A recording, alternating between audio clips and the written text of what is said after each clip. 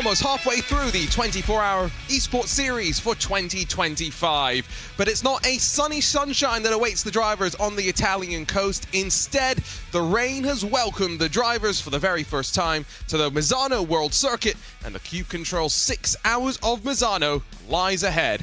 Hi all, welcome along to RaceSpotTV. Delighted to have your company, Arjuna Kankipati, alongside of Lorenzo Bonder, and ready to walk you through the first couple of hours.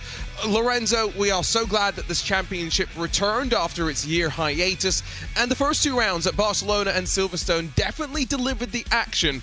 They didn't deliver the rain that we've got on track right now as the final moments of qualifying roll on through. Absolutely, Arjuna. First time we've seen rain in the calendar. That's really good to watch. I think this track, I did some laps on the GT4 as we look through the calendar. Is going to prove a challenge to them. But what I'd like to talk about is Misano Mugello. We haven't seen this calendar ever. There are new tracks in the calendar for the 24-hour esports series. So looking forward for these wild cars, air codes around them. And all building, of course, to a trip to Monza, and then our first ever time that Sebring will be held as a 12-hour race and as our series finale. Should be a lot of fun. But as much as we are going to be effectively halfway through the season in terms of events, the nature of that final 12-hour race means we're not close to the halfway mark of the racing just yet. That's just a byproduct, of course, of the scheduling. Let's talk championship standings, though, because we're really starting to see the form book develop. And after their victory last time out in the Abruzzi 6 hours of Silverstone, it's the number 2 gridandgo.com esports machine that's risen to the top, just 2 points clear of the Simufy Esports 33 that won in race 1, and those two have been the teams to beat. Falcon Sim Racing third, the second of the Simufy entries in fourth, and Shera Esports stepping up into the GT3 class. Well, that's the top 5. Let's talk about the I was going to say 992 GT4 standings instead. These are the slowest of the cars, let's not forget. And Williams Sim Racing Academy and Team 75 Bernard by Sim RC are tied at the top of the championship standings, although Team 75 Bernard are yet to have won in this 2025 season. Grid and Go were the winners in round number 1. They're back in third after a bit more of a setback in the second round of the championship. Altitude Freem and Team 75's second car rounds out the top 5. Let's talk about the 992s. These are the cars that are rocket ships in a straight line, but don't have the downforce to necessarily back it up, and it's been grid and go domination, although the sister cars have split the victories, and so the 900, the 901 tied on 38 points apiece. They are 8 points clear of the next closest rivals, Carlar Esports, who have been very impressive to open up the campaign in front of perennial contenders Impulse Racing, and then the Williams Sim Racing Academy 977 is the top 5 in class. Let's talk BOP though, Lorenzo, because this is always where things become a bit more interesting, especially given that we have this rain that's going to be making things rather unpredictable. The BMW's got a whack on power, 0.5%, and of course our traditional fuel tank reductions mean these drivers aren't thinking about going a full hour, but the weight looks quite interesting across GT3 and GT4. Yeah, I saw like some shifts here and there. Like, for example, Lambo got 6 kilos, the Merc got 6 kilos less. But I think the one we should be talking about is the reset of power for the GT4s, right? New build, new physics, everything apparently new for them. Plus the Ford. We haven't seen the Ford. The Mustang being featured within the GT4s. That will be a debut for them. But notice the fuel tank size. It's been heavily reduced. It was like 70, 80 liters back then. Now it is about a smaller tank, so might not affect too much the stint length, but I'm looking forward to see how this new physics will play out in the rain for the first time. GT4 is a lot more familiar to those that have watched the IMSA Michelin Pilot Challenge and the way that they drive. Slightly different top speeds, slightly different fuel capacities. And yeah, I think we're going to be very excited to see how it all plays out. Should be noted, I was talking to a couple of the Ford teams in the GT Ford class. Brand new car, but maybe similar to how IMSA does BOP at Daytona to a new car. The Fords aren't looking very strong right now, and the best of them in qualifying all the way down in 8th position. This rain that we're seeing right now, Lorenzo, is expected to persist for the majority of the race. The question will be how much it's varying through the race. That's where the tricky conditions really will come from. Yeah, absolutely. Like I said before at the start of the broadcast, I did a few laps on a moderately wet section. The lines, you can take a little bit of the normal lines, believe it or not, Arjuna. They are quite grippy, but the problem is there are some breaking points, especially for the lower tier cars, like the 992s and GT4s. If they meet on traffic, you can create a little bit of a situation. But looking for how this rain plays out, because we haven't seen strategies about rain and how heavy it could be and how it can affect your stint on a long run. But this will be the first time. Looking forward to it. Well, let's take a look at how they'll line up for this 6-hour cube controls of Misano race, excuse me. It's gridandgo.com that will lock out the front row. 4/10 between the times. Dino Lombardi getting it done. Johan Royer will be alongside. Luca Wunsch in the Falcon Sim Racing team, number 44, that's looking to charge its way forward in the championship, is alongside of the best of the Ferraris, Lorenzo Castellani for 07 Racing. And we're talking 4 thousandths between the drivers on row number 2. TC Esports, best qualifying for them this season, and they've qualified with the right number. They'll be inside of the Additis Racing by WSR McLaren, so a couple of different manufacturers towards the front, including a BMW for the Williams Sim Racing Academy, Alessandro Bico behind the wheel. The Lamborghini for Fastlane RT, Sasha Onglesey on qualifying duties gets 8th with Impulse Racing by Tam Livery, alongside of Scherer Esports in the only Acura in the field in their step up into this GT3 class. Sheza Esports, Daniel Ola, almost a full second now, splitting the top 11 with Ross McFarlane for World Sim Racing being the first driver officially beyond that 1 second barrier. Maniti Racing, the big green machine, is 13th with Mag Performance alongside a handful of cars, including that one that will have a 60-second time penalty at the end of the race for the wrong car number. Simufy all the way back in the field for Gabby Montoro. Some work to be done if the championship is going to be going their way. Altitude Freem alongside M&J Downforce, and then 07 Racing on row number 9. Absolute Motorsport Asleth, they're in 19th. They've got Hyperion Racing for company. We do have a few of the new Aston Martins as well, and we'll touch on that in a few moments' time. Second Simufy car all the way back in 21st with the second Hyperion machine for company, and then Racing Lab Esports powered by Ford at the very back of the GT3 field.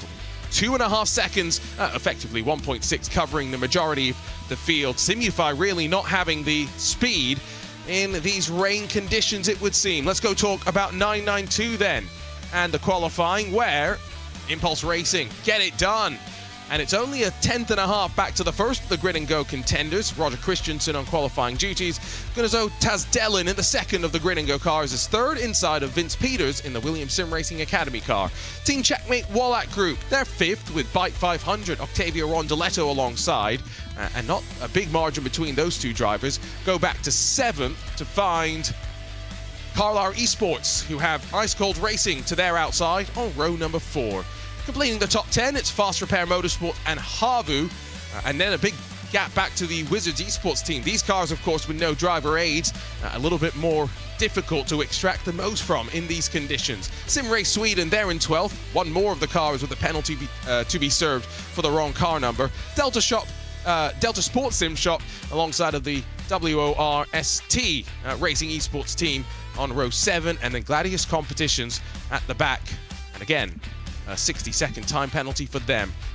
GT4, gridandgo.com, get it done, and by 0.3 of a second over championship contenders, Team 75 Bernard by SimRC. Arret Esports, best qualifying for them this season, inside of row 2 with Team Checkmate Simline to their outside. Zenith Esports and the McLaren, they're 5th with Samantha Tan Racing Esports WOR, their Mercedes alongside them. Altitude Freem, Impulse Racing make up row 4 with Fiercely Forward, Thomas Eng Sim Racing making up the rest of the top 10 in class, and 1.5 seconds splitting the cars.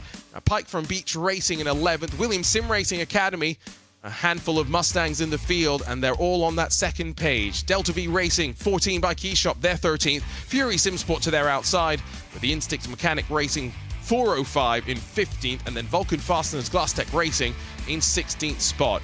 GTUnit.de, RD Simsport 17th and 18th positions, and just one more car in class did not qualify due to a late addition to the roster. It's Team 75 Bernard by SimRC's second car, fighting from the back of the field. Well, time for me to grab a breath and for the drivers to have a full formation lap to start to think about the start of this 6-hour race. Lorenzo, I talked about a couple of changes with GT4 teams moving to Ford Mustangs. Talk to us about GT3 teams moving to the Aston Martin Vantage.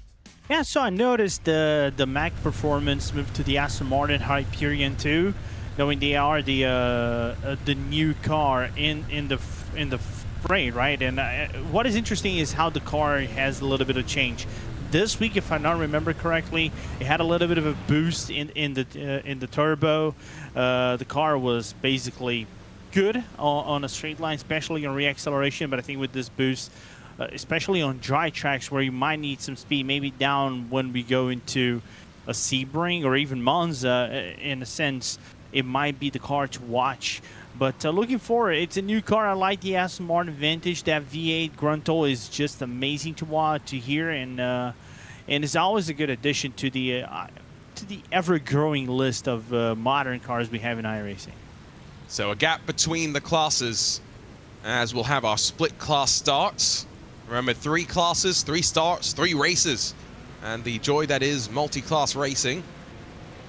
The procedure on this formation lap is single file. They are allowed to warm the tires, and they will grid up at the exit of turn 14. And Lorenzo, you did mention this, the first time that these drivers have probably ever come here for any serious competition, not just in the 24-hour series championship.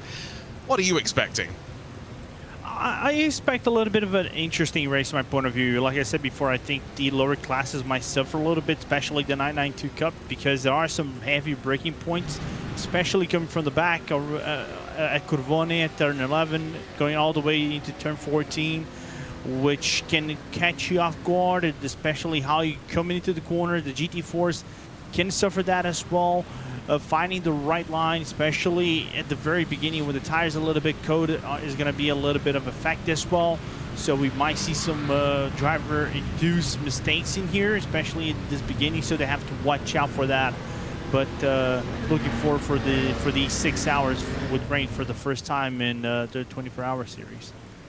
I'm excited. I'm also a bit nervous, but that's just what happens when you sprinkle a little bit of rain in. And then the first sector, relatively tight here as well. So I am expecting a bit of action, I think, on these initial starts.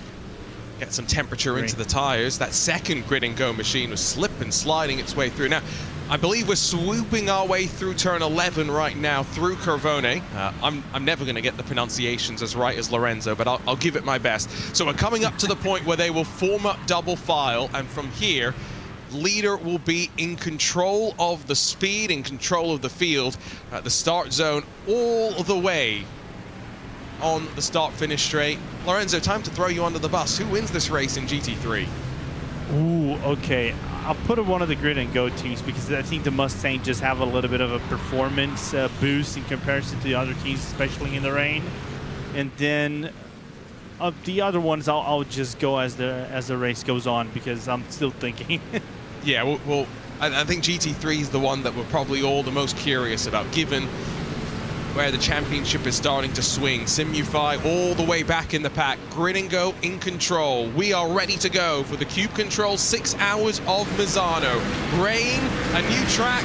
What does it have in store? Let's go racing. And the leader with a great jump. His teammate might feel the pressure though. Or does Luka Wunsch back out of it as they slip through the opening couple of corners, through the chicane? Is it a tidy start? 07 Racing now have Diego Fernandez in that TC Esports Mercedes right up the inside. Oh, a little bit of slide there, but I think he might just have got the move done. No, Castellani fights back around the outsiders onto the brakes. Swooping through 4 they go.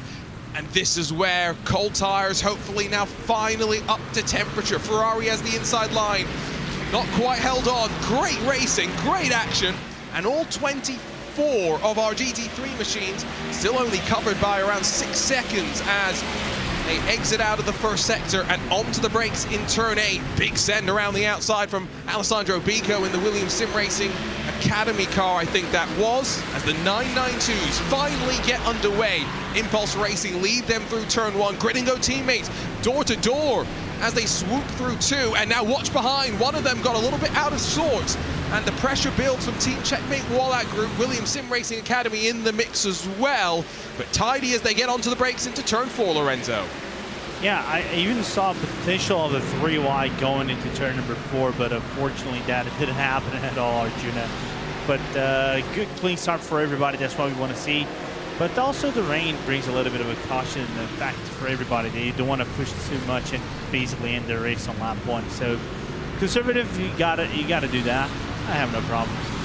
GT4s have started as well, and a clean start at the front of the field for Grid and Go and Alessandro Quintal, who's converted. Corentin Gunes is tucked into second behind, but they're 3 abeam and looking defensive as the Zenith Esports McLaren, as I think Team Checkmate Simlime and Altitude 3M tried to slip on through, but not quite working out for them.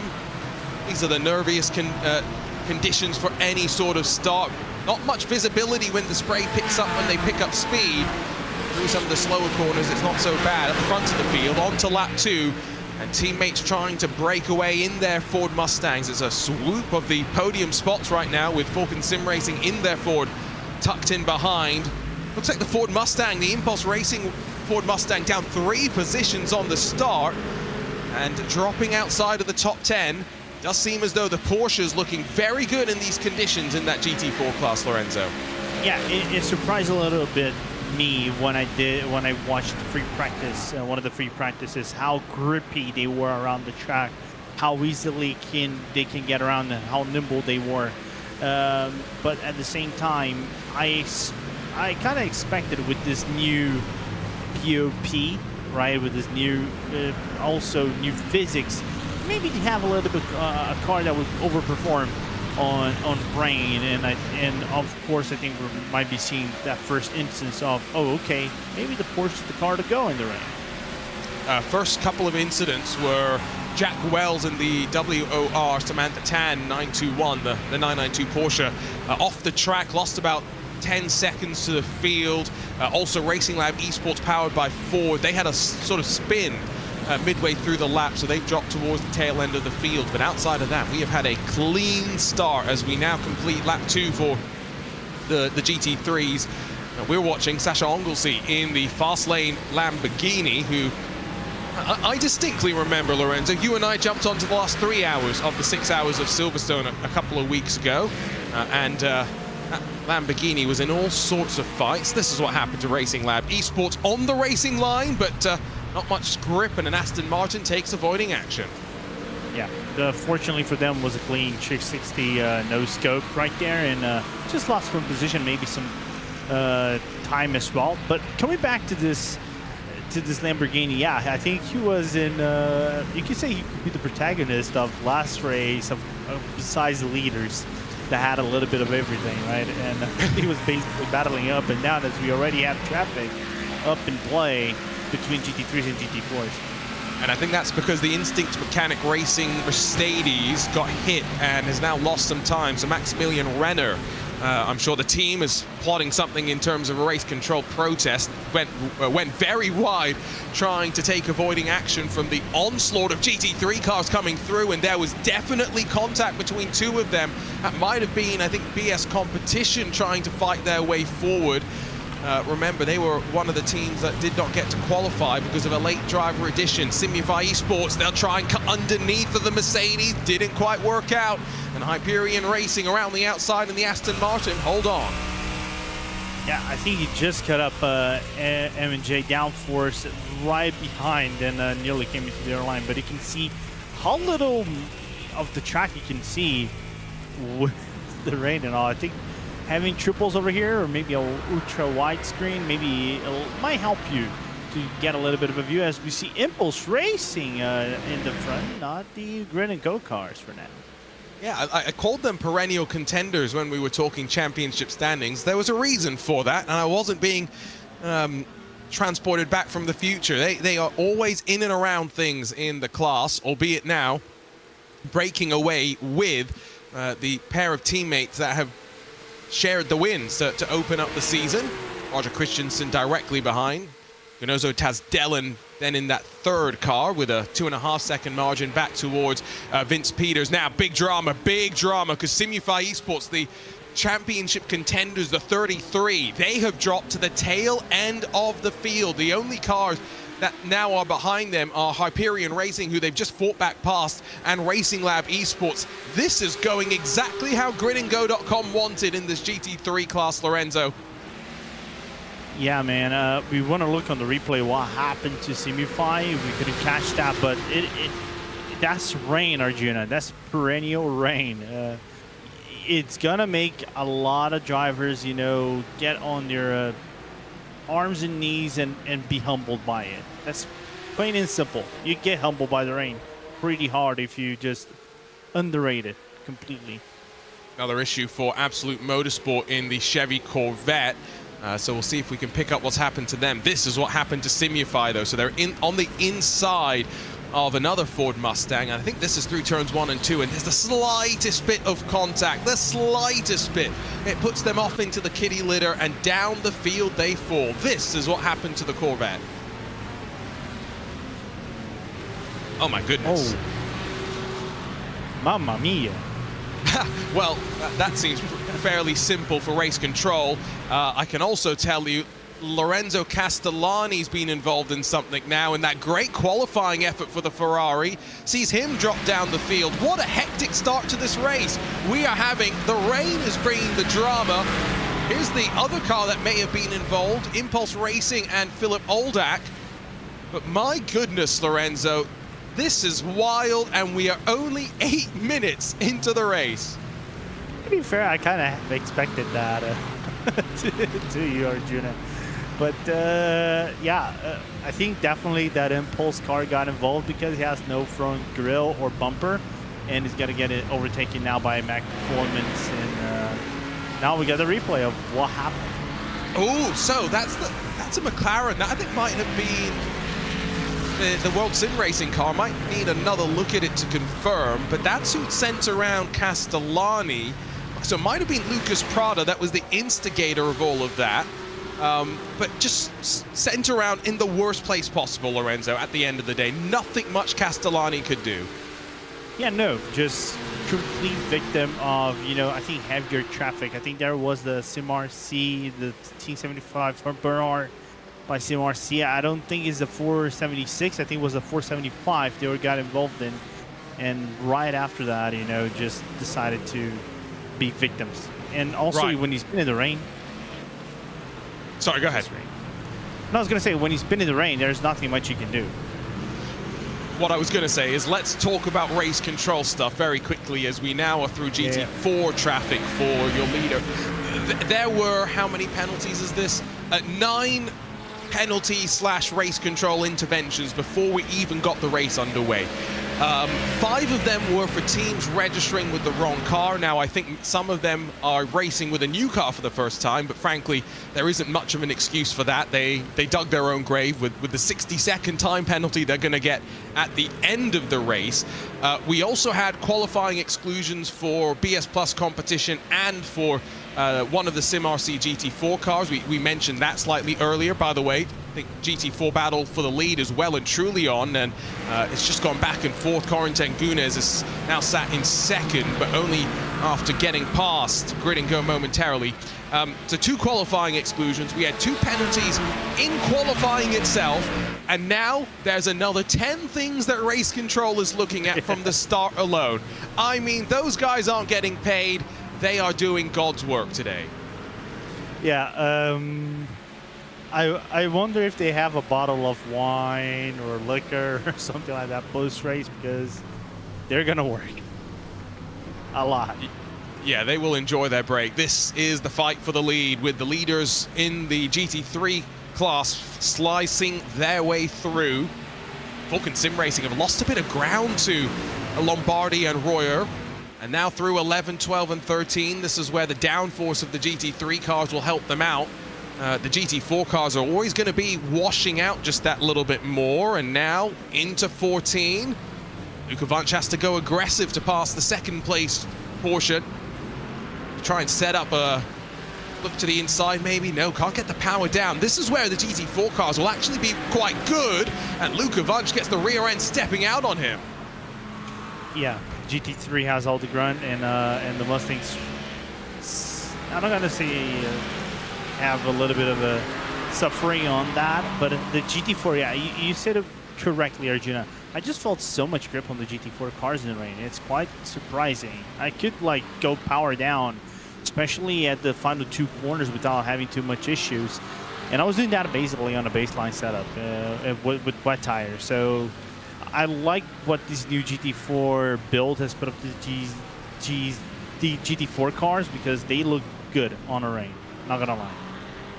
Castellani tried to head back out onto track. Did not work, I think, for him. Now, Vince Peters has lost some time, and the Williams Sim Racing Academy car might even be off the track.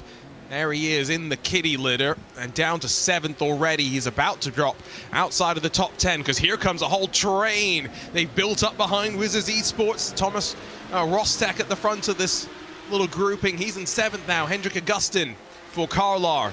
Remember, they're 3rd in the championship, so they'll be hoping to try and pick their way through the rest of this rain and grab some positions through attrition. Simrace Sweden and then Fast Repair Havu all in front of that Williams Sim Racing car. This, by the way, back to the front, lead battle going on.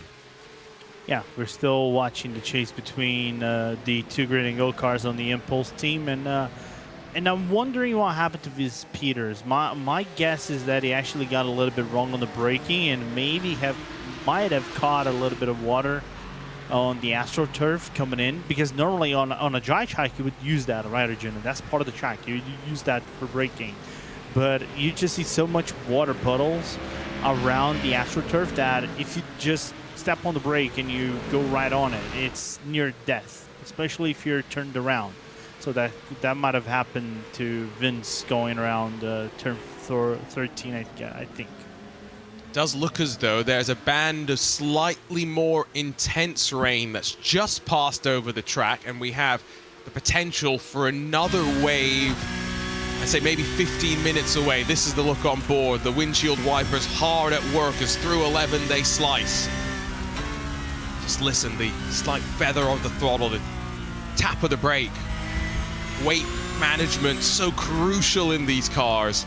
No ABS, no traction control. You are left to your own devices. And I talk about it so much on these 24-hour esports broadcasts, Lorenzo, that we do. You might be getting sick of it, but next generation Cup car coming out next year will have ABS as standard across the board. So it's going to be a very different experience if and when it does come to the sim. Yeah, I'm looking forward to it. Not gonna lie, Arjuna. And plus, I don't get sick of it. It's always a good topic to talk about. And I think it gets closer to what real GT racing does, because you don't see a lot of the GT cars nowadays not having ABS. It's basically a usable aid. But you can see on the other side, Roger's getting a little bit more impatient, looking forward to move again on Lorenzo. Oh. We have a championship contender that's just been involved in something. Olivier Piatek in the Williams Sim Racing Academy car. They switched to the Ford Mustang this week. They were not so confident on the pace it was showing, but they've just been tangled up, I think, with some GT3 traffic. And, well, they're going to be hoping just to salvage something, I think, from this weekend now. Down in 14th spot, but a tough round, getting even tougher. Yeah, man. I drove the Mustang. It does struggle a little bit, especially on some key corners where you might need some power, and I think the Porsche has a little bit of an upper side. But yeah, man, I think this round, like I said, it would be the wild card round where you might have to pull something out of the bag, as we're back with the battle between Falcon and TC Esports, finally within top 3. Yep, I think Falcon have been passed by Diego Fernandez, who is really flying right now. Ooh, will Luca Vanch be able to cut back underneath as they work onto the straightaway that builds you up to turn 8? The Mercedes has enough grunt to cover off the line.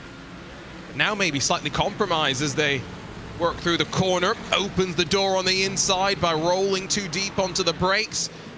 But once again, roles reverse. Now this time he's on the inside and in the probably preferred line on the tight entry of 9 and 10. All the while, Alessandro Bico in the BMW sat behind. You got the McLaren for Lucas Prada, who I do believe will be under investigation for a bit of contact that we saw with Lorenzo Castellani. But this is a fun fight for a podium spot. They are fighting for the 992 lead as well.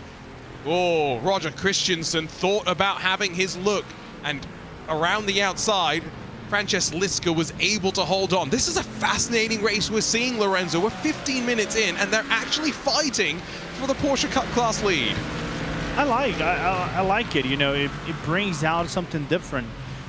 You know, when we always talk about range specialists, right, Arjuna, because you might have a driver that is really good on the range, might feel that grip better than anybody else, and just take a full exploitation of it. I think that's what Francesc has been doing this race. You know, exploited that, got ahead of the grid in go-karts, but sometimes when you are the hunter, you become the hunted, and that's not a position some people like to be in, especially in the rain.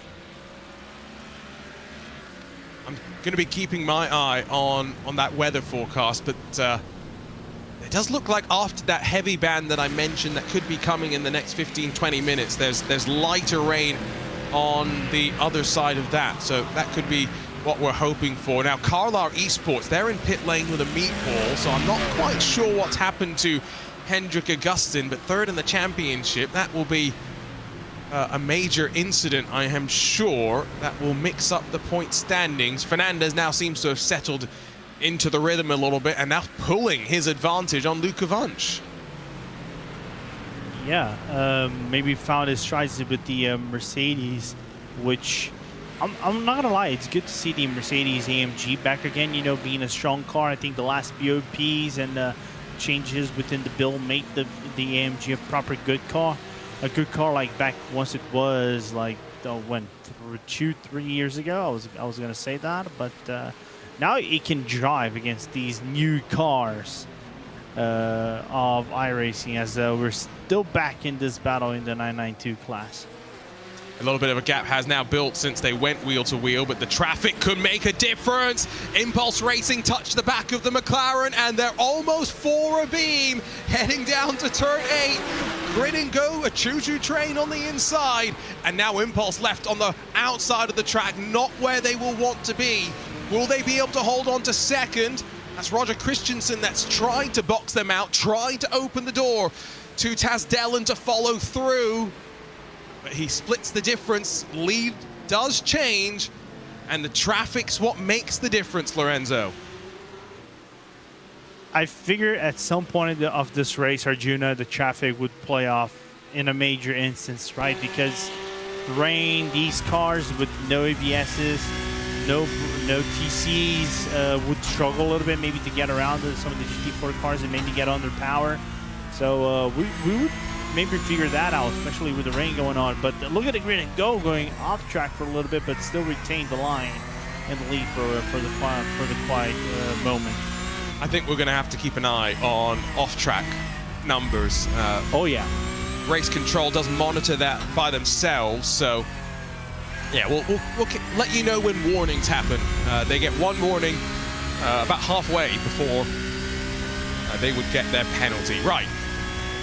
Speaking of penalties, we have 3 time penalties officially for start infringements. The 78 Beniti Racing GT3 car, the number 50, which is actually in the session with the number 38. So that's Mag Performance, also in GT3, and the 16, the Shera Esports Acura. They all accelerated before their class leader, so they will have a 30-second time penalty. Now, I'm not quite sure if that means post-race time penalty, but Lorenzo, I was hoping maybe you would be able to clarify for me. no, it is. They have to serve that on track. Ah, okay. Well, for those that are new to the 24-hour Series Esports Championship, the penalties are served in a penalty box. So you come into pit lane, there's a designated spot in which you must park. If you don't park in there, your penalty serving will not count, as some teams found out to their chagrin last time out. But yes, that's a 30-second. Sit there and think about it. Slice up the inside as Altitude Freem get passed by the Mag Performance car that, well, not only has a 60-second penalty for registering with the wrong car number, now they also have the 30-second time penalty to add to that.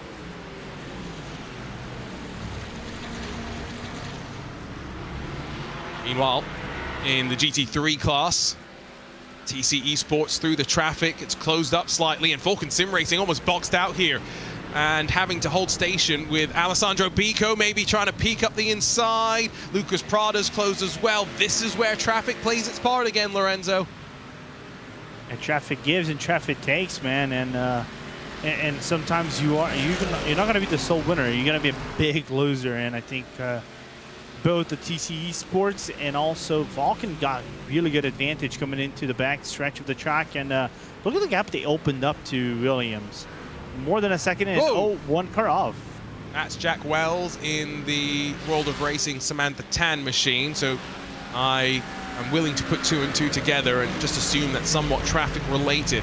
Speaking of traffic, after it built up the, swapped the lead rather in the 992 Cup class, Roger Christensen is now 1.5 seconds clear. GT4, the lead's 2.5 seconds. There's so much going on track.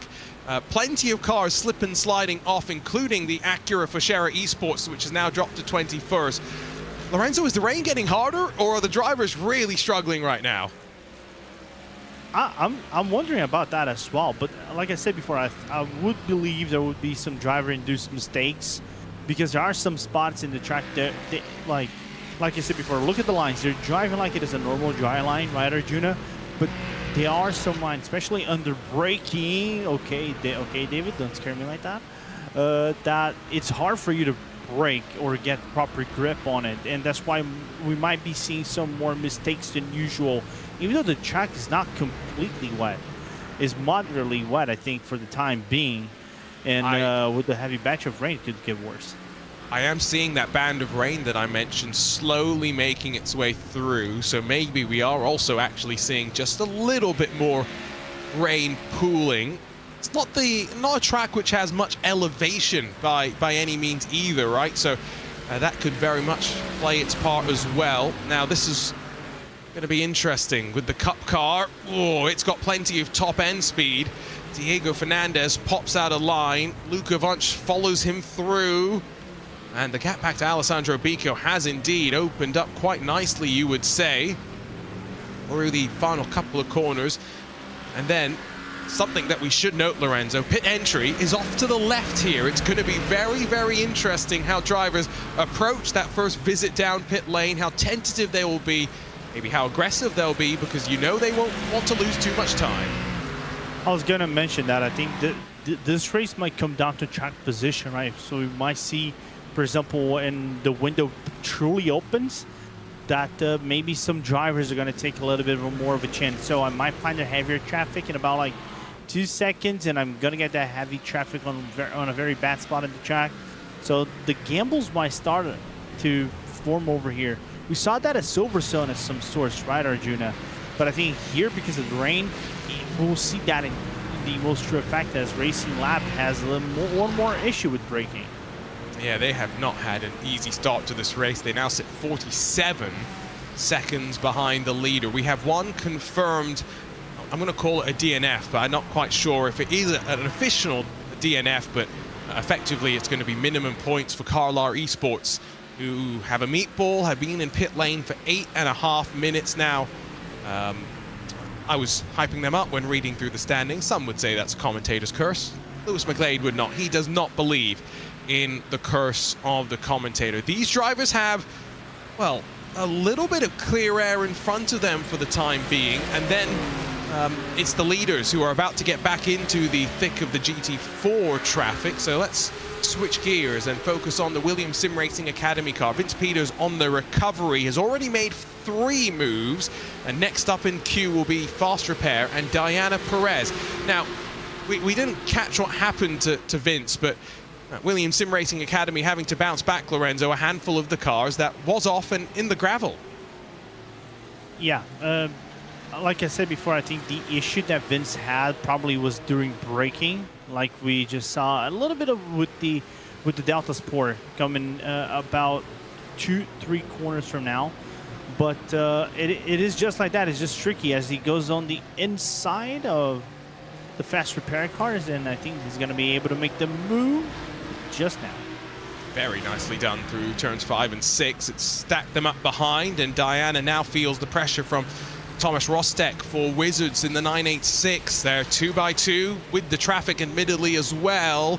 And a peek to the inside from Jesper Eriksson and the Simrace Sweden Esports machine. He's not quite able to get it done as that GT4 car just tries to hold its line, and now either side gets touched up. That's RD Simsport. Wrong place, wrong time. Unfortunately, traffic gives and traffic takes, and well, it's a smorgasbord of traffic right now. We have 56 cars out on track, and in the spray through the right-hander, these Porsche Cup cars continue to fight. It is just the worst, right? It's kind of like what are you gonna do, and there's always a confusion. As Rostek goes on the inside, nice dive on Simrace Sweden. I don't know if you're gonna be able to make the move. But good battle so far. Yeah, not quite done, and you can carry that speed around the outside, and that's exactly what happens. So Rostek grabs 9th spot through the last corner, which is, my track map says it's just called Misano corner. Is that what your track map says, Lorenzo? Yeah, the last corner is Misano, yeah. Nice and simple. You've got to love that. Right, we are closing in on 30 minutes. Let's give you a quick update of how things run. Grid and Go still sit 1 and 2 in GT3 with it's the Mercedes for TC Esports up to 3rd. In 992, it's Grid and Go 1 and 3 with Impulse being the meat in the sandwich. They qualified on pole, but traffic, unfortunately, cost them the lead. And actually, right as I was talking about them, loss of time for the second of the Grid and Go cars in the 992 class, just overshot the braking zone, but still sits in 3rd, now 4 seconds behind the fight for the lead. In GT4, Grid and Go lead. They lead in all 3 classes now. They are having a great day. With Team 75, Bernard by SimRC, their main championship rivals now, if they're focused on that, in 2nd. Arret Esports are in 3rd. And that's how the podium spots sit right now, closing in on the first 30 minutes complete. And as was just mentioned a few moments ago, only 1 car in pit lane right now, Carlar Esports, because the 07 Racing Ferrari, Lorenzo, 3 minutes and 16 seconds in pit lane, down 2 laps, but back on track. Yeah, because at this point of the race, I think even though you might be in a heavy deficit, you have to go all the way to the end. So even though you might not get the best points, and even if you get points, you still need to count your race. The problem is, in this championship, one bad race can leave you in a position of not winning the championship at all, right? Oh, it's getting Grid and Go car. The leader spun around. That is the number 1. Johan Royer has spun from 2nd. The leader still out there by himself. But the rain will bite even the best, Lorenzo. And now here comes the look. Will there be a move off towards the final corner? Can Daniel Olar have a look? Here's the replay. Lights flash with traffic. Is he going to just spin himself? Yes, he does. And it's the second time we've seen a Mustang have an issue of sorts in there, right? Try to go too hot, and I think because of the theory input, the car just spins. Wow. Well, here is Sylvie, the number 1. Just for clarity, this is not the leader right now. Cheza Esports tucked in behind. So now that's 2 of the Grid and Go machines that were running behind their sister cars with issues. It's BS Competition and Maniti Racing. Oh, Ryan Barneveld's going to crisscross the big green machine. Can Casper Umelin cover off on the run to turn 8? They've got another car stacked up behind them. That is another one of the World Sim Racing McLarens. Ross McFarlane shoved his nose in as well. And as he runs on the wetter part of the circuit, it should be noted, he's left to slot back into line. 30 minutes complete. Let's see if we can have a quick chat with Cube Controls and Mike Teichmann, who joins us now. Mike, welcome along to the Cube Controls 6 hours of Misano.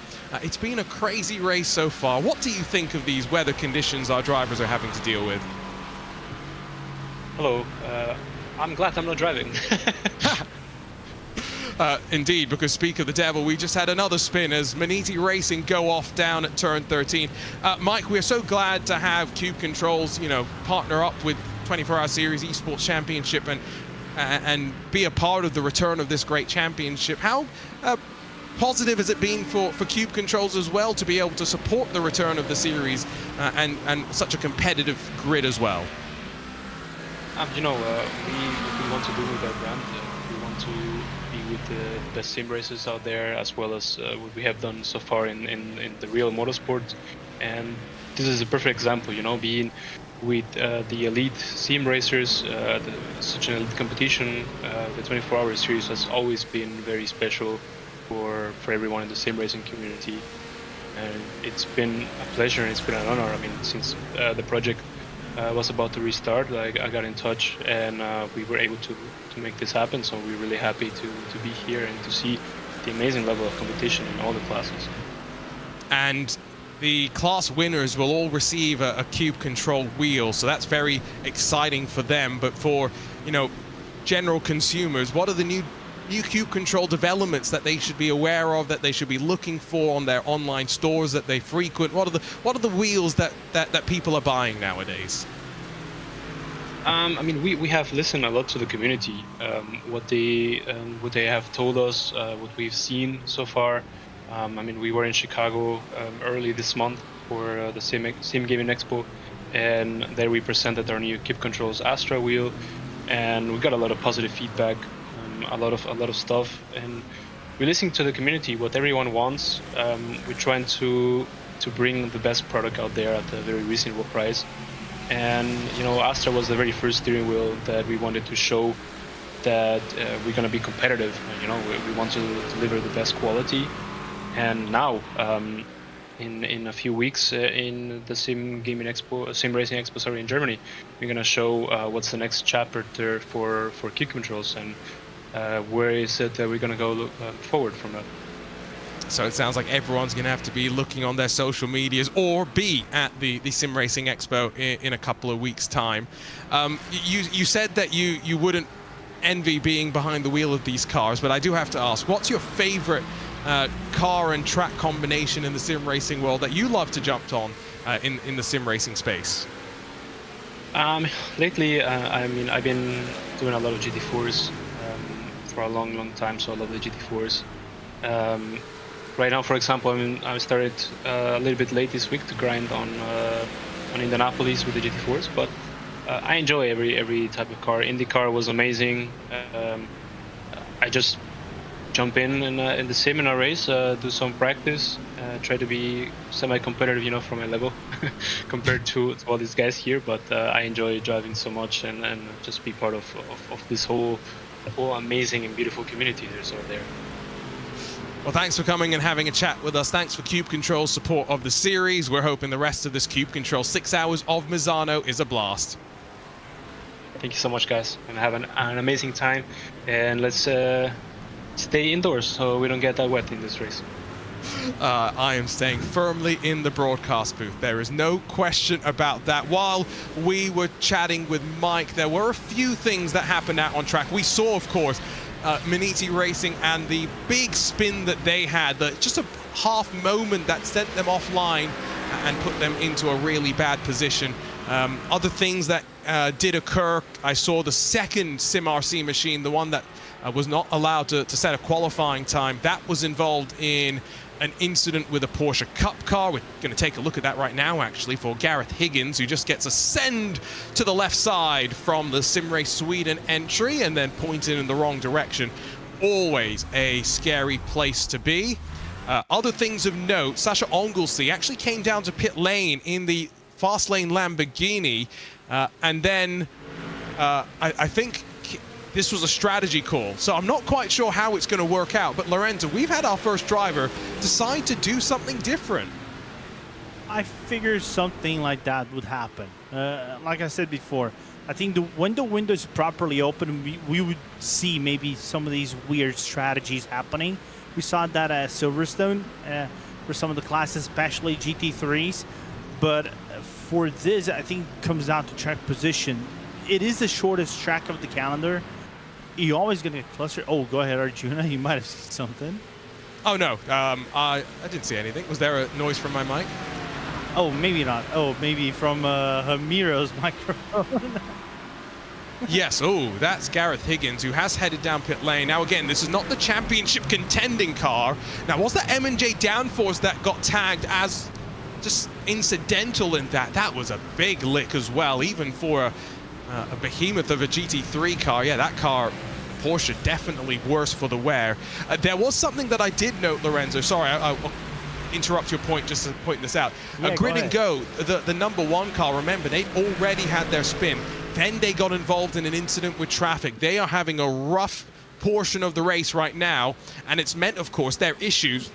This is the fight for second. Diego Fernandez is up 3 positions from where he started. That Mercedes is looking feisty, but Luka Wunsch almost alongside.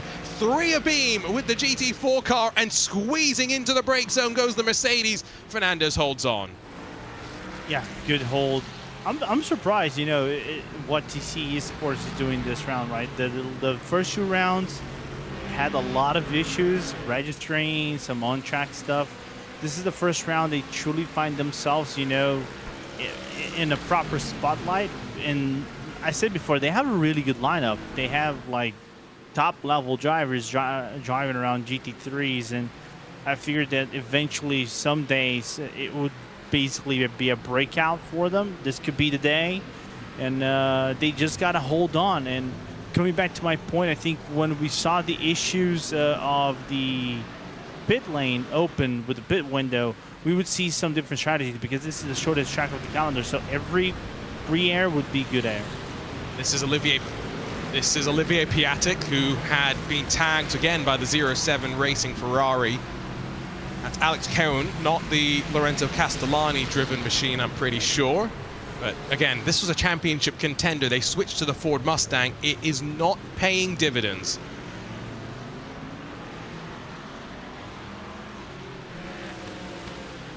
Just the rain being the rain, right? Alessandro Bico's back on the tail of this little gang.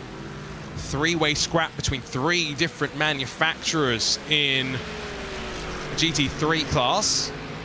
992, the gap's opened up to Impulse Racing, Grid and Go, and Roger Christensen putting the pedal to the metal proverbially, with Ganoso Tasdell, and closing back up to Impulse. There could be a fight for second. The 992 class is, for the most part, stretched out. I think the traffic has been very difficult for them to manage.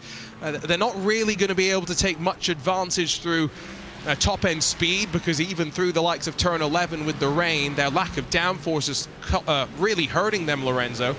And so it must be the most difficult of the classes always to try and manage. What's going to happen here on our replay?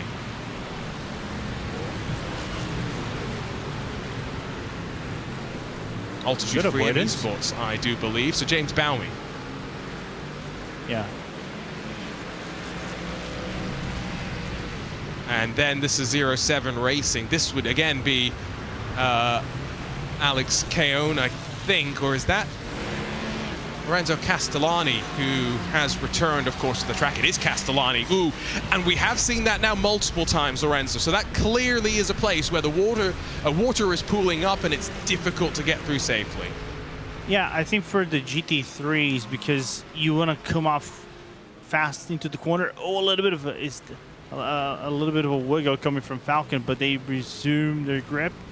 You're going to see right there, because it is just on this corner, as Falcon, I think, is going to take the upper hand for a little bit, but he's going to come off quick, and that put of water on the AstroTurf can easily offset the car, especially if it is a car that the weight balance is not properly within 50-50. So I don't know if it is on the Mustang, it's supposed to be 50-50, but when they turn in, it's just too much weight on the car that is being thrown around, and that's why maybe some of the other cars with the brake pies and everything is just spinning.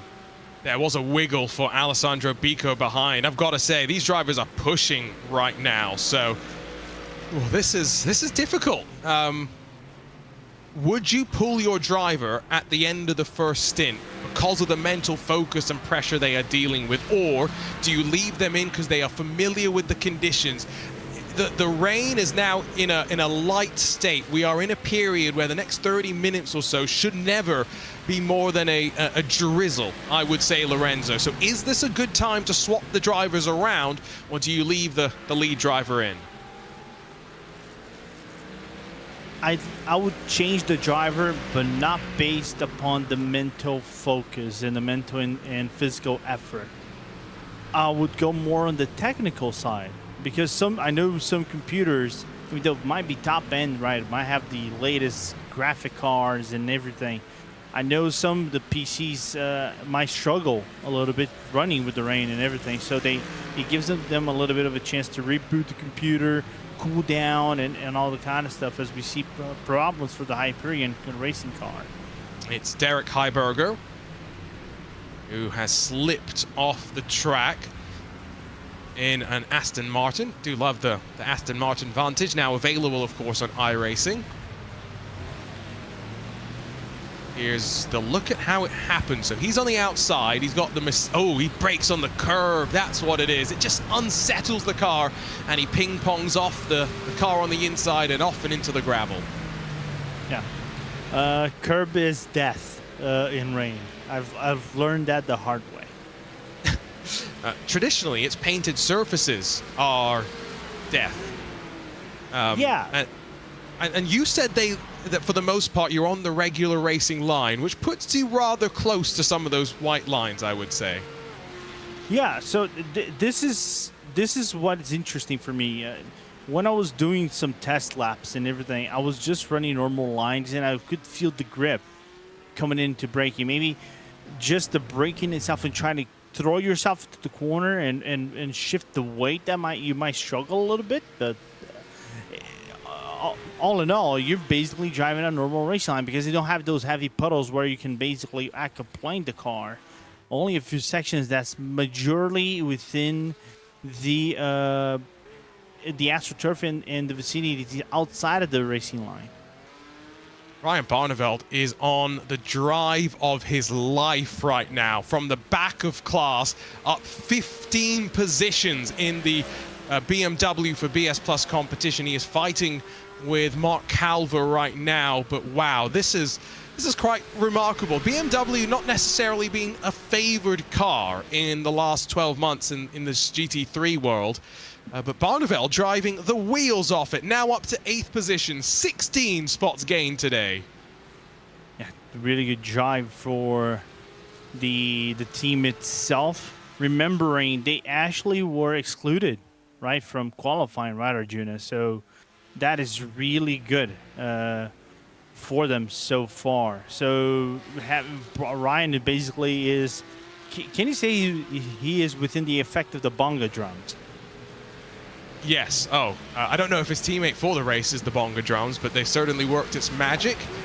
Big gaps in 992 right now. We're watching your leader sitting by himself, 6 seconds to the good, as they continue to work their way through. That fight for second, by the way, in GT3, it is really intense. Diego Fernandez and Luca Vunch are just absolutely having a brawl with one another.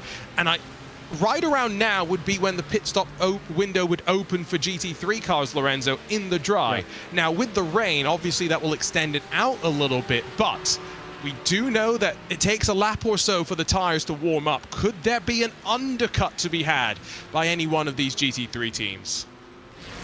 There could be a possibility, especially if you catch some clean traffic. I would say about 3 laps in. But believe it or not, Arjuna, I'll tell you this.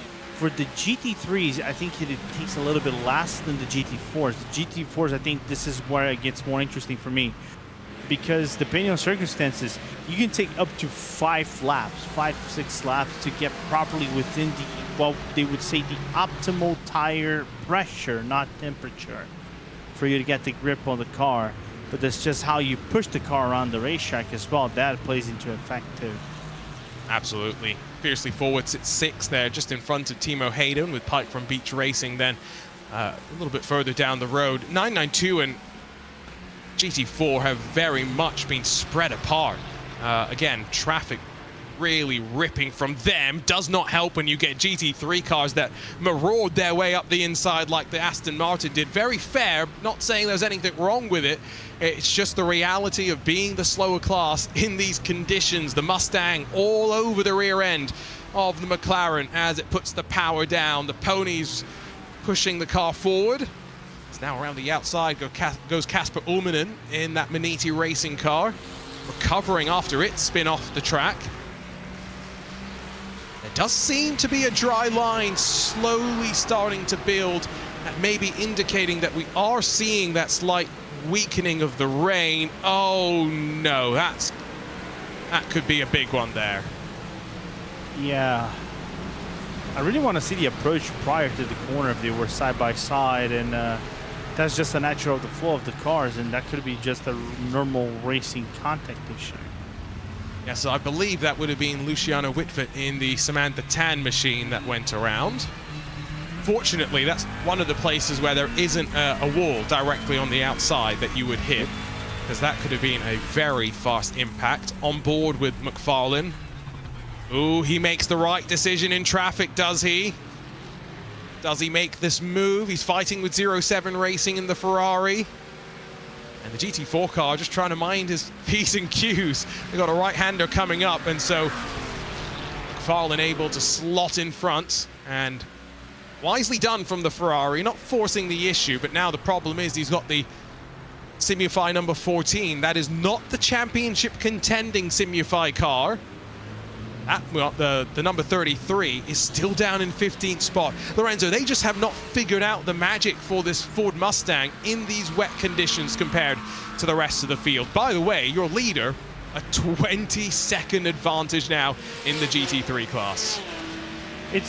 I was just looking through the laps, right, Arjuna? Dino is the only driver on the track who's doing 46 constantly. And I think his best lap was actually the last lap of the latest lap of the race. This is why he's opening up such a huge gap on everybody else, and he's just taking better, advantage in the traffic, in my point of view. But what a drive so far for the championship leader at the moment. Karin Sengunes brings his GT4 car in, so I think we are into the pit stop window. GT4 very much so, maybe GT3s within the next lap. This is going to be a 992 car that just goes on straight. And so that's Colby Warren, who's just, again, no ABS in these cars. If you do find yourself locking, the best thing you really can do is straighten the car up and try and recover.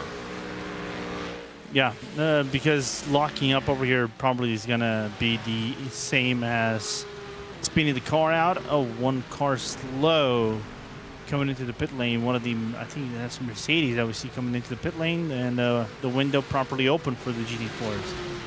Interesting that they have their window open before GT3 cars. There is one GT3 car in pit lane, that's Absolute Motorsport, but I think they may be serving a penalty because they're in the penalty box as of right now. This is the Grid and Go chasing machine, the one that's in third position. Taz Dillon trying to make up for his mistake slightly earlier on. Now what's happened here as he works his way through traffic? Was there anything else that happened through the final corner? Looks okay right here.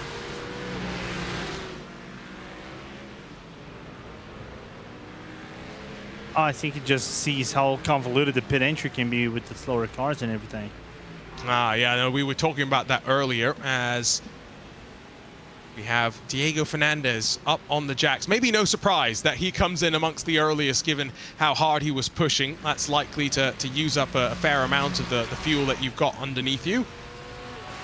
Lee Brennan in as well. Jaime Torres for Zenith Esports pulls his way into pit lane. So, driver change not on the cards for Diego Fernandez. He has a 31.3 second pit stop. And then even pit exit here, Lorenzo. That's something else to talk about because it feeds you out directly in through turn 3. So effectively you shortcut turns 1 and 2. But if your tires aren't up to temperature and you're alongside with someone else, you're going to be very vulnerable into turn number 4. Oh yeah, 100%. But at the same time, Arjuna, think of it this way: it could have been worse. Get my train of thought. Before the Daniel Ola. bye. Yeah, that is, well, disastrous. The speed at which he went off the track. Did he not hit the wall? Nope. Wow, they have enough runoff there for anyone to crash nowadays, I guess. It's an FIM track, so True. It's more of an FIM track, so it has a lot of runoffs. Oh, there's another wiggle. Did he hit a puddle? I mean, that's in many ways assisted by the gravel, because otherwise he would have done a full 360 as well. And plenty of pit stops right now underway, including your leader Dino Lombardi, who is in. It's only Alessandro Bico, Lucas Prada and Ross McFarlane that go on to lap 29 in the GT3s. And I like the strategy, becoming back really quickly to my train of thought. Before the last changes done on the track, Arjuna, like in 2007, they did changes in 2008. The pit exit was on turn 1, the exit of turn 1.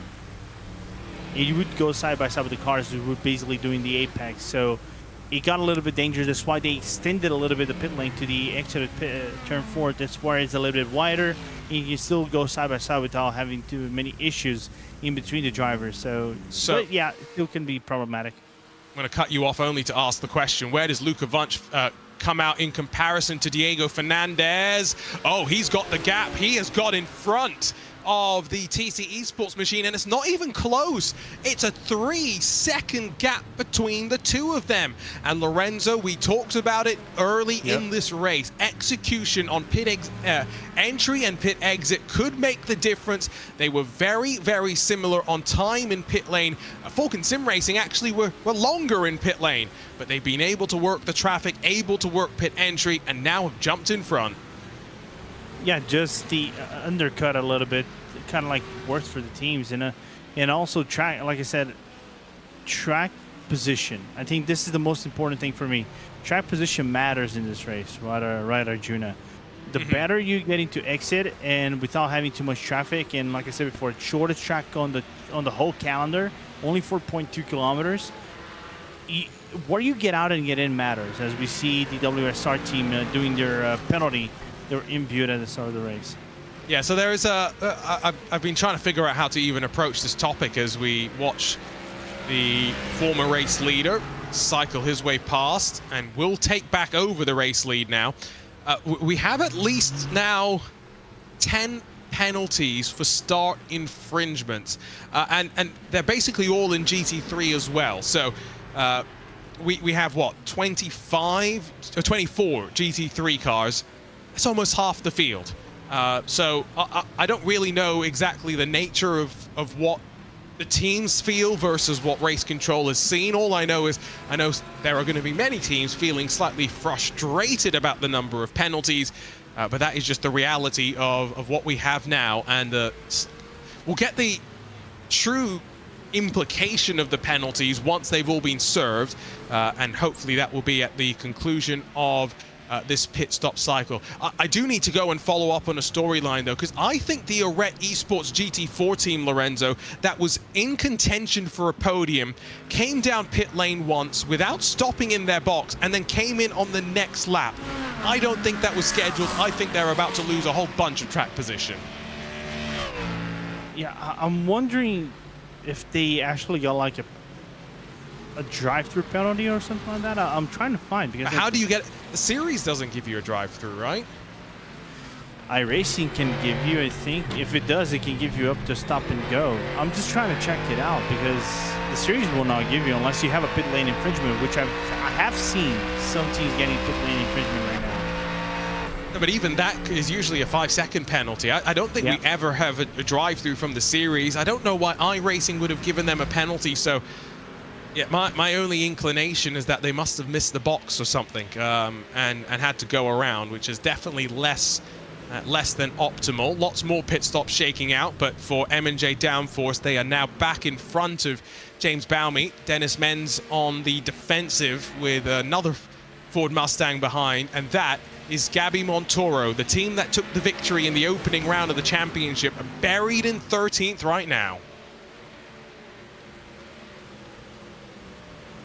Trying to find ways, and this is the one I think that matters the most, right? The team is still trying to figure out ways to try to get ahead.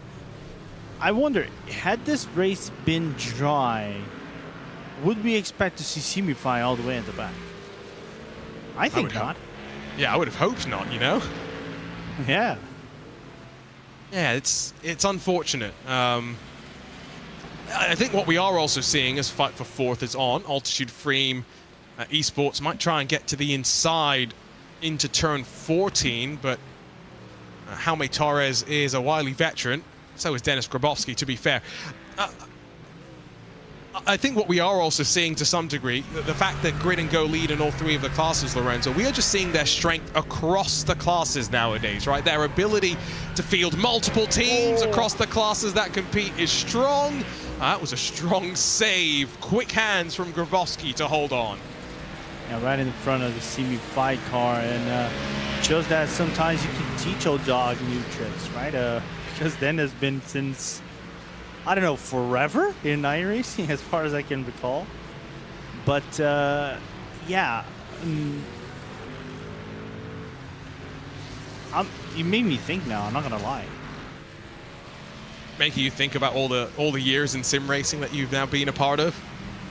Yeah, that's a scary train of thought to go down, Lorenzo. Trust me. Oh no, I know. It's kind of like if I go into that, it's like a dark tunnel. All the years of irrelevancy. Yeah, no, and suddenly you're like, oh shit, or I'm about to be 30. It's, oh shoot, right, you're already there. Yeah. Oh, I'm past 30. Oh, I know, it was just that's the revelation I had last year. Okay, fair. Aston Martin slides up the inside. This is a fight further down the field, working its way past some of the GT4 machines. Let's switch back over to Grid and Go. And just now in front of Luciano Whitvet, who's recovering in the Samantha Tan 438. Meanwhile, looks like the 992 pit stop sequence could be about to commence. Colby Warren, first in the Delta Sports Sim Shop. Remember, all three of the classes do have fuel capacity reductions, Lorenzo, which makes it a lot more interesting in terms of the strategy we found.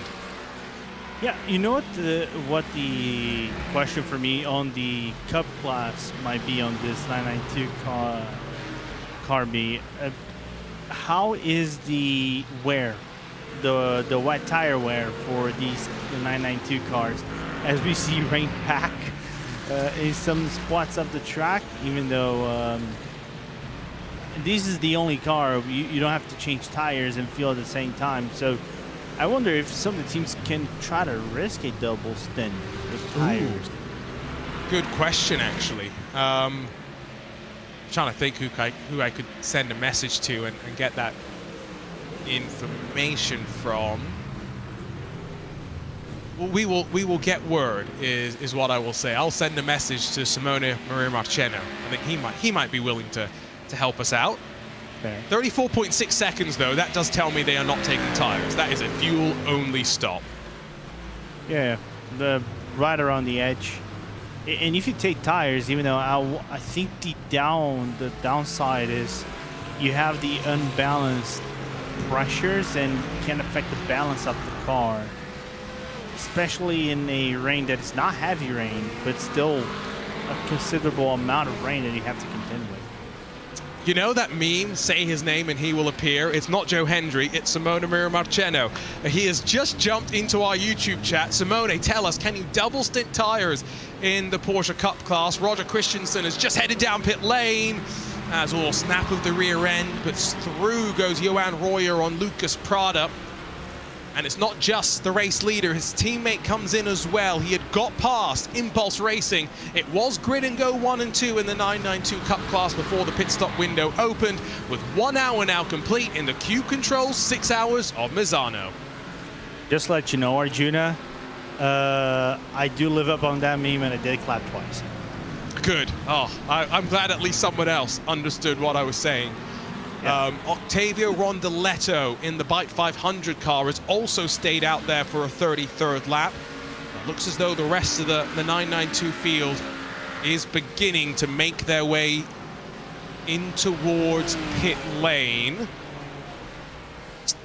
I said his name and he appeared, but he hasn't answered the question just yet. So we are waiting to find out if you can double stint the wet tires. But based on everything we're seeing pit stop time-wise, everybody, 34.5 seconds. Fuel only is the inclination that we are getting.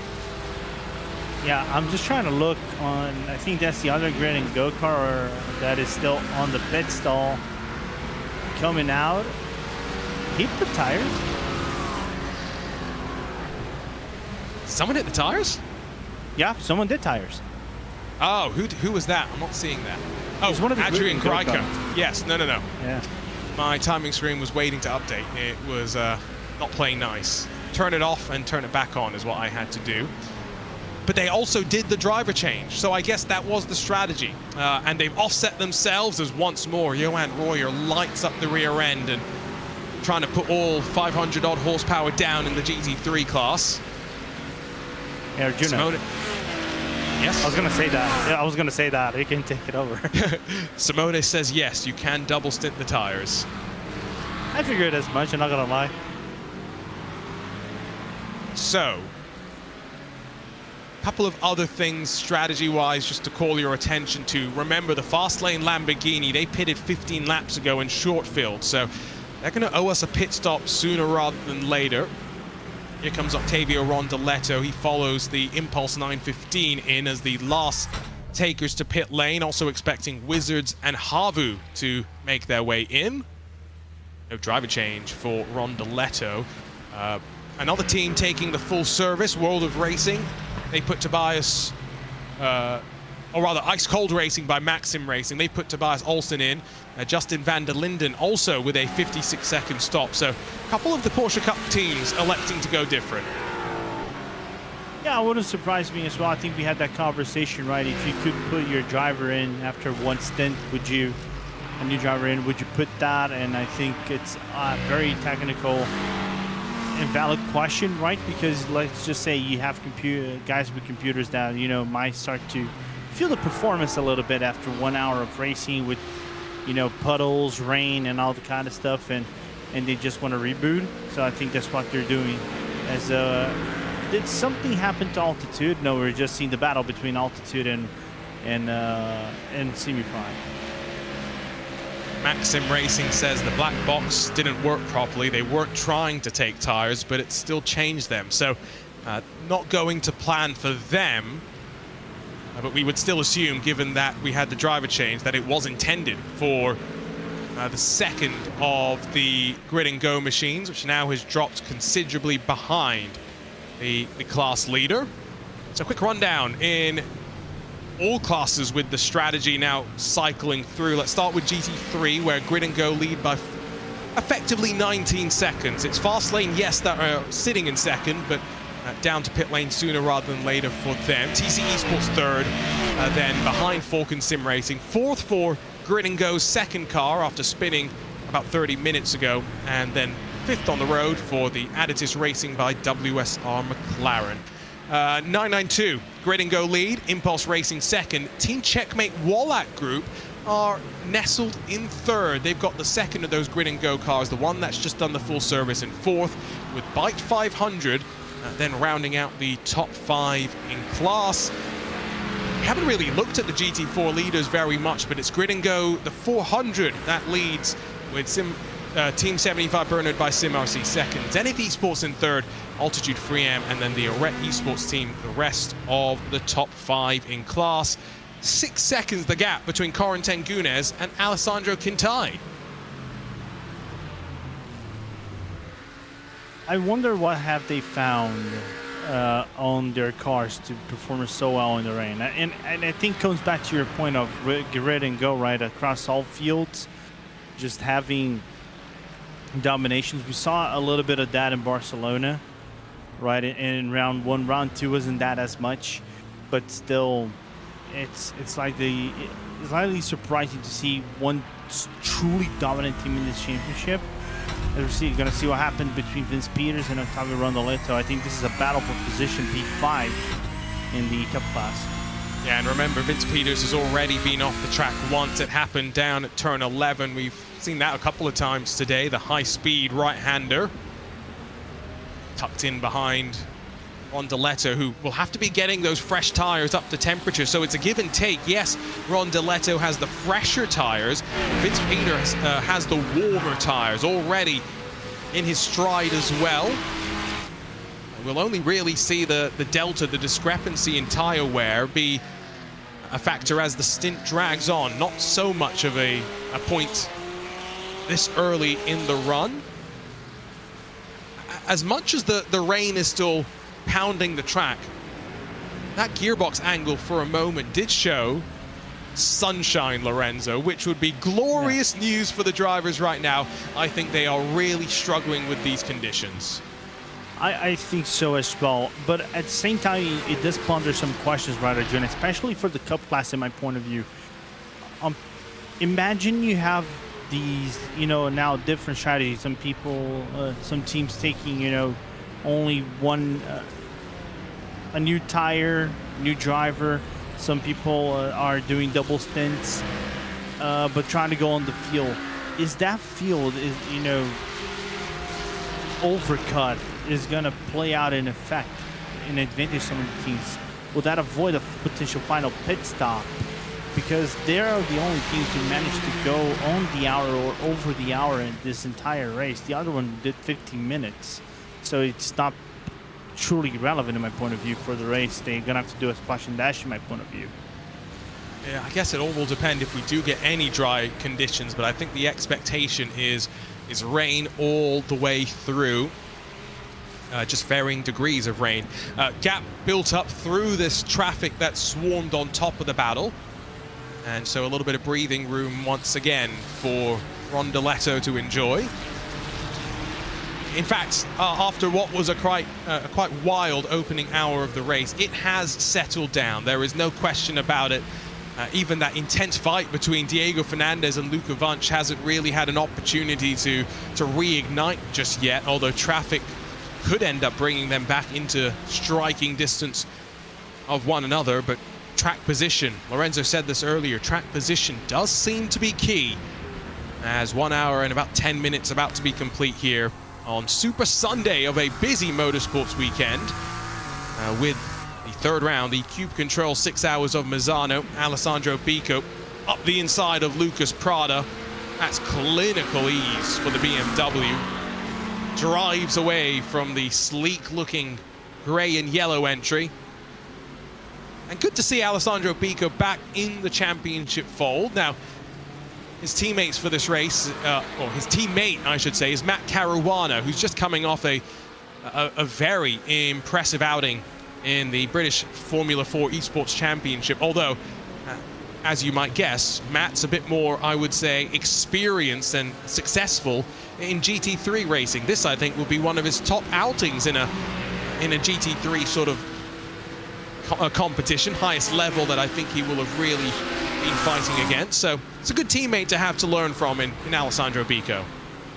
Absolutely. You have a top-notch driver that already won so many events, won like events in Germany with the ADAC, GT500, and so many other high-tier events, special events, and other championships. So, and we're not taking away Caruana's ability. I think he's just truly getting within that top fray of level.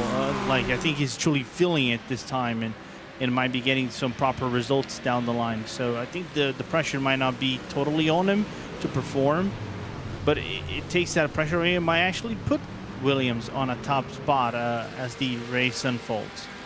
He's a talented young driver, there's no question about that. We watched the fight for 10th in GT3. Of note, Adrian Greiker has just had a little bit of a oopsie, lost about 7 seconds, I believe. Fresh tires, not exactly helping his case. Simufy, they're back up into the top 10. Nervy moment there with the traffic rejoining the track. M&J downforce, altitude 3M stacked up behind.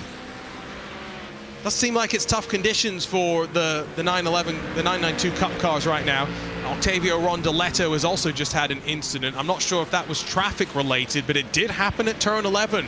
The highest speed part of the track for those 992s without their downforce. Yeah, you do have to lift up the car a little bit into turn 11, try to get some grip around, and once you actually have that grip, you can basically resume. The question is, did he run into the AstroTurf for a potential issue that we have to see in a potential replay? Meanwhile, just going back to Simify, the pace from Gabi Montoro is actually surprising me a little bit, doing 48 average all rounds. So fastest lap 47.5. So you have an idea, Arjuna, the fastest lap so far in the rain, which is Dino Lombardi's, 46.0. His best lap is a 1.5 seconds slower than the fastest lap of the race. Keep an eye on those lap times as well. Simify starting to clear up the road from where they are. The fastest lap from Lorenzo Castellani. He's 2 laps down. He's not really a factor.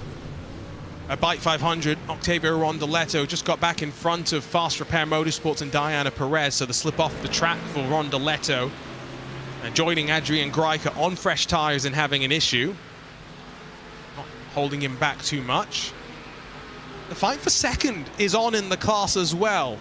Impulse Racing, after a great job in qualifying to put themselves on pole position, have dropped back quite considerably from the leader and into the clutches of Team Checkmate Wallach Group. There's only 1 second between second and third.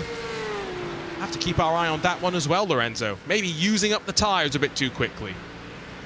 Yeah, that could be something. But still, doesn't take away the impressive work that Team Checkmate has been doing this race so far. And a solid championship, of course, not within the top 5, but right there. He's just there, 4 points away from the 977 Williams Racing Academy. So one of the teams that are new relatively to the 24 Hours Esports, and they're doing well so far.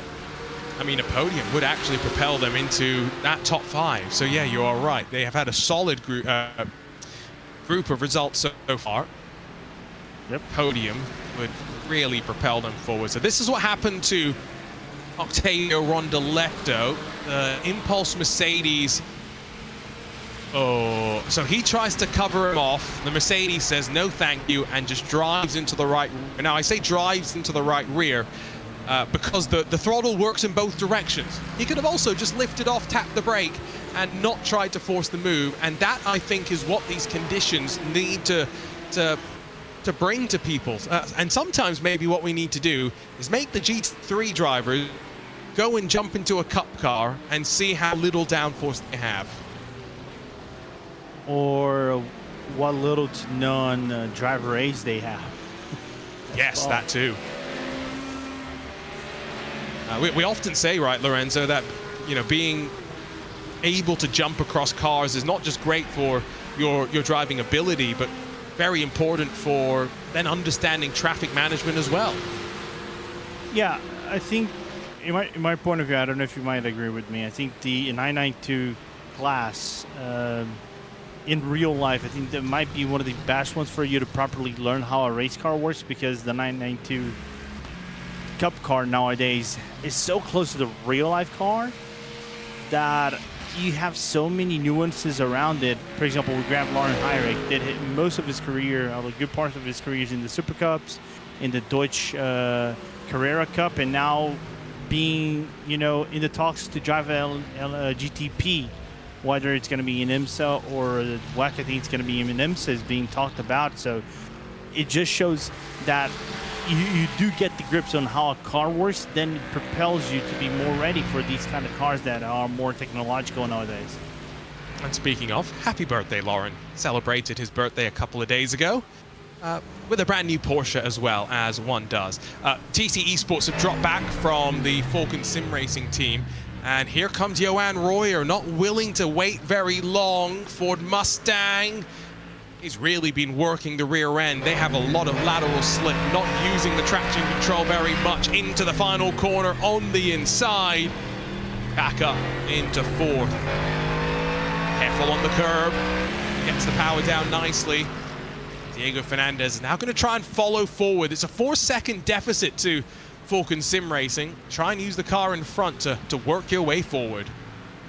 And Diego was smart, you know, do not fight Johan. I think he knew that Johan would get aggressive, would try to dive down on Misano corner and just lift it, try to get behind. Maybe if Johan made a mistake, you probably would have get the position back. But now try to do your best to follow that #1 car. He's been fast all day long alongside the #2. Who knows? He can get back to where Sasha Anglezi is at the current moment, or even P3, which is Falcon, driven right now by Luka Wunsch. I think we are going to see Sasha in that Lamborghini down to pit lane sooner rather than later. Has been out on track for 23 laps so far. At most, maybe another 5 before he will be out of fuel and owing us a pit stop. So 6/10 now the gap between these two. In GT4, the top two have broken away to such a degree. It's only 4 and a bit seconds now covering Grid and Go and Team 75 in their Porsches, but they have got a 37-second advantage back to the McLaren for Zenith Esports. There is the leader. Has not been an easy start to the season. They have had to fight for every point. They are 7 points back from the Williams Sim Racing Academy and Team 75 Bernard by Sim RC, teams that are tied on 36 points coming into the day. They can stay out of trouble, score maximum points here, especially with the disappointment that I think Williams Sim Racing are kind of having in the speed of the Ford Mustang new in this GT4 class. Could very well be a fight between the two top teams right now out on track. Yeah, I think if, let's just say, the race ends as it currently stands right now, we probably would have seen a switch of places, right? We would see the 400 taking over from these Williams Racing Academy car. Whether they would take over from Team 75 Bernhard by Sim RC, I think that's a whole different story. But it's a team that I agree 100% had their leaps and bounds in the race, especially I would say race 2. I think that's where it got a little bit more interesting in my point of view. They had lots of struggles, but I think this one truly being the, you know, race where they're making up grounds, I think could be a make or break for them. I'd say this is a wild card round for a lot of guys, you know, in so many instances in this championship.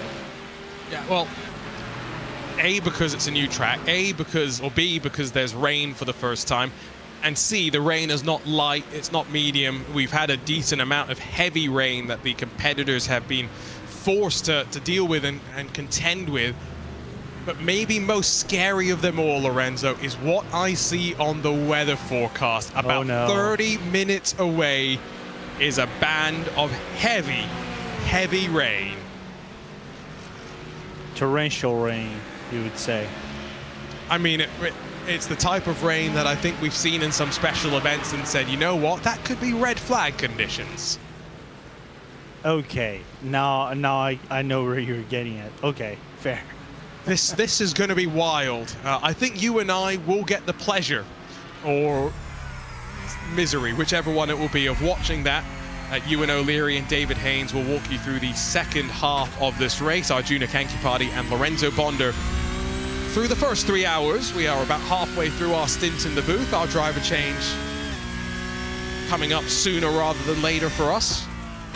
Means that we can enjoy the wildness that is likely to ensue. On board with Havu, 10th position for them, and riding behind the Wizards Esports team. I tell you what, why don't we listen in? Some of the GT 911 Cup cars or 992 Cup cars are headed down to pit lane. Those are cars that have been involved in issues. That's the car alarm machine.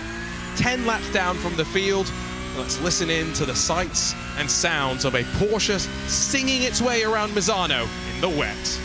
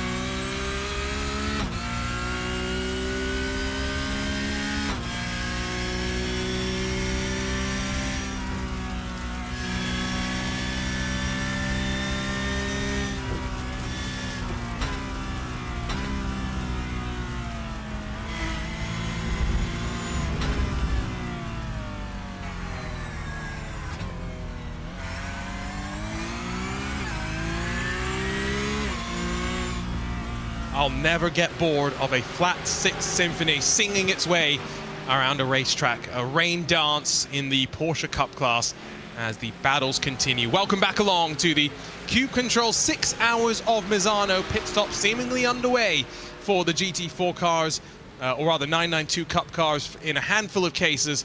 Arjuna Kankipati alongside of Lorenzo Bonder. This has been a wild race so far. Despite all the drama, Lorenzo, we are only down seemingly 2 machines. The Racing Lab GT3 Ford that retired about 28 laps ago, and maybe the Carlar Esports 960, which has now been back in pit lane for another 5 minutes. Yeah, I don't know if they had enough, but that Carlar, it's unfortunate. They are P3 in the 992 standings, and they're having issues so far. But, you know, it's that thing. Some races are tougher than others, and sometimes you're going to have to bounce back. As we see Ruer going to try to make that move on the inside. He's closed up on the Falcon Sim Racing car. Luka Vunch doesn't really want the fight, I think. He's left on the outside. He's squeezed onto the painted stuff. He holds on. Most importantly, though, this fight happens with Diego Fernandez a full 5 seconds back. TC Esports and Falcon Sim Racing spent most of the first 50 minutes of this race fighting wheel to wheel, Lorenzo. They finally got some separation on each other. Yeah, I think Ruer just decided to wanted to break free, like the good old song would say, and right now is just coasting clear and making moves. Now the question is, of course it's going to be P2 because Sasha is due to go into pit stop, I think, on the next lap or this one. But as soon as I said it, they went into the pit stop.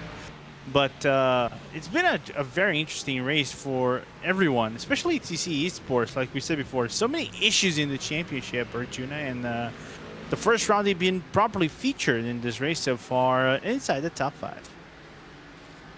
Coming off a pretty good run, actually. Ran well in the British Formula 4 Championship earlier this week. They were running pretty decently in the Esports Racing League yesterday as well.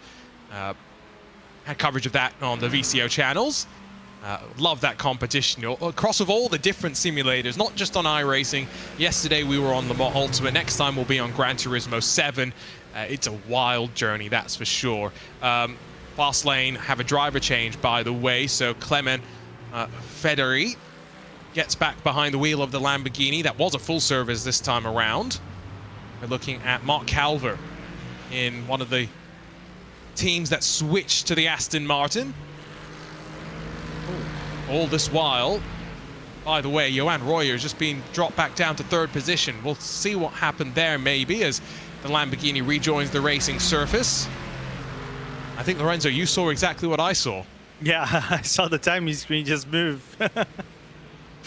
So, Luka Vunch, 22.6 seconds off the race lead, Lorenzo. I think what we are seeing right now is a masterclass from Dino Lombardi so far. At some point, he's got to hand over to his teammate. I have no doubt Sean Campbell's up to the task as well. Oh, he is, and if Sean is not up to the task, don't worry. I think you can give him a little bit of a nudge in the head in Road Atlanta if he goes. But jokes apart, what a drive from Dino, man. It's been a showcase of basically showed the force for the number 2 for Grid and Go so far, and showcases that their win at Barcelona, if there was a 5-second penalty, was not a fluke, right? But at the same time is why they are the team to beat in this championship, and also why they're one of the best teams in the world as well. About 30 minutes to go until another hour is complete. This is what happened to the Simrace Sweden machine, which already had the penalty before the racing even started for having the wrong car number. It just drove off the track, a little bit of understeer into the gravel.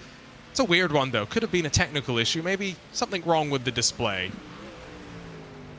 I wondered that as well, because as soon as you, from my point of view, and this would be driving from a Cup standpoint, I think the braking zone starts a little bit after turn 12, as we're going to look what maybe a battle between Maniti and the fast lane at turn 4. And then Federer's being deposited straight into the fight. A full tank of fuel, some tires to warm up as well. Not the easiest conditions to be welcomed into the Cube Control 6 hours in Misano. Also of note, that heavy rain band that I was seeing, it's slightly quietened down. It's still going to be moderate rain that's incoming inside of the next 30 minutes or so. Drivers better be ready for what is going to come. The Lamborghini out wide slightly. Maniti and the Ferrari not in a position to try and take advantage. And now on to the brakes once again. Traffic going wide in front of them, accommodating the faster class on the inside. On the power they roll once again. Traction control slightly helping them out. And then the grunt in the straight line pulling them clear of the GT4 machine.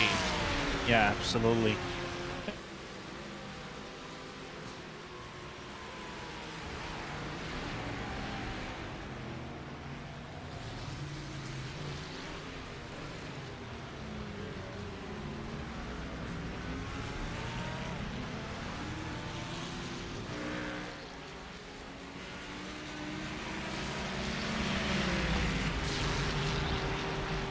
They are.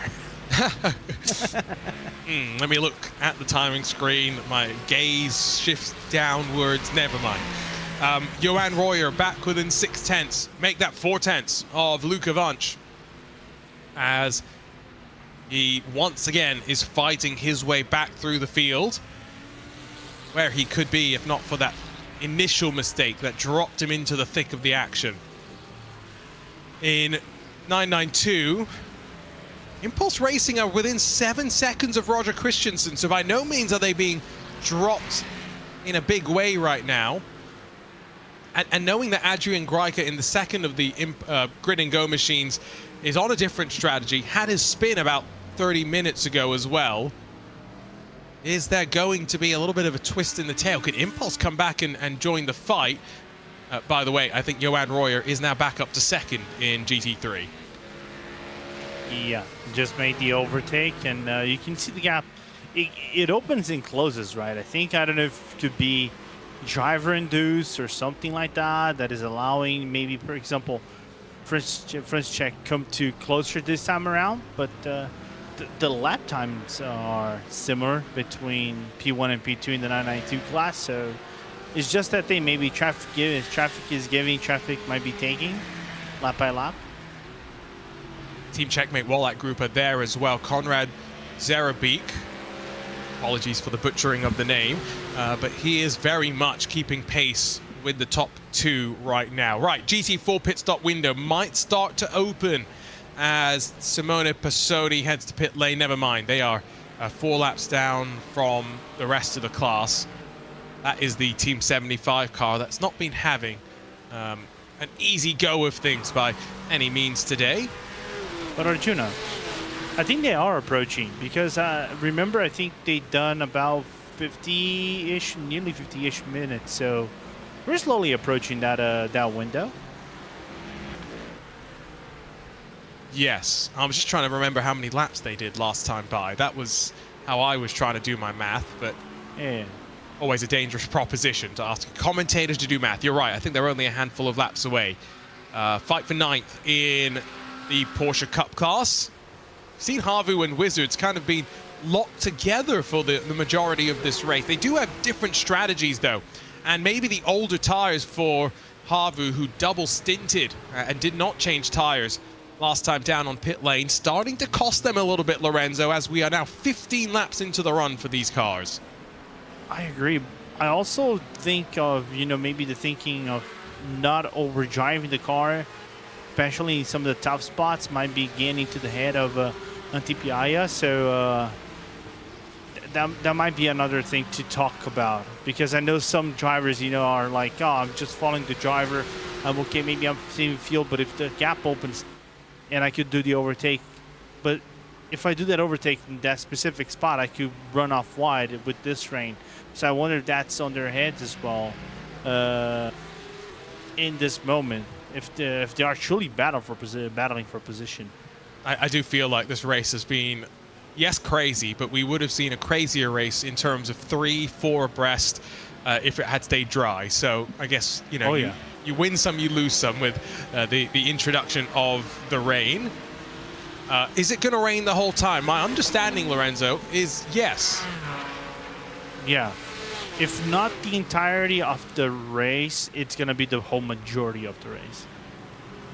And it's iRacing's dynamic weather system also, which does mean that it continuously updates the forecast. It's gone from that heavy band that I talked about maybe 10 minutes ago, 15 minutes ago. That's now very much subsided to a moderate band of rain. But there's lots of rather more intense drizzles that are now surrounding it. So it's the changing nature of these conditions that really demand the most from drivers. Every time you get into a corner, it may not be the same as a lap ago, and you've got to adjust and adapt on the fly. Yeah, I like this rain effect, right? Because every lap is a different kind of race, right? You always have to reset it and think that this lap is definitely going to be different from the previous lap, because you don't know how the track state might be. Because at the previous lap you might have been driving a more drier track, but because now there's not so many cars in front of you, because of the rain, it's going to pick up more water in it. As I think Delta Sport is going to make that move on Havu. Havu indeed getting passed by Hugo Allen, who is a couple laps down from the field, but still seemingly has some decent pace to try and show us for the rest of the day. At the very least, what they want to try and do is pick up any more positions they can through attrition. We've got 4.5 hours to go. If we are expecting it to rain the entire way through, that could be a factor. GT4 pit stops, they are well and truly going to roll through, because here comes Corin Tengunes. It's a 24, I think, lap stint for him as he hits his marks, double stint complete, and he jumps out to be replaced with Jürgen Frank in the 476. Yeah, absolutely. Two experienced drivers in the car, right? With, I'm not going to say tons, but I would say kilotons of experience in any car, especially GT4s, right? Looking forward to see how Jürgen is going to go, but more impressively is how Kintaye is actually being able to take the car over one extra lap than them, and putting a little bit of advantage, overcut advantage on the 476.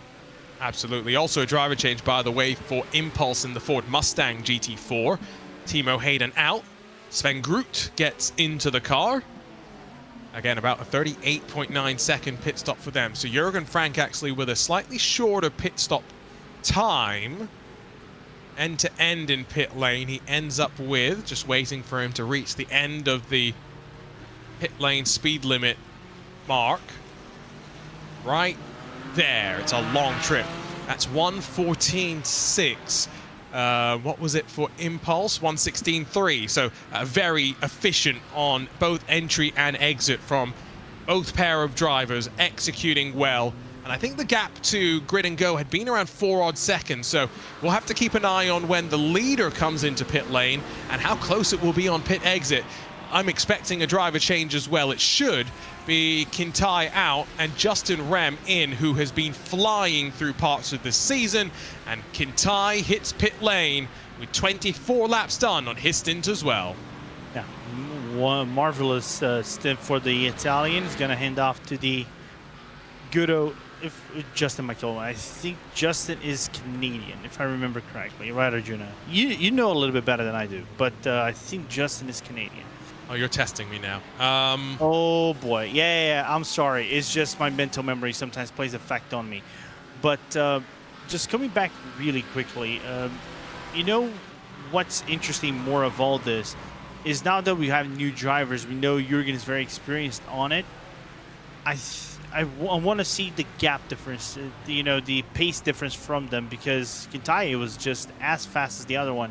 You know, new drivers, you can have that true discrepancy of pace between them. Yeah. So Justin Rem's leaving pit lane now. Here comes Jürgen Frank. I was about to say Corin Tengunes. Always takes me a lap or two to remember after a driver change. Also saw Olivier Piatek out, and Beckham Jasir into the Williams Sim Racing car. Why is that significant? Well, remember, they are tied for the championship lead. Switch to the Ford Mustang. It has not been going easy for them by any means. Now, where's Jürgen Frank in comparison to Grid and Go? He's sliding through the first chicane, but he is just behind. So they have Arret Esports between them, and they also have, actually, I think, the Altitude Frame Esports car between the two of them. But it is down to around a 3-second gap through that pit stop window. Justin Rem spending 2 seconds longer cone to cone, slightly longer pit stop time as well. Yeah, but the gap's still pretty much the same in between them. When Kintai pitted, it was about 4 seconds, and when Guinness pitted, it was also around. Actually, when Guinness pitted, it was about 4 seconds. He pitted first, so the gap kind of like stabilized for now. It's just going to increase a little bit, but there you go. And I just confirmed, Justin is Canadian, so I'm not wrong. Thankful. There you go. I was going to say, you right now you got to be careful. You don't want to call someone vice versa and be wrong. Yeah. So yeah, that's true. What I will say now is, if you are Jürgen Frank, you need to monitor the pace of Grabowski and Langford. Yes, they will be low on fuel, but you don't want to lose time now behind them. Justin Rem has been caught, by the way, though, so that actually has probably brought Frank even closer, because he should be in slingshot distance inside of that draft if they peel off to the left onto pit entry as they work out of 15. Are we going to see any takers to pit lane this time? By no. And remember, Arret and Altitude are in a fight of their own here as well, so there is probably a concern for Frank that if they squabble on this last lap before they're likely to hit pit lane, that could cost some time. Does Langford look for it into the first corner? Just a bit too far behind. Yeah, it's going to be interesting as we're going to see what happened between. Is that Manidi, which car is that? Is that the 451? Oh, no. Well, there's a car parked in the middle of the road. That's not ideal. And then pushed off the track for the GT4. That's Pike from Beach, isn't it? That's UC Katia, based in Florida, but the Finn, then almost hit by one of the Cup cars from Grid and Go. Now, was that the leading car, or was that the one sat in fourth? I'm trying to pull the lap time. That's a good point. Let me go and see if I can figure that one out as well. But my goodness, that was much too close for comfort either side. I believe that was actually Adrian Greiger, so the second of the cars, but still, scary moment. Dino Lombardi into pit lane. Will we see the driver change? Will we see Sean Campbell? He hits the box, and I think indeed the American is going to jump behind the wheel. Yeah. By the way, Arjuna, really quickly, now that the race has calmed down, we're nearly 2 hours in, right? We had some contact issues within the first hour. Yeah, I've been trying to avoid looking at that race control sheet, if I'm being honest with you, because we are up to, wait, let me work my magic in Excel here, or Google Sheets as it were. I'll exclude the warning. I'll include all the time penalties. We have had a total of 32 penalties so far today. It has been quite remarkable. Now, of all of those, only 7 have been for actual contact, or rather 8 for, maybe there's a few more. It's been quite busy for race control, hasn't it? Yeah, it's kind of funny to think about. Only now they're being able to, not now, but I would say the past half hour, they're being able to pick that up. Lorenzo, oh my days. So Simify have come in. The penalty box, by the way, is blocked right now. It is crowded. There are 4 cars in the penalty box. Simify have come in to serve a penalty and have sped on pit entry as well, I believe. They have a black flag. Things have gone from bad to worse for a championship contending car. This could be a day that defines the championship for them. Yeah, because I think at this point right now, you would have to win every race, and Grid and Go would have to go into a complete disaster for them to lose this championship. Oh, yeah. Boy. This is worst case scenario, unfortunately, for a team that is usually so competitive. It is not to be here today. 20-second time penalty, by the way, for car 1. So that is the second of the Grid and Go GT3 cars. Here comes WSR, the McLaren. The Additus Racing one into pit lane. Off to the left, by the way. That now on your right. That's where the penalty box is. Only one car sat there for the time being. But yes, there has been a flurry of penalties, plenty related to the start as well. Just Alessandro Bico still out on track, 28 laps on the stint for him. We have to see where Ryan Barneveld comes out of pit lane, because he's just hit his box. He's currently marked as 21 positions plus on the day. But he will likely drop down a couple once he rolls his way back out. Another look at the weather. Lorenzo, we are getting closer to that little bit more intense rain sweeping over the circuit. It won't be that much more intense, but we've seen issues where the water pools. It might make it just a bit worse. Yeah, I wonder how, because I didn't have the chance to drive on heavy wet, how bad the track can get. Because like we were talking before, there's not an elevation. The track is moderately flat, right? If there's elevation, they're very minor from one point of the track to the other.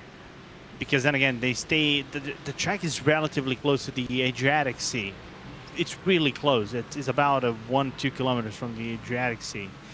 So I wonder if that could be a, you know, if the track picks up more water, we're gonna see more puddles, especially on the apexes, than anything else. Yes. Okay, let's look at some of these penalties, by the way, because there are a few implications that we should consider. There is a 5-second time penalty that I think will be served the next time down pit lane for the Falcon Sim Racing team. And so that could be the difference between track position for them versus TC Esports. Are there any other penalties of significance, Lorenzo, that you are seeing on this race control sheet that now numbers 53 incidents logged since the start of the day? Not quite. I'm trying to find... I only see one for Luca Wunsch for the Falcon team. They have a 5-second. That's the only one I think that is truly notorious. But after that, I don't see anything else. Yeah, so there are quite a few for teams that have already had multiple issues today. So we won't focus too much on those ones. Meanwhile, through the traffic for the Mercedes, including some GT3 traffic now at this point. Diego Fernandez staying behind the wheel for another stint, so a triple stint for him. Matt Caruana, we were talking about him slightly earlier, a great performance in the British Formula 4 Esports Championship. Let's see what he can do now. Jumping into the BMW M4 GT3 for the very first time. He's right behind the fast lane Lamborghini, Clement Federi, who is 11 laps into the run. So expect him to pit lane in 20 or so laps time, just under 20 laps to be fair. But this is an alternate strategy that we're still not quite sure how it's going to work out. And they have committed to it, that's for sure. Well, you're not going to give up of a strategy after just one stint, aren't you, Arjuna? Unless it is probably the worst strat you ever drafted in the history of mankind. If it was me, depending, I probably would say, yeah, I would ditch it out because I'm a horrible strategist. But I wonder if it was maybe something to do to get out of traffic or something like that. But whatever it was, it's given them the track position that we talked about being so important earlier. So, you know, it's been they were a main story at the end of the race at Silverstone, more for negative reasons. I think they were really involved in lots of contact, not all their fault, but just dropped them down the order, and so this is what they kind of want to see right now. Oh, big wiggle there onto the curb, and then the Impulse Racing 992 machine, second in class, has to slightly slow its momentum to avoid running into the back. 3 wide as traffic continues to filter through. Sheza Esports have to hold station behind one of the cup cars. And then we'll dive to the inside as Norby Kish jumped into the car for the very first time today. BS Plus competition, to answer the question, Ryan Barneveld out of the car officially now. Plus 16 is what Barneveld was able to do after starting from the back of the field. Good day for Ryan. Ryanair finally delivering for a BS competition. Finally, you make it sound like he's never delivered before. I gotta pick on Ryan at least. You're gonna get in so much trouble. You're gonna get in so much trouble. Matt Caruana is thrown straight into a fight with TC Esports, as Diego Fernandez now directly in that spray, as through the right-handers they work. Now onto the long straightaway. They got a cup car in front, then a bit of a gap. That cup car is again the Impulse Racing car, so we'll be hoping that it does not get caught too early here. Ooh, Fernandez off the track. Managed to come back though. Lost some time, but didn't spin out or anything. You can see as... Sorry, go ahead. No, I was gonna say, important thing is Impulse 915 992 car got a 10-second penalty. Ooh, okay. So that was for contact with... The 94, which I'm picking up right now. Yeah, I was trying to figure out who the 94 is. Same. I wonder if it is the 994. No, I think that's one of the teams that registered incorrectly. So I believe that will be the Hyperion Aston Martin that got a whack from the Porsche Cup car. We might have seen that one, actually, I think. Ag Performance, yeah, true. Shezza Esports. GT4 gap is 3 seconds, by the way. So once Grabowski headed to pit lane, Max Cuthberts jumped into the Arete Esports 469. They have stabilized the gap between the leading Porsches in the GT4 class. 6 seconds the gap in 992 as well. By no means are those large gaps. Sean Campbell, 26.6 seconds clear of his teammate at the front of the field right now. Grid and go lead in all 3 of the classes as we close on 2 hours complete in this Cube Control 6 hours of Misano. And that back straight is filled with cars. Still have what? All but 2 of the initial starters out on track, right? We have 55 of 57. So yeah, absolutely busy.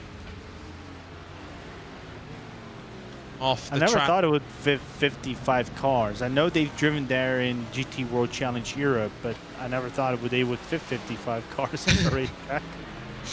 Yeah, there was like a stat when I was with IMSA at Indy where we had what? About 55 cars. It's 2.5 miles, that track, and you could put the car like every 20 something feet. Tracks like this really, it feels long, but we just find pockets of traffic is really what we're seeing for the most part. Issue for Michael Kaibach I'm seeing on my timing screen. So that's the M&J Downforce Ford Mustang in the GT3 class. See if we can pick up what happened with him. If it ended up involving anyone else. Alessio Bonino brings in the 07 Racing GT3 car. That's 2 laps down. That's showing some good endurance racing spirit out there and trying to recover every point they can in a Ferrari that had issues very early on. Michael Kaibach's parked on track right now. I don't know if he's had a technical issue or something, Lorenzo. Same. So the M&J Downforce car, where is it even parked? I'm trying to figure that out from my track map, but I'm not quite sure. It's parked on the, I think, inside of turn 8. We're looking at the replay now. A McLaren with no front bodywork. And yet he just drives to the left in the grass. Ooh, hip checks another car. I don't think he means to do that. Shezza Esports and Norby Kish with a big wake-up call. And then Kaibak just, yeah, puts himself in a position where hopefully no one's going to hit him. Oh, no. What? I was going to say, is he stuck because of the water bottles and everything? He's not spinning the rear tires. Okay, because I know who he hit, by the way. He hit the Mac Performance car when braking. Gotcha. Yeah, that has to be a technical, right? He's finally got going again. Yeah. I don't know. I don't even know how much time he's lost. A lot. You just know he lost a lot of time. Yeah, I would be very curious to put a stopwatch on that and put the Benny Hill music to it as well. You're evil. I'm seeing the memes in front of me. Okay, I can't control my creative genius. Fair. Yeah, no, that was bizarre, and I've got to think a technical. I've got to think a technical issue is traffic. Hyperion in one of their Aston Martins slide past the race leader, not really costing them time. Justin Rem still 3.4 in front of Jürgen Frank. We're on board with Eero Antila, who's replaced UC Katia in the Pike from Beach Racing 451. And now on the hunt of the Vulcan Fasteners by Glass Tech Racing Team. Marius Hibma behind the wheel there. Very deep into the corner, trying to avoid the GT3 car and the 992 storming on through. Just looking at the weather radar. Just looking. There could be a heavier band of rain coming, or it could dissipate once again. This is the joys of the iRacing weather system. It's keeping us on our toes, Lorenzo, and that's exactly what we want. Yeah, because you don't know what you're going to get. You know you're getting something, but you don't know what you're going to get. And everything can update in like 15 minutes. It's kind of like true weather reporting. I need to go get my green screen out so I can go and do my live weather report. Hugo Allen in the Delta Sport Sim Shop Porsche that's a couple of laps down. He has gone off the track as well, so by no means are we saying conditions are easy right now, and it was at the tricky turn 11 where that happened. The only BMW M4 GT4 in the field. That's Delta V Racing. Remy Fortin, 1.3 seconds behind Eero Antila in this fight for a spot inside of the top 10. Really the only fight there. At the front of the GT3 field, Fastlane's Lamborghini has been caught by Matt Caruana. We were wondering how quick he was going to be in a GT3 car. Well, turns out he's pretty rapid as he hunts down the Lamborghini. A bit of a squirrel working off the corner. Yeah, I was gonna say he's gonna remain side by side, but that is actually the other car as the Fastlane goes too deep near contact between them, but still the battle rages on for first place. And now towards that fast 11. First the rights, or the first of the rights, we should say. Bye-bye. That's not what you want. The Fastlane Lamborghini just about holds on, but loses 2 spots through all of that. Not just Caruana slipping through, but Diego Fernandez as well. And Clement Fidori still sits in 6th. Still a net gain for the team, but not ideal at this point, as sliding up the inside of the Ford Mustang of Williams Sim Racing Academy. Right, so Matt Caruana is amongst the fastest of the GT3 cars on track right now, and he's got 9 seconds to close on the Falcon Sim Racing machine, who, as we mentioned a little bit earlier, does have a penalty. This is what happened to Team Checkmate Wallat Group. They were running in 3rd, still running 3rd, and now in pit lane.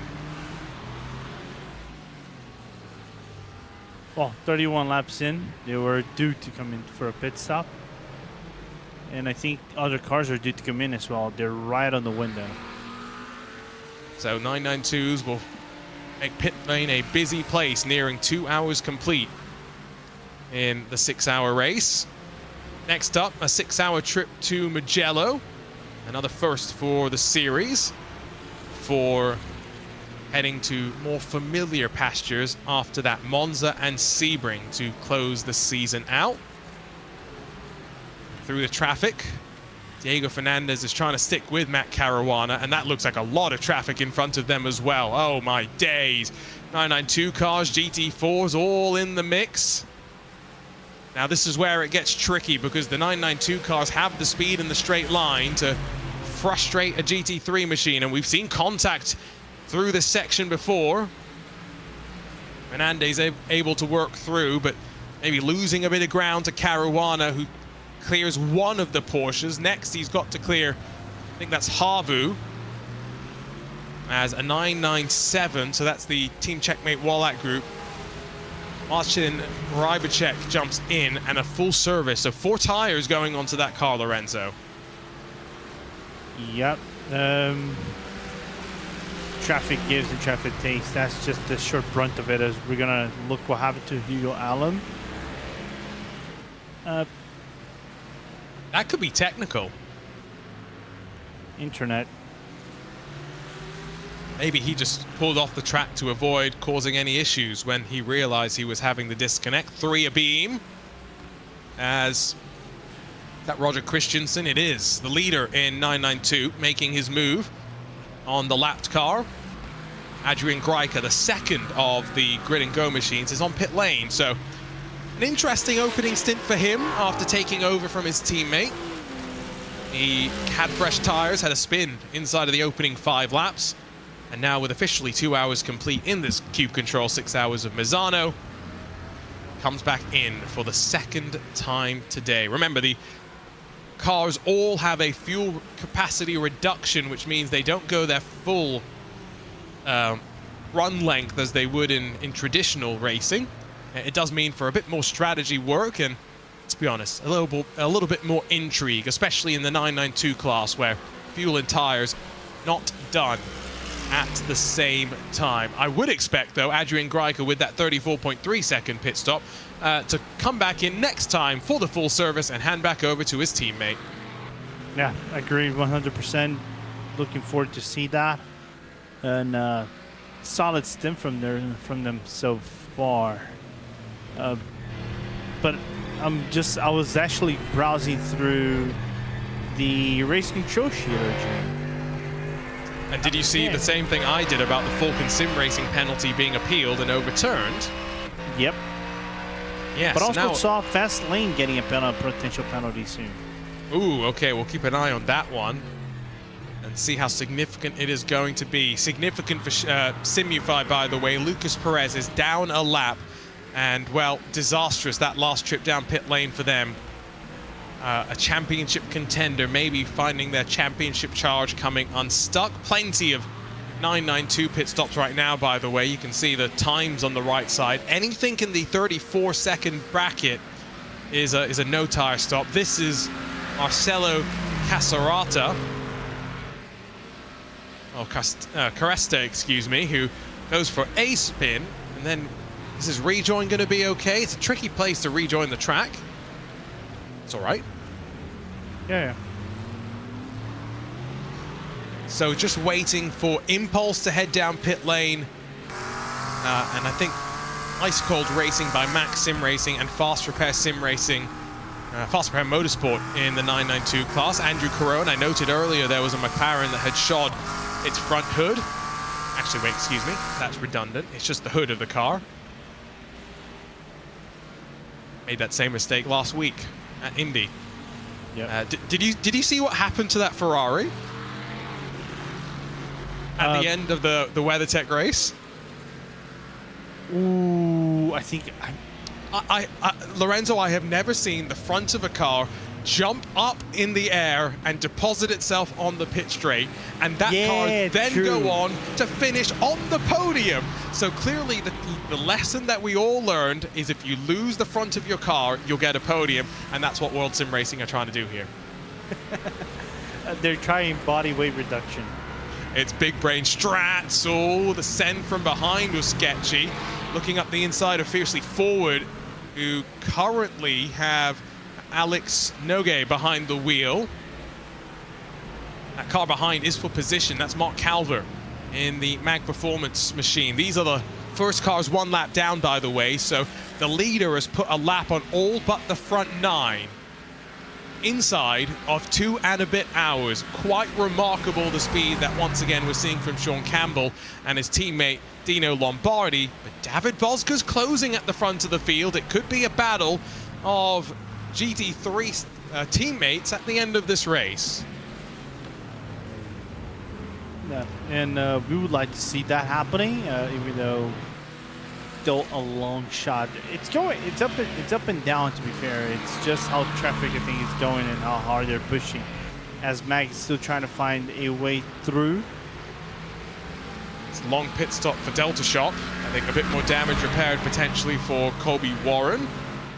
Here comes Calvert looking to the inside. A bit more drag maybe for the McLaren. Through the opening corner.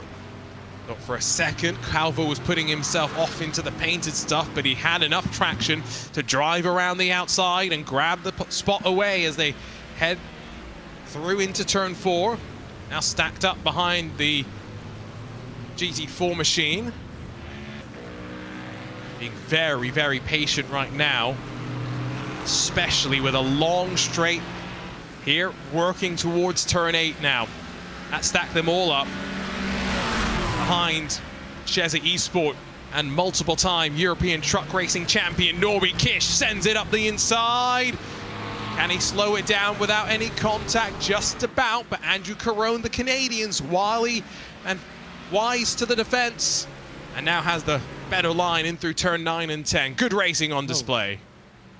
Yeah, by the way, we're gonna look what happened to Carone for missing his bumper and headlights. Ooh, just hitting hard the number 22.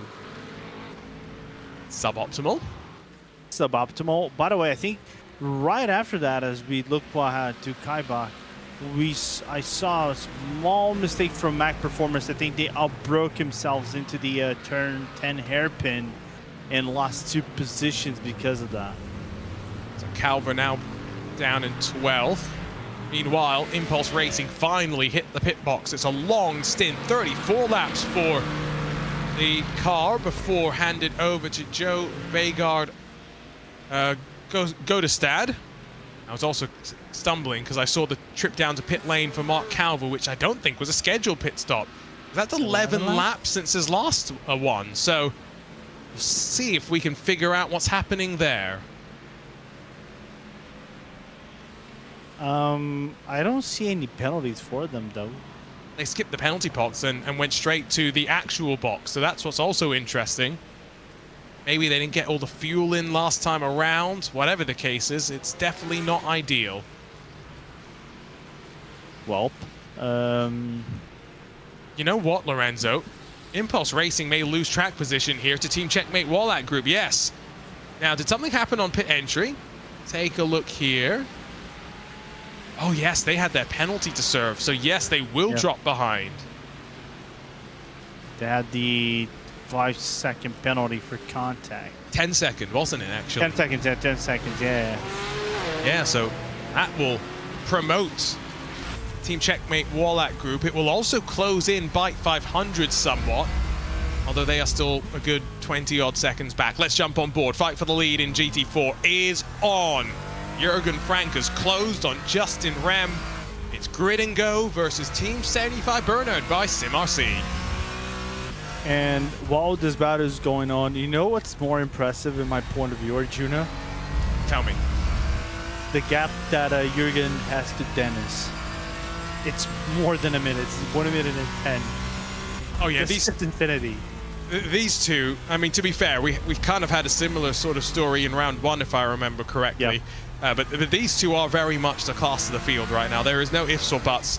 They're both in the same car. They've managed to find similar sort of magic in their setup. And it's not just the setup at the end of the day. 2 remarkable drivers that they are pushing with. You can see pit stop time for Calver, by the way. That does indicate a more significant problem that is occurring. Not going to see them, I think, back on track anytime soon. Jürgen Frank on the curb. It slowed his momentum onto the straight and just watched the car in front drive away off to turn 7. Yeah. I was going to say both Rem and Frank are super experienced on GT4s, man. So it's kind of like to be expected of them to be a class not gonna say a class above, but maybe really on the top tier of GT4 racing. If Ramiro could bring us back the replay at any time from Mag, I think they got contact. I'm probably gonna say with Sheza when they came out and probably broke the car, but this is just a wild guess from my point of view for them to be staying this long in the pit lane. I've been scrolling the Discord trying to see anything, but I'm also not finding anything there. So yeah, still TBD, our investigation. Grinningo teammates are split by 8 seconds, so Simona Maria Marcheno has jumped into the car. He will hit the lead of this race sooner rather than later in my mind. Ice Cold Racing by Max Sim Racing. Well, that might have been ice cold tires, or maybe not, because he's double stinting his tires, so should have had plenty of warmth, even coming out of pit lane relatively. Yeah, I was gonna say the team might be ice cold, but the tires are definitely scorching hot. Yeah, after that spin as well, that's no doubt. Ooh, a little bit out of sorts as the Mercedes on the brakes. Swap of positions as Eero Antela gets in front of Marius Hibma finally. Vulcan Fasteners Glasstech Racing just holding on to the car as well through the opening couple of corners. Yeah, as we're looking right behind is the battle between the chase between Sheza and WSR. And I think Altitude is right behind them as well. Is this for position? It is. Balmy's just behind WSR and Sheza. Yep, he's right there. He's alongside of Andrew Carone, who has now still, I think, lost the front end. GT4 battle. Thomas Eng Sim Racing with the Williams Sim Racing Academy. That's, again, a championship contender that's down in 8th position, hoping for some attrition as well. But we talked about the gap between 1st and 2nd to 3rd in GT4. The gap back to this battle is almost a full lap. It could very well end up being a full lap inside of the next 48 or so minutes. That's the time at which we will do a driver change in the broadcast booth. Arjuna Kenkipati alongside Lorenzo Bonda for the opening 3 hours, but Ewan O'Leary, David Haynes walking you through the final 3 hours of this Cube Control 6 hours of Misano. Our trip to Mugello up next is a 6-hour event, the iPredictor 6 hours of Mugello. Then the Next Level Racing 6 hours of Monza. We wrap up with the 12 hours of Sebring, which has now actually moved into 2026, the second week in January. So that will be, or rather the first week, I should say, in January. So that should be a fun trip for us. A 12-hour race at Sebring, always a fun race in my opinion. Yeah, and plus we get 2 12-hour races in 2026, so no complaints. Oh yeah, no, I was trying to think where you were coming from on that, and then I realized, oh yeah, special event up the inside from Beckham Jasir, not waiting on the Thomas Eng Sim Racing machine, and then off the corner. Doesn't have the drive to hold on. Pulling away slightly. Maybe an element of fuel saving going to come into play as well here. Williams Sim Racing Academy recovering well in this GT4 class after the issues at the start and the maybe somewhat lack of pace they felt they may had. The 992 car has just had another excursion off the track. At turn 11, the fast sequence of right-handers. That seems to be a bit of deja vu, Lorenzo. It's a trouble spot for all 3 classes on the lap, it would seem. Yeah, but if we analyze how the race for Williams is going, I would say it's going a little bit better than expected, in my point of view. Considering they were very negative towards the beginning of the race, and we're going to look with Hyperion taking a little bit of a drive off the track. Did they hit the tire barrier? Yeah, they did. Yep, that's a contact. GTUnit.de, what's happened to them? As just going deep deep into the corner there. Meanwhile, live, I can tell you that Clement Fideri has been back off the track. And at the same time, Camden Craft has been there as well. This is Vince Peters, what I mentioned. Deja vu for that car. Oh, I mean, left front nose is in, but I think they would have avoided doing much damage. So hopefully they can still dig out of that one. Oh, this is turning into a blooper reel at this point. I feel so happy that I'm not the only one who's doing these mistakes. I've done the same thing. I mean, it's tricky. It's tricky, Lorenzo. And this was the Lamborghini. Yeah. So, whoa. Again, That was already sideways. And then watch behind, because I think there's an Aston Martin. No, it is an Aston Martin, but that looks like it almost got caught behind a GT4 car for a moment. yeah, and that's Hyperion, the other Hyperion car. And it's the 992, excuse me. And it's not really caught behind, but it kind of does the exact same thing. Where's the Benny Hill music? Yeah, true. Arjuna, I was gonna ask the question: are we on the heavier batch of rain that you were thinking about like 30-something minutes ago? Ooh, you know what? It actually has developed back into a more moderate cell that's about to hit the track. And looking at my weather forecast, there's that intense band of rain that could still end up impacting things. We ride with Diego Fernandez. Be careful! Beniti's off the track! Oh, great car control to hang on there. I'm just looking through the track limits so far. Only one team this far, Arjuna, had got a warning for track limits. That's a good sign.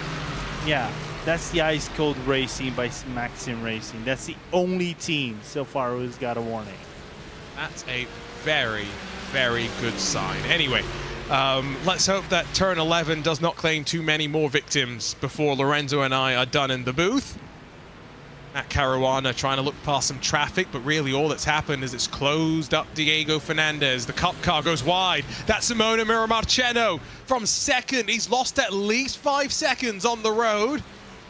And Team Checkmate Wallag Group is now only 8 seconds off of what could have been a net race leader, depending on how the strategy cycles out. It's Grid and Go that still leads 1 and 2, although with 2 different strategies playing themselves out. This is the benefit, Lorenzo, of having 2 cars. You can split the strategy. One of them will be right, one of them maybe slightly less right. Yeah, looking forward to see what happened on the replay about that one. It just looked like he went deep, pressured off, uncharacteristic mistakes as well for someone like him. Yeah, I was just trying to, remember about Williams and Simone Marceno. Because, he has so much, extensive history in sim racing. I'm trying to remember if, I think he did drive for Williams for a bit of a while, didn't he? I don't remember, if I'm being honest. But I'm trying to pick that up. The problem is I can't say his name and he won't appear because he's out driving the car now, unfortunately. So we will see if we can get him in for a catch-up with Ewan O'Leary, David Haynes when they jump in. Gap for GT4 lead is still within 7/10, so they're being kept honest. Our Grid and Go in at least that class. A dominant lead in GT3, a somewhat strong stranglehold on 992 right now. But still the questions about GT4. Let's see if we can answer the questions about what happened through turn 1. So on the outside, I think he's braking on the curb there. Hard to tell, but he goes deep. Half spin, does a decent job. I thought it would be a little bit of a scary rejoin right in front of the Havu car, but that wasn't the case. Just waited the Havu car to go over for a little bit. You know what? We need to see if we can ask Joe Hendry to use his music. I mean, he recorded it himself, so he can give us the license. I mean, you missed out on him because you were on WWE, okay? So. Ooh, change for the lead in GT4. Sorry, Lorenzo. Jürgen Frank has taken it over from Justin Rem. And for the first time today, the Porsche albeit a different Porsche, has hit the front. Yeah, but you can see Rem is trying to fight back. He's trying to find lines. But we were talking about that, you know, different teammates, how the performance would be. We're going to look on the replay to see that move being done. I think that was Shez at Esports potentially, or maybe it's Grid and Go. That was Grid. That was David Bosca that might have forced that wide. If we could look at that again, but like from an aerial view, I'd be very, very curious to see what that looked like. Yeah.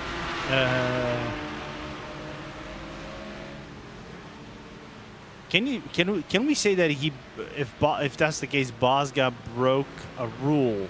I know you're not supposed to hit your teammate, but that's kind of like your teammate. You drove off the track. Well, that's why I want to see it from up above, because how close was it, right? So through the first of the switchbacks, I think a decent job done from both sides there to give the room and for not much loss from the GT4 car. And you straighten up the braking here. I think he just drives himself off the track, to be honest. I agree. Yeah, no, I don't think David does anything wrong. Nope. I'm sorry, I speculated without the evidence. No, it's fair. It's fair, but the speculation I think was fair.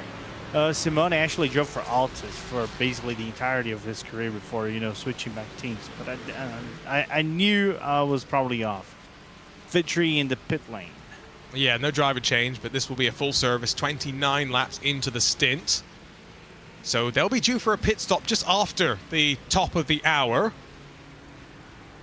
We'll expect the rest of the field in about 9 laps time for the most part. There's a couple that will be a couple of laps beyond that, but the majority of the field will have made their pit stops in about 9 or 10 laps time out on track after a 31.3 second stop. Going to drop Fideri relatively close to the likes of Norby Kish for the lead. It is back on.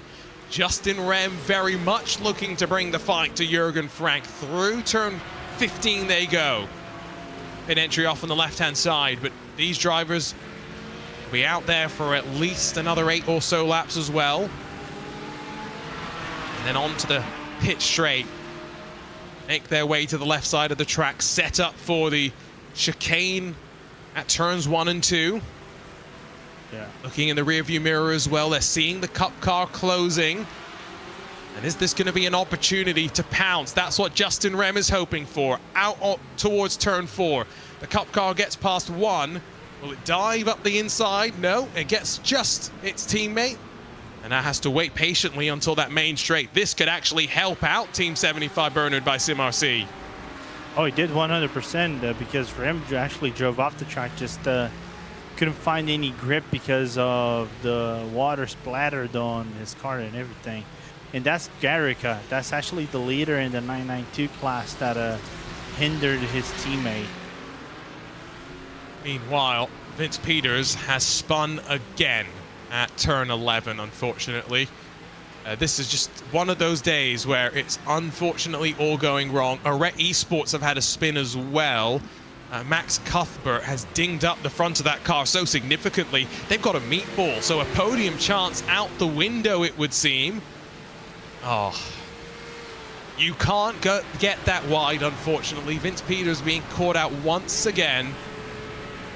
I'm more curious to see what happened to Arret now, because again, a significant enough contact, Lorenzo, that they are required to head back to pit lane. Oh no, into the Armco. And that's the first time we've seen a car spin inwards, not outwards. Yeah, you're right.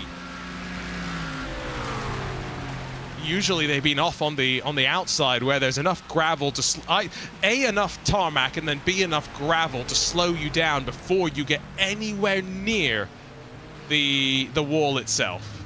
Yeah, 100%.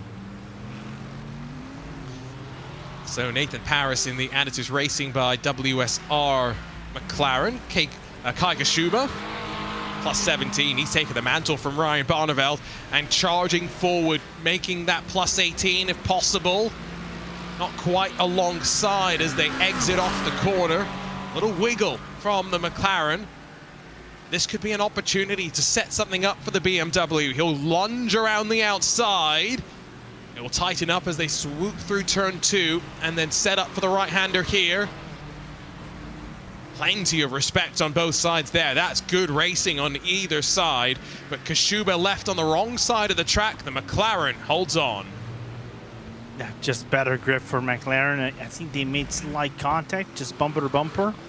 Just trying to find each other on the track, mark each other on the track, and I think we're going to get a battle engaged once again going to turn number 10. I think Kashuba just trying to find that right opening to make that dive. Yeah, doesn't want to force the issue. After not qualifying, it has been a quite remarkable comeback for the team that finished second in the last edition of the championship before it took its hiatus.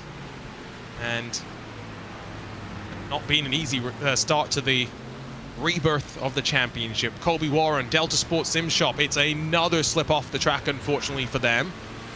At least this time without any damage being incurred.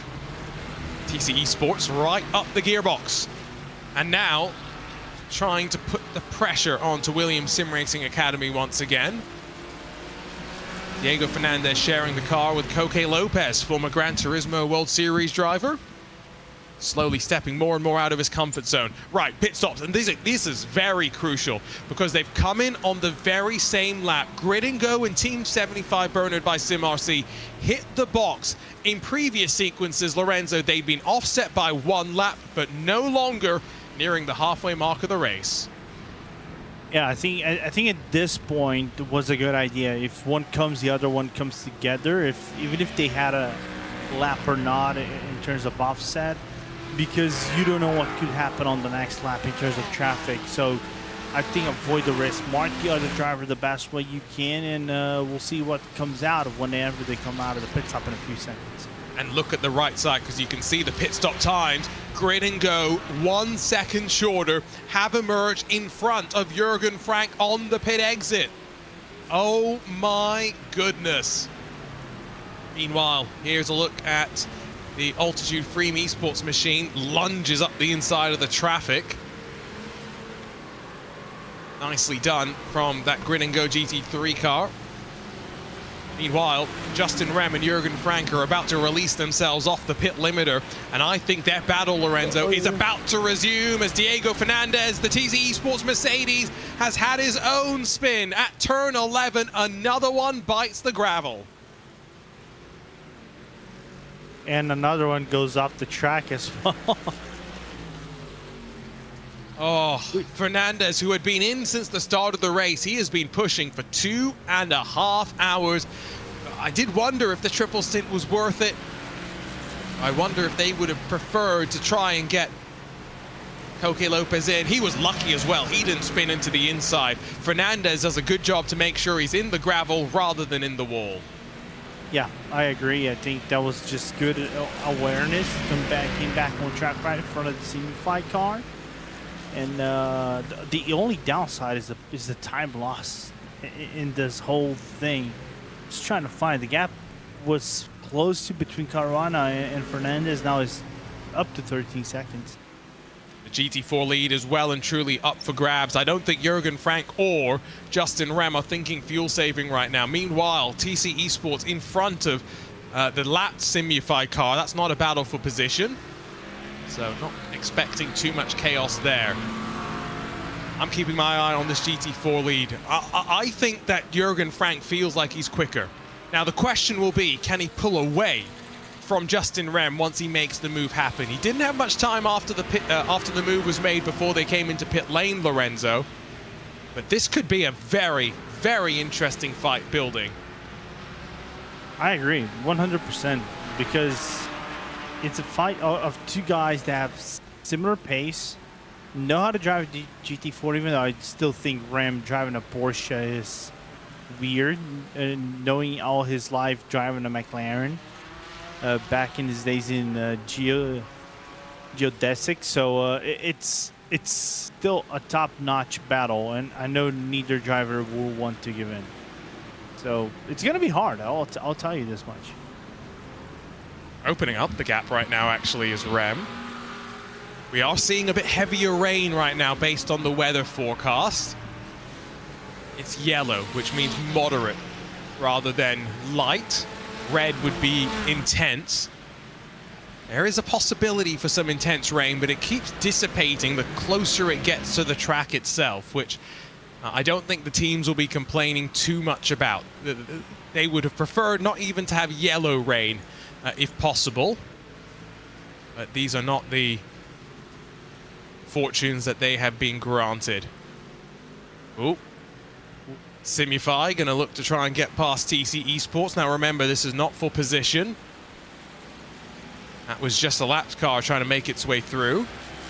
Impulse Racing have also lost the front end of their GT3 car, so it's not just the McLaren that have had that happen to them. Oh, your leader out into the danger zone, hangs on just about. Yeah, but another, there was a GT3 that decided to have a little bit of a runoff. And I think then again... So Andrew Carone, I think it was, the front end missing, and I think they may have had a crash, and I think that might have taken out Matthias Penteler in the RD SimSport machine as well. So big drama at that turn 11. We almost need to have like a static camera just set up there, our trouble camera. Presented by Cube Controls, if you will.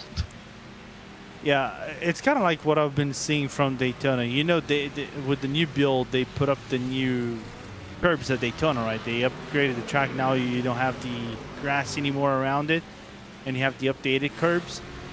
And they have a tire barrier just outside of the exit of the chicane. As you can see, the blown up engine for the RD car. Wow. Yeah, and Andrew Carone's also limping his car back to pit lane. So that there was a sizable bit of drama. That's at least 3 cars that I think have been mixed up in that one. Oh, don't tell me Vince Peters has gone off the track at turn 11 as well. No, he's had an incident at turn 1 this time. Lost about a couple of seconds, but nothing major. 27 seconds is the lead gap as GT4 pit stops. There's a flurry of them. We are about, I guess, at that point where a few of them do owe us trips down pit lane. Still watching the 992s as grid and go. I believe that's the leader working through some traffic. That is Andrew Carone sitting in pit lane getting whatever damage repairs he needs. I want to see the replay of that, man. Because it's kind of like I told about Daytona. They have a tire barrier on the outside of the Le Mans bus stop, Le Mans chicane. I really want to have a RaceSpot camera dedicated to that for how many deaths we'll get. Yeah, no. So meatball for World Sim Racing. They're not going anywhere anytime soon. So don't expect any movement on that camera. Justin Rem's now 1 second clear of Jürgen Frank. He is doing a great job to build the advantage with traffic moving through. We are seeing right now more and more attrition play its part as well. There was a time where our 57 starters, we had only 2 retirements. That time has long passed. M&J Downforce, they've retired in GT3. Team 75 Bernard by SimRC, their second GT4 entry is a retiree. So is Mag Performance, Mark Calver, no word as to why. Arret Esports, I think they are a DNF. And I think Delta Sports Sim Shop rather, might just have joined that list as well as Sean Campbell, your race leader, now 28 seconds good. He's doing exactly what Dino Lombardi was doing, building his gap to the rest of the field. It's kind of, but you know what's kind of funny of Sorcerer Juna is the fact that even though they're still leading, we cannot say they have the race in their hands just because of the rain effect. Yes. Sorry, I was busy trying to look at the forecast. And that could actually, yeah, if it doesn't dissipate, that red band is hitting the track. We're in the yellow band right now. We could have the red band sooner rather than later.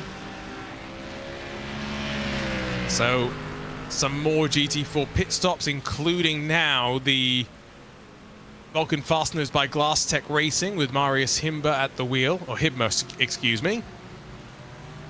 Oliver Wyland has come and gone in the Instinct Mechanic Racing Mercedes. But outside of that, GT4 is relatively split apart right now. There are only a couple of little battles that are developing. One battle that I'm going to keep an eye on is whether BS Plus Competition are going to be able to fight their way into a top 5 finish here, Lorenzo. They are only 12 seconds or so away from TC Esports as David Bosga comes in from second on the road. He's serving a penalty in the penalty box first. But from starting at the back to a top 5 finish, that would be a remarkable way to hit the midway point of the season here in round 3. But yeah, 100%. And it's a team that had a fair share of struggles. We're going to look on the replay what happened to Pentila. So he has a slip and a slide by himself. And then just, so this is after the World Sim Racing cars had his issue. So whatever happened to the WSR car, it's just parked there in the middle of the track. And yeah, Pentila blows his engine. The contact is so hard. That's a 50G impact, for sure. In terms of damage or, cost? I think maybe a bit more for the engine. Oh, no. For the engine, is a 250G impact. That's for sure. Koke Lopez jumps in. Diego Fernandez, 2 hours and 36 minutes in the car. A quite remarkable stint. Put the one mistake aside, a very good stint as well. Onto track as Sean Campbell makes his way down pit lane. David Bosga just leaving pit lane right now. So the penalty served for Bosga is going to drop them a little bit further away from their teammates. And the number 2 firmly in control of proceedings right now as Koke Lopez ventures out onto track for the very first time today. This is where he's got to get up to speed relatively quickly. He's got a 992 car right up to speed, closing behind him. Yeah, which is the Sim Race Sweden car behind. But it's good to see also, talking about Koke, it's kind of like, if you go on the topic of, him being a top-tier driver for GT World Tour. That's Caruana, by the way. Has his little off at turn 11, but I guess that could have been a little bit worse. And this is what I guess Vince Peters was unfortunately struggling with at turn 1, already unsettled. And then as the car goes right, goes a bit too far right. Yeah.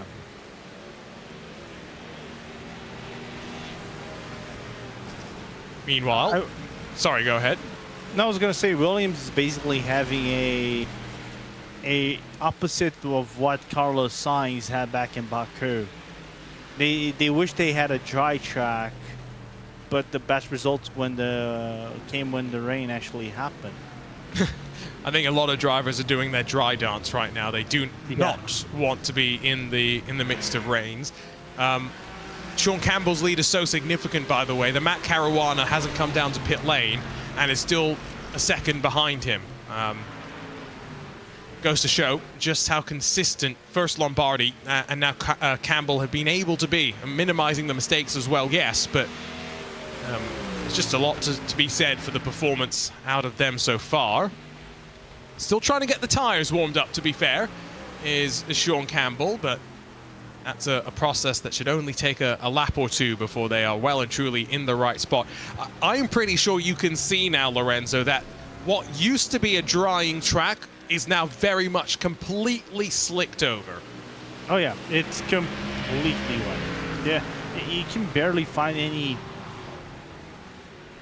dry spots of sorts.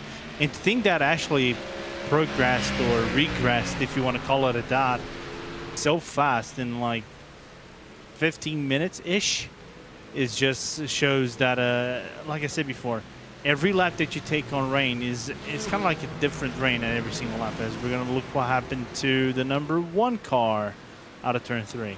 So this is David Bosga, who's lost just a bit more time. Already had given up a bunch of time with a penalty being served on the most recent pit stop. That just adds to the injury being felt. Campbell taking his time to get up to speed, not forcing the issue. Remember, Caruana behind also has no fuel really left in the car. Will be as light as can be. Oh, but very, very close under the brakes.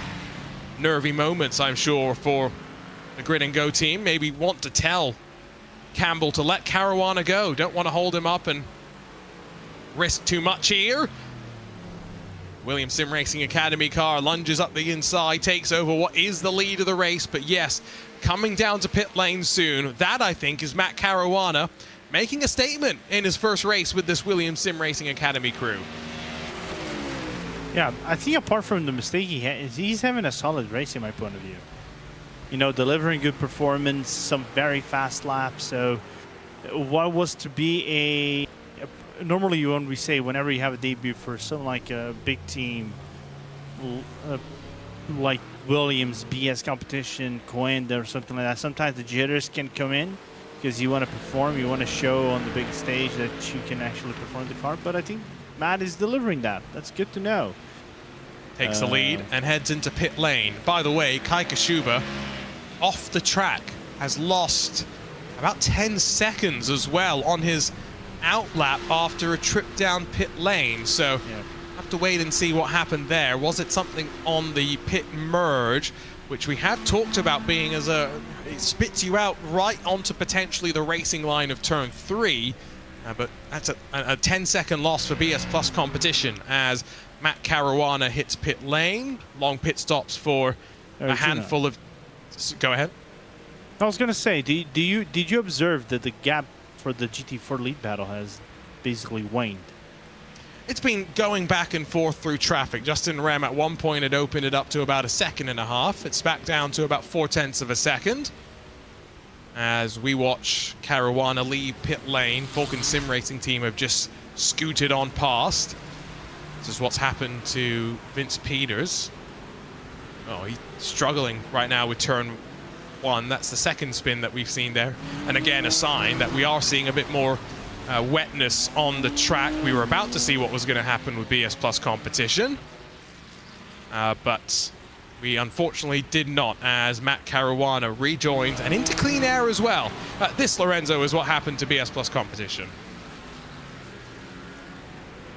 Ideal. And so, yeah, the merge back onto the racing line. Unfortunately, the GT4 car washes out. GT3 car tries to cut down.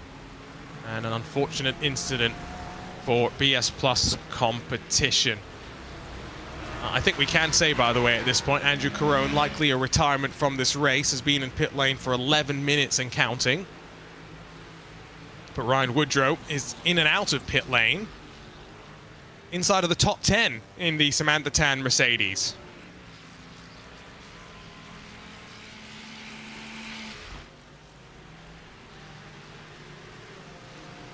Meanwhile, still watching the Williams Sim Racing Academy car, third place, and with plenty of no man's land both in front and behind. Your fight for the GT4 lead, as Lorenzo called out, down to 0.3 of a second. I wonder how much traffic actually played an effect over here. I know it plays from time to time, but I wonder how much in this one, because we know that Jürgen actually had a very good second half of the stint against Justin. It's just, I think this time, because we haven't seen it, I wonder how much that could have been translated to traffic alone, as the overall leader just patiently waits for his moment to go through everybody. And remember, this is where the lead changed hands. Rem went wide through traffic, and door was open for Jürgen to just pull himself alongside and power through. Not expecting it to be a move unless there is traffic assistance. Here's a look at, I'm going to guess, another incident down to turn 11 as, a 992 car is going to try and follow the GT3 car and pushes their way just into the gravel at the end of the day. I get the sneaking suspicion that fast Now, fast lane RT, yes, the Lamborghini did exactly the same in terms of the wiggle onto the AstroTurf. Does it stay out of the gravel? Nope. Not really, but doesn't spin around at the least.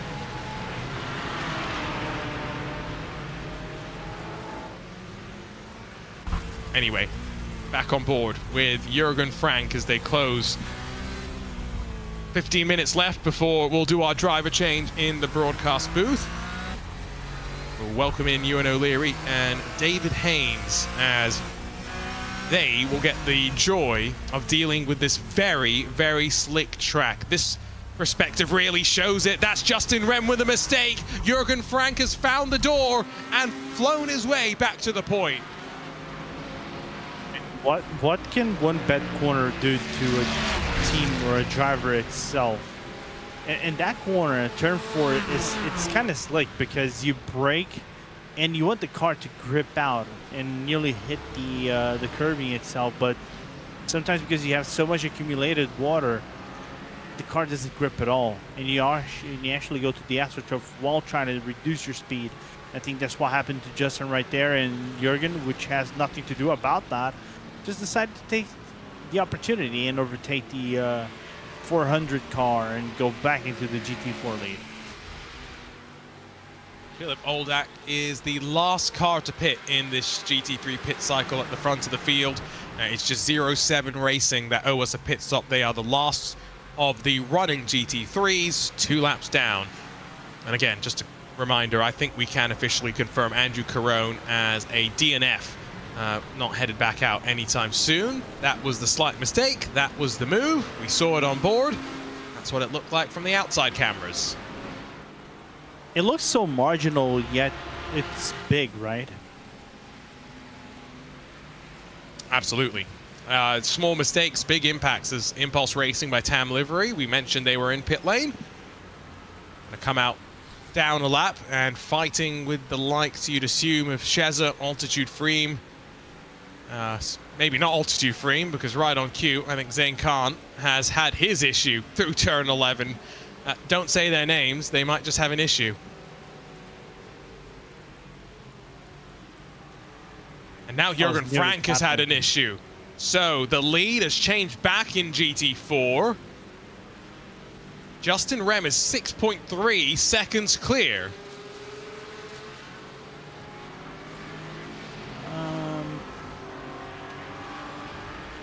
So big shakeup once again. As just after the lead changed hands, it changes back again. And now you can see a 992 Cup car trying to pass some of the GT4 traffic. That's a Ford Mustang. That's a lap down, should be noted, I think, for Impulse Racing. Because again, we were talking about this earlier, Lorenzo. These top 2 have pulled such a gap on the rest of the field. They are 90 seconds clear of anyone behind. And oh, so the 992 Porsche not only tags the leader, it then gets rear-ended by its teammate in the lower class. So it has had a meaningful impact on the lead of this race. That was very awkward. Like, very, very awkward. Absolutely, very awkward indeed. Fight for 7th. Wizards Esports passed by Williams Sim Racing Academy, who go around the outside. Vince Peters trying to atone for his, I think now, either triple or quadruple spins that he's had in the stint. Doesn't get the move done, has to concede once more as through the final corner. Can the 986 keep it on the track? Just about. And now a line starting to develop once again. So it does look as though, Lorenzo, it's starting to dry up, although Vince Peters almost overcommits on the brakes and now gets hit from behind as the Fast Repair 903 rams into the back bumper. I wonder what's going through Peter's mind. It's kind of like, is he going like, please let this stint end for, I'm not gonna say the rest, but you get the idea, right, Arjuna? I wonder how frustrated that can be for one driver to have such a sequence of mistakes, right, in a race. There's the BAM. That little secondary contact. As, another bit of contact between the two of them. This time with Javier Berenguel already in front. They're still alongside as they shuffle in towards the final sector of the lap. And once again, Peter's pushed out wide. Oh, and he'll go for another half spin. Pulls it into reverse, gets out of the way, but it's been frustrating, Lorenzo. No doubt about that.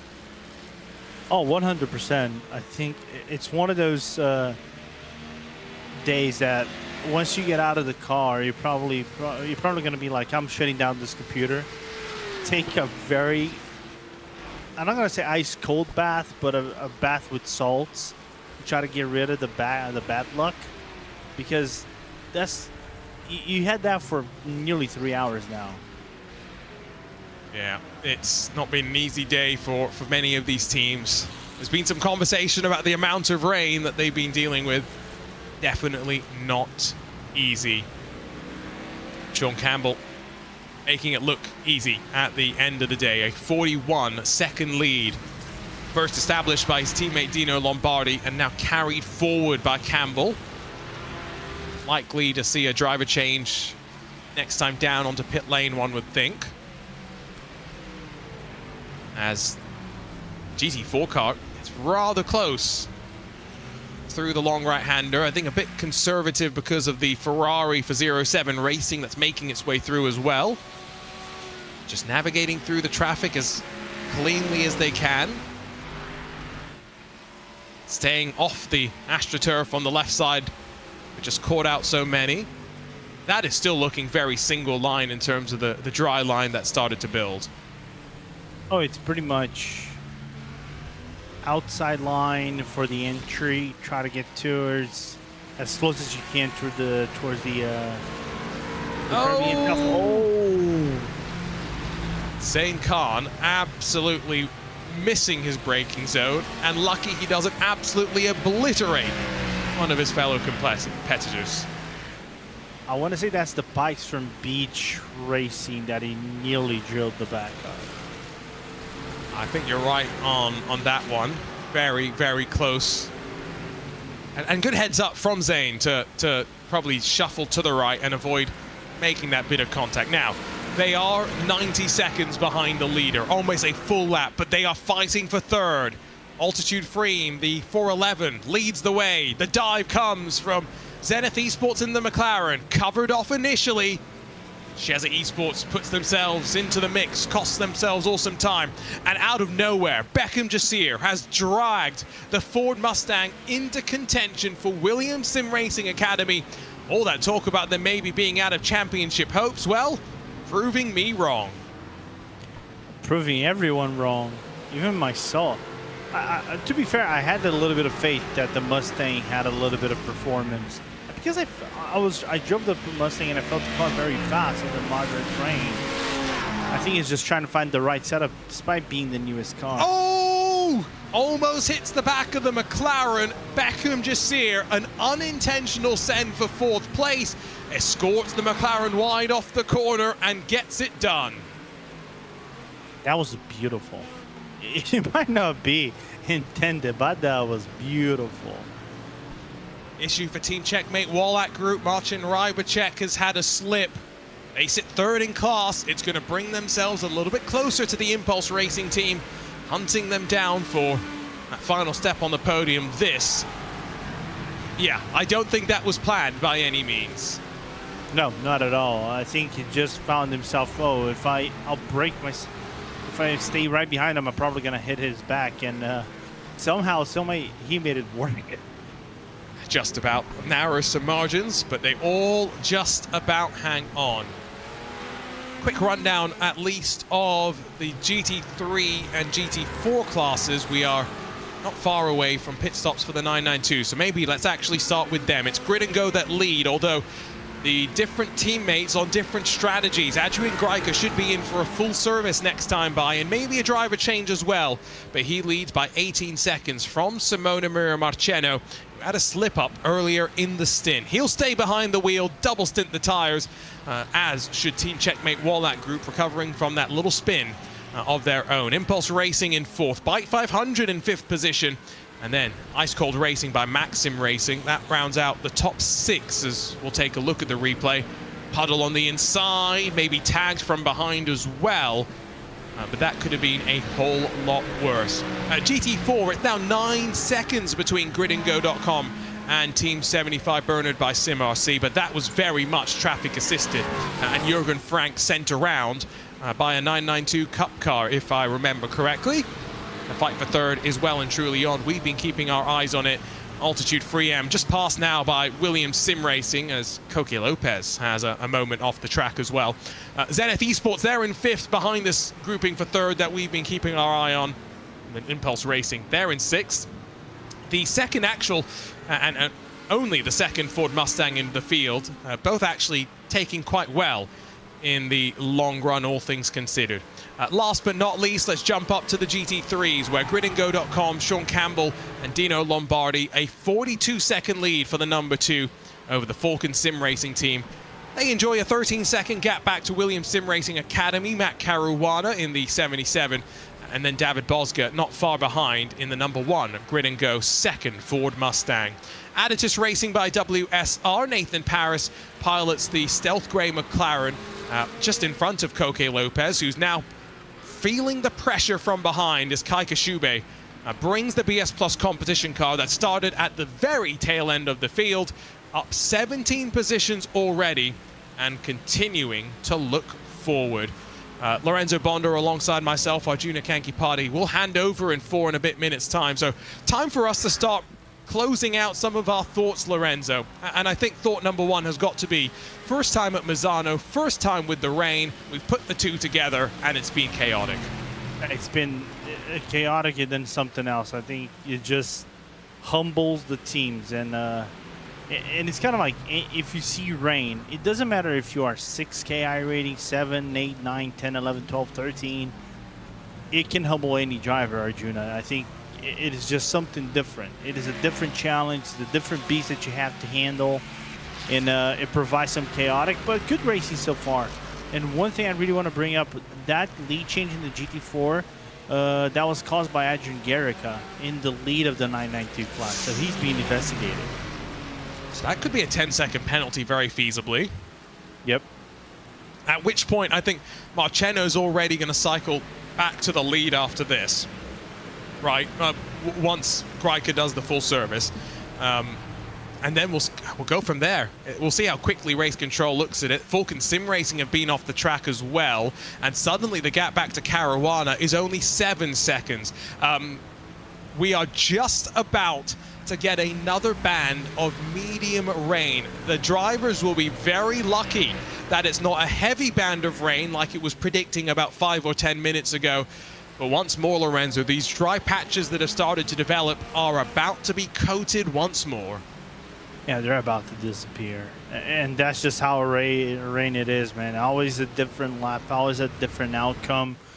One lap can be faster, it's going to be faster than the other because just how clean the track is. This is why I like rain. It neutralizes things. It basically makes the true deciding factor is the driver.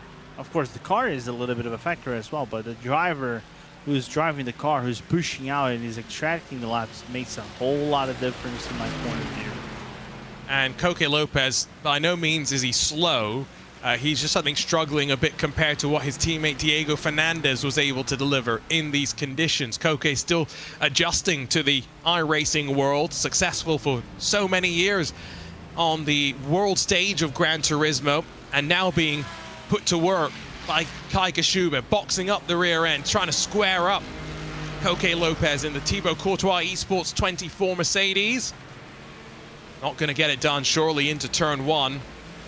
The move seemingly coming sooner rather than later. Fun fight, that's for sure, but Lorenzo, what was your prediction for GT3 again? I've already forgot. The last 3 hours. Was it Grid and Go? Yeah, we're going to go. Well, that's going to, I think, turn out to be a rather simple guess. Here comes the move. Is it going to be down to turn 4? Out of Variante del Parco, Kai Kashube slips up the inside, then overcommits on the brakes and opens the door for Lopez to slip himself back through. Yeah, I was just going to bring up one topic about Koke is like seeing these guys coming from other sims, right, and being very fast. Like we saw Kevin City doing that in iRacing, coming from R Factor. Here comes Simone Kashuba. Back up the inside. Sorry, Lorenzo through turn 8. Can he get it done without overcommitting this time? Yes, gets it done. Yeah, gets it done. But coming back again, just really quickly before we close our broadcast, it's like good to see these guys coming from other sims and trying to be successful in iRacing, using it as another platform. Koki's another example. Simone's one example. Siggy's another example. We have so many nowadays who are coming and being able to fast, not just in one sim, but multiple sims are very fast, no matter which situation they are thrown in. Well, and on that note, I think it's time for us to start wrapping things up indeed here and get ready for our driver change. What an electric first 30 minutes we had.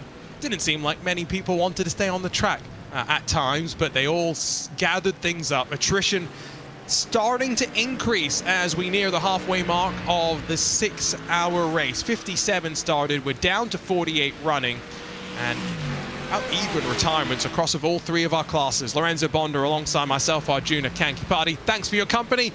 Let's throw it over to Ewan O'Leary, David Haynes here in the Cube Control 6 hours of Misano. Thanks very much, Arjuna. Final 3 hours of myself and David coming up for you live on RaceSpotTV this afternoon, and what a finish to this race it's going to be. Very, very difficult conditions. It has not got any easier over the course of the next 3 hours, and based on that weather report that we just received there, it's not going to get any easier before the finish either. Going to be quite something. Pit stops are just about to cycle through again, by the way, in the 992 Cup class, so we'll try and keep on top of those for you. Bike 500, 999 in the pit lane at the moment. Ivan Lenderoso, you can see on the right hand side, just coming to a stop in his box, and this is the battle for 6th place. You can see as well they won't be far from stopping, and all 3 classes involved in a 3-wide moment to introduce us down in towards turn 14. Good afternoon, David. It's good to be alongside you. I mean, this is a very, very difficult race as far as conditions are concerned, and not what you'd expect when you travel to Italy either, but here we are, 6 hours of survival it seems to be. Yes, long time no see, Ewan. I haven't seen you in a week. In much drier conditions then. Yeah, super, super wet, obviously. I've got a rain gauge out, and it gives me a rain intensity number, which is currently at 64%, which would suggest that if we had a typhoon, it would only be raining slightly more than it is now.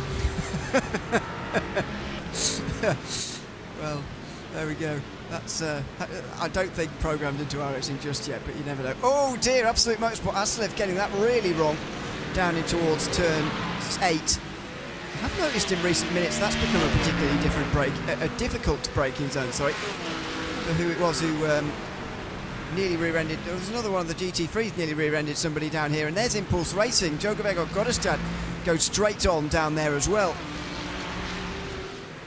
Khan, wasn't it, in the Altitude Frame Esports number 12 that went straight on there a couple of months ago. Not sure what it is about that braking zone, but yeah, well, I've got an idea. It seems to be getting worse. You know, I love, you know, a niche fact or a little bit of history, and when you look at old satellite photos of this area and the multiple times that it's been redeveloped into the current circuit, there used to be a bit of a, I want to say a river, a bit of a creek across the racetrack here, and it's been sort of trenched and relocated and moved, but I suspect the way that the circuit is, a bit of water might tend to pool in that area first, and so that it rather than just sort of raining heavily on the racetrack, kind of running off, it's pooling a bit down that end. So it's not a bad theory at this circuit. It's not the hilliest place in the world either, so it's quite hard to run away down the hill or whatever. It's pretty flat around here, so it can't be helping either. It's adding to the difficulty. As I was saying, we just heard that the forecast is for rain to intensify as well in the next couple of moments. 9:01, Gnoso Tastelen is just into the race-leading Cup car. There he is, in fact, right on cue, pulling into his pit box. Oh dear, stops awkwardly in the box. Oh dear, this is going to be awkward, isn't it? And he reverses initially and has to tow. Now, is that going to be an actual... Oh no, he's back So again. sometimes that happens with the driver change. It looks like they've towed, but the car sort of blinks once as the driver changes over. I see that quite common in driver changes. But yeah, that is... The only reason I mentioned... Sorry. The only reason why I said it is because he's now dropped a lap compared to where he was. Oh, he's just come back to where he is, so you're probably right. Yeah, I wonder what the limit on the angle to get service is, because that is... Yeah, sometimes you go into town and the parking's 45 degrees to the curb. That was, I'd argue more than 45 degrees actually. That was very, very sideways.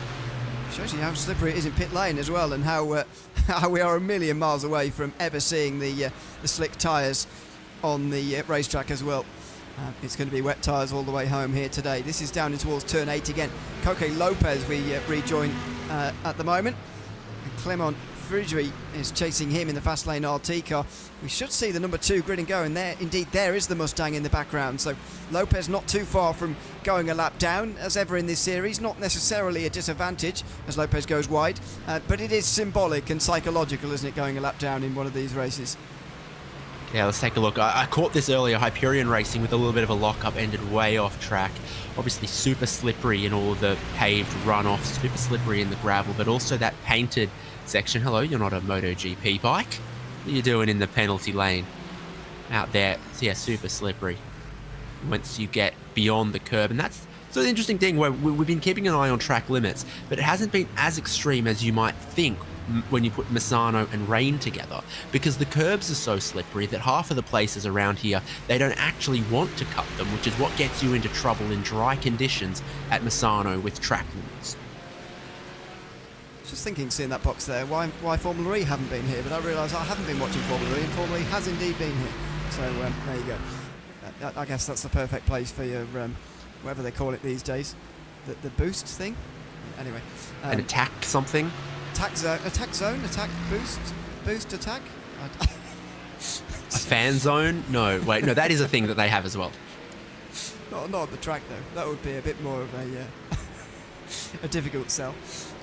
But there you go. Anyway, this is the battle for 6th place in 992. Not all the stops have happened here, by the way, so the order's a bit weird. But these two are on the same strategy. Max Engstrom and Javier Berenguel currently battling for 6th place. Yeah, been a while since either have last been in the lane. They are currently a long way away from anything that resembles personal best pace. My rain gauge has moved from 65% intensity to 59% intensity of rain. Thankfully, it's not blowing in sideways with a wind speed of just 2 kilometers an hour. It's all falling vertically. Get yourself a big Porsche Motorsport umbrella and you'll be okay on pit lane. Yeah, where's the traction? It's not there, kicking the tail out sideways. You get the feeling that well, I would have thought anyway at the start of the day, Porsche Cup car might actually be the worst car to have in these kind of conditions with its lack of assists in relation to the GT3 and GT4s, but it's turned out this afternoon that it's been quite difficult for everybody here today. I like the Cup car because it's got big wide tyres and the weight's over the rear axle. You are already used to driving it with a very significant brake bias away from the front, so you know what it's doing when you're driving it as well. It tells you, it lets you know, and so when you feel out these conditions, you absolutely know where the grip is and what's happening, whereas in that way you might be just a little ignorant to it until it bites you with too much traction control. Yeah, no, it's true.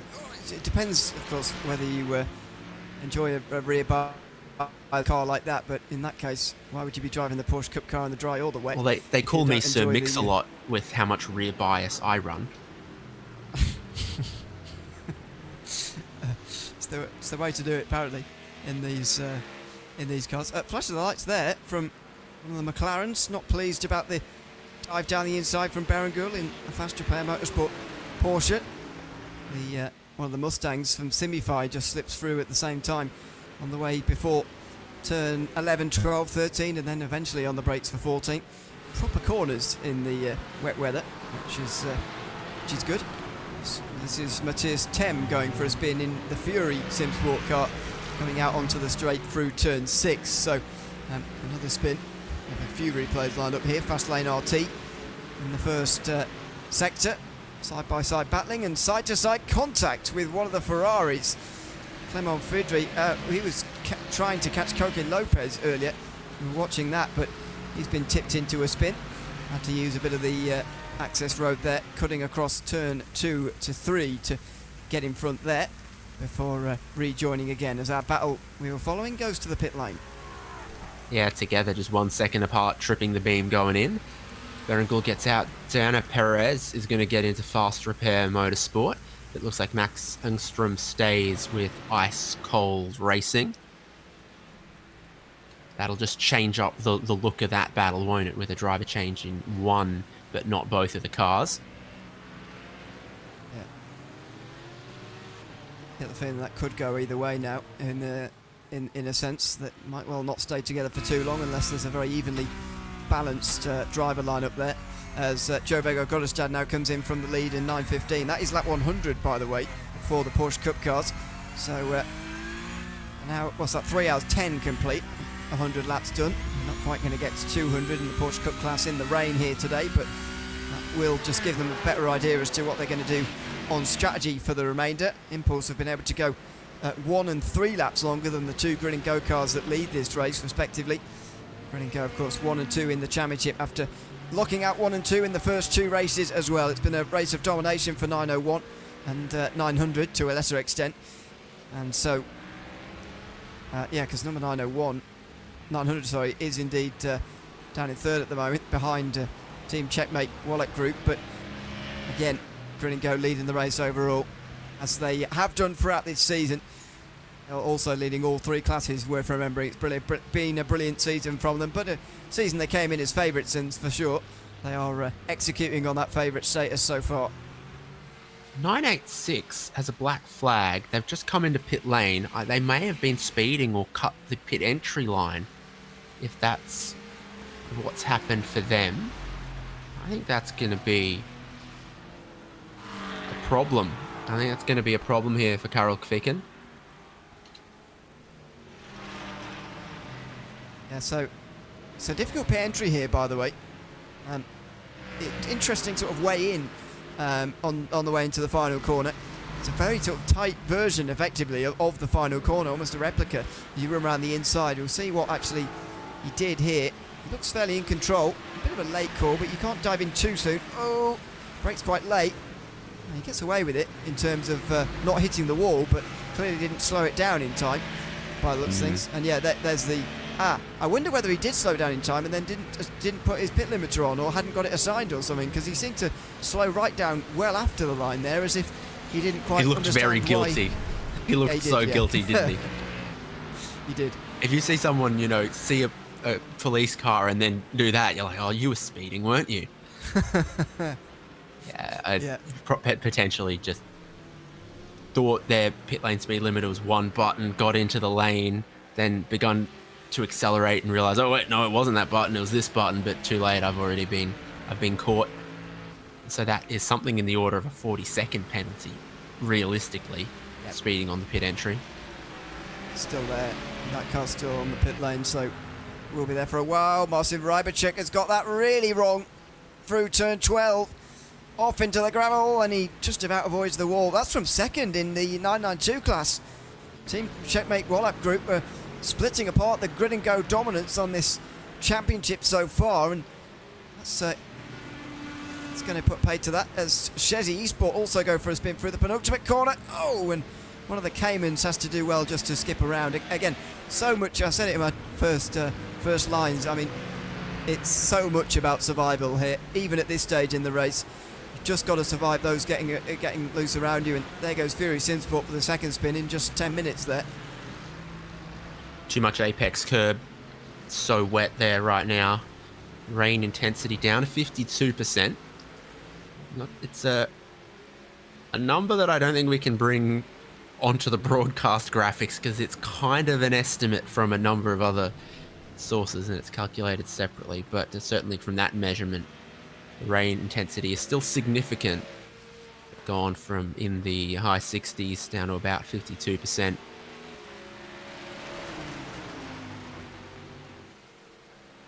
Change for 6th place in 992, by the way, as we follow the battle for 3rd in GT3.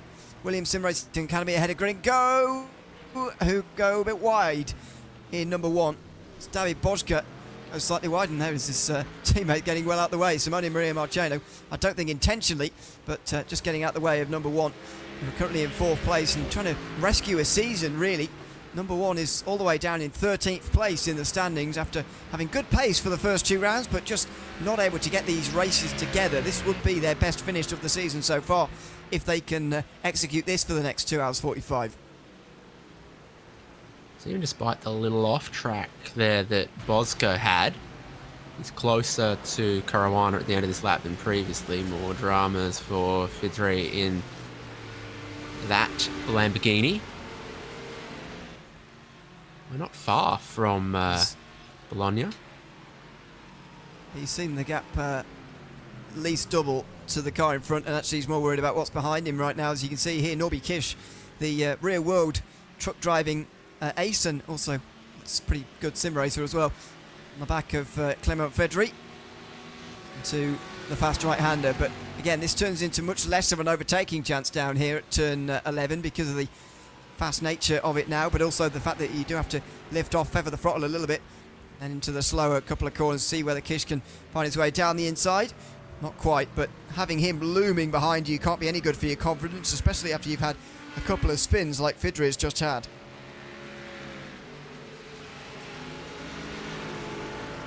Yeah, this will get perhaps a little touch and go. I'm not sure you can do a whole lot to defend it in these weather conditions if you're already walking your own tightrope.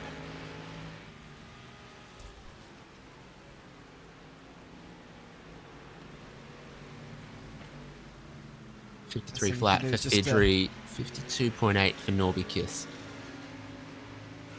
Yeah, best thing you can do is just run your own race at this point, and maybe even just let Kish go, to be honest, in the Mustang. But racing drivers don't often think like that, so see whether they decide to let him go or not at this stage in the race through turn 7, or turn 6 rather. Kish will try and get the exit here. It's a better overtaking chance in the rain down here at turn 8 than what it is in the dry. See the shiny surface on the inside where the drier patches are not. He has a look, but goes deep into the turn. He's missing the normal racing line along with Fidri. Now into the hairpin at turn 9 and 10. He is going to stab it down the inside. So tight line on the inside. Fidri will have a good run round here and a good exit as well. This is the problem. And also, as you mentioned, just for your own sort of confidence, it's better to run your own line, run your own race, as it were. But also, it does make it quite a lot more difficult for the driver behind you to pass as well. It almost feels like staying on the racing line is the best form of defence here.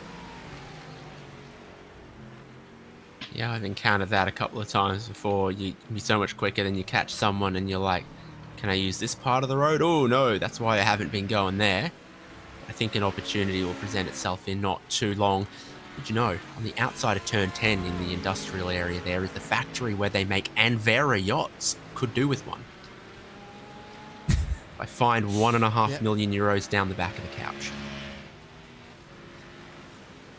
I found some money behind my desk the other day, but it wasn't a 1.5 million. Enough for a sausage roll? Oh yeah, I could have a sausage roll with the money. Yeah, that'd be nice. I didn't. It's the small victories. Small victories, Ewan. Yep. See, if I find enough money, you know, on different occasions, then maybe I'll make it there. Oscar's gone ahead here, hasn't he? Yeah, he has. So number 1 up into 3rd place. Then Matt Caruana in the Williams Sim Racing Academy car has been displaced. So that seemed to have been coming, but it was hard to see where Boschke was actually going to make the move. But clearly he has now.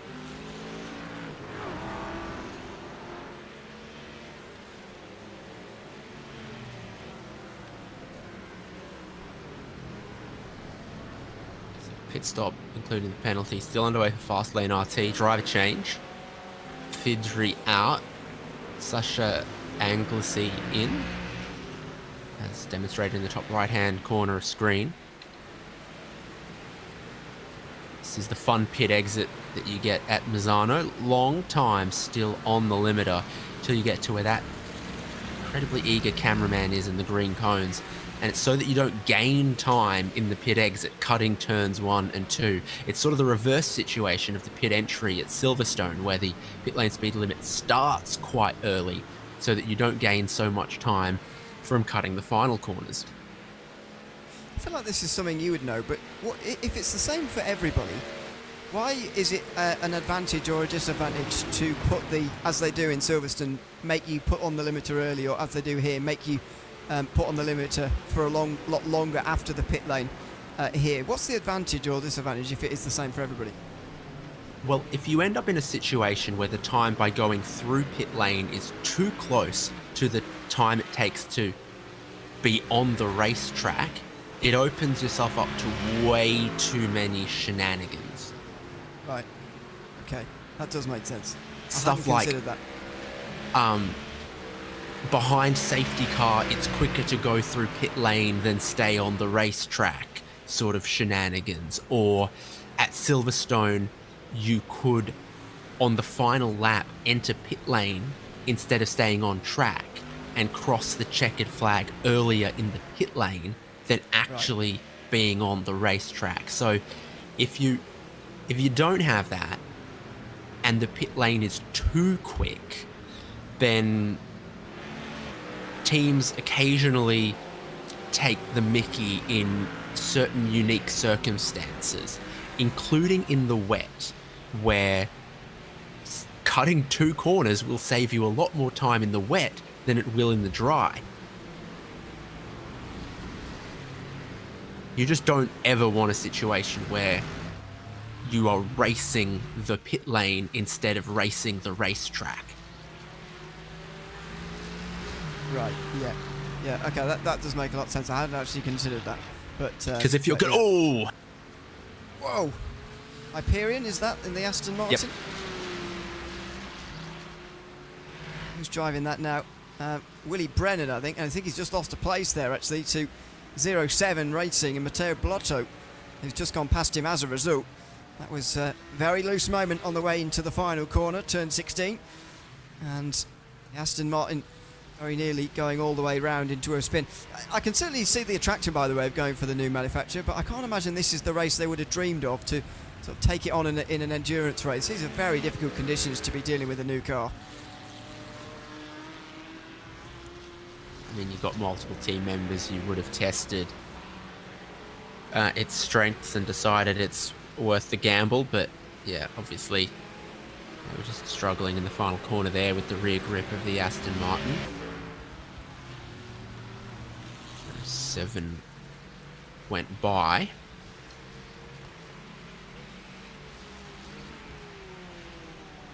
That pit stop, by the way, for Jome Damas's Torres was one from the top 5 in GT4, and that's a couple of laps, a few laps actually longer than what the leaders have been able to do so far.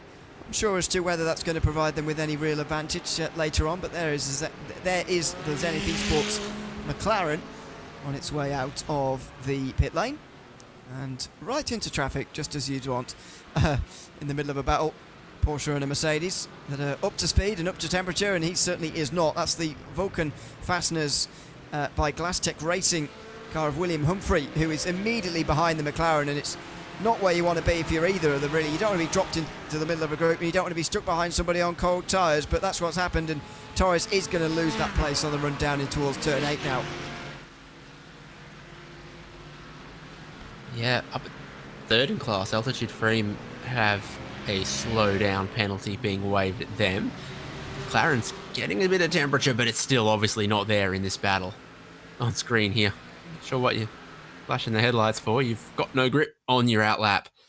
This is, look, is it just going to touch the curb on the way in? It's the curb on the outside on the way into the corner that becomes Willie Brennan's undoing. Not sure it's the Aston Martin's fault. No, true. Probably the curb's fault more.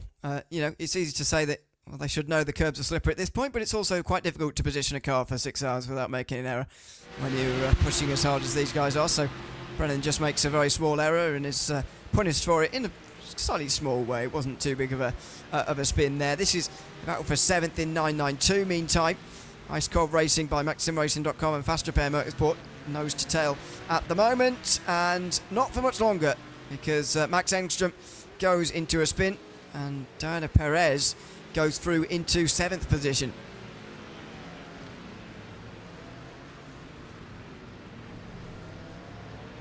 Oh, bad to worse, running wide onto the wet curb.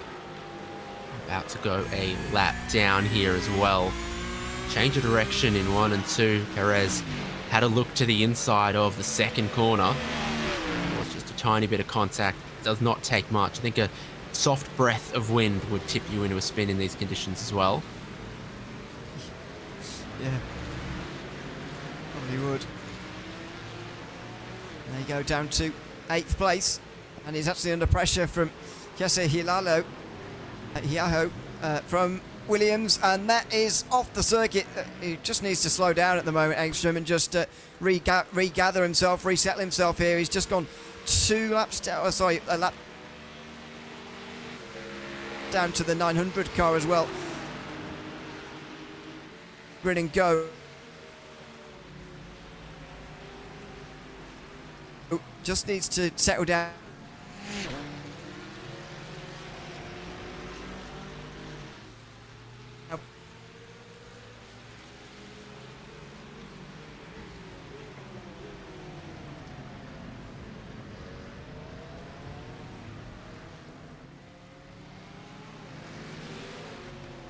This is just a couple of laps down. Sorry for dropping out there, by the way. A couple of laps down for 11th place. Justin van der Linden and Ryan Fritz. Ewan O'Leary got wet and Esports short-circuited. World of Racing.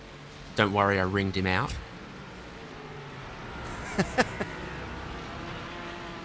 Can't get out of work that easily, Ewan.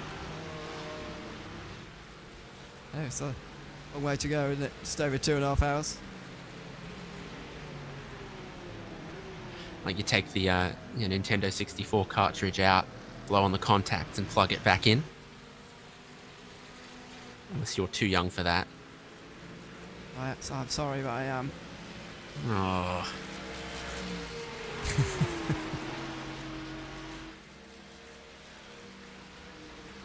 Rain intensity still hanging around in the 50s.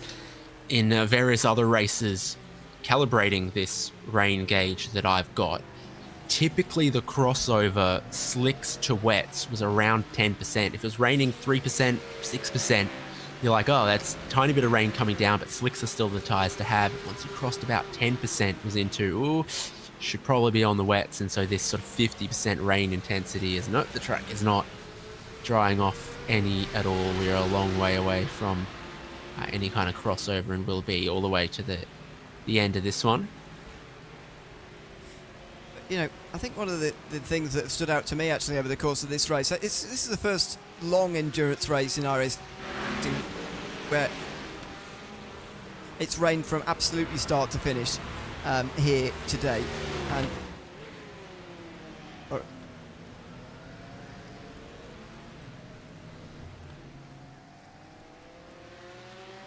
least we're presuming it will do. The difference in intensity and the way that intensity has changed, so on. Oh, dramas there. Oh, they're going to come together in turn 8.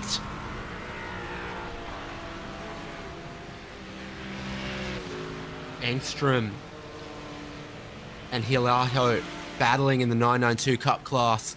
Car on the inside, off the proper racing line, into the slippery stuff, looking for the move, locks the rears. It's one into the other, and they both bowl off wide. Looking at the replay again here now. Good slipstream, good run through the kink of 7 to the braking zone of turn 8. Oh, it's the curb again, and the tyres are all locked from 100 meters before the corner. At that point, you're ice skating, you're cross-country skiing, your 10-pin bowling, Yeah. curling even. It's yeah, well, it's so a big impact. There is the conditions, by the way. 22 degrees Celsius on the racetrack, but the moisture much more of a concern at the moment. Just approaching 3 o'clock in the afternoon on today's date, so shouldn't be getting dark before the finish at 5:30 in Sim tonight. As further up the front, Shezzy Esports come into pit lane number 90, so stop happening there. And these guys have regathered themselves. So Fast Repair Motorsport Williams Sim Racing Academy will continue on. Not quite on the same strategy, but they're at least don't owe us a pit stop for the moment, so we'll continue their fight for 7th. So, by the looks of things, Havu might have also gotten through. No. Well, Engstrom was off the road. Yaho, we're right on board with behind Diana Perez. Yeah, Havu are definitely 6th. Max Engstrom was holding that 6th place when we came to air, or at least just before we did, half an hour ago. So yes, I think that is a change, and so Havu have done well actually to get clear of this, because if they got stuck with these guys, then they'd be drawn into a battle as well. But they've managed to get clear of it, and they're now 8 seconds up the road, 7.5 seconds up the road from these two.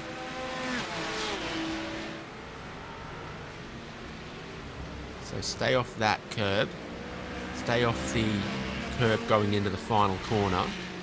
Stay off the curbs on the outside in that tightening sequence of corners at 12, 13 and 14.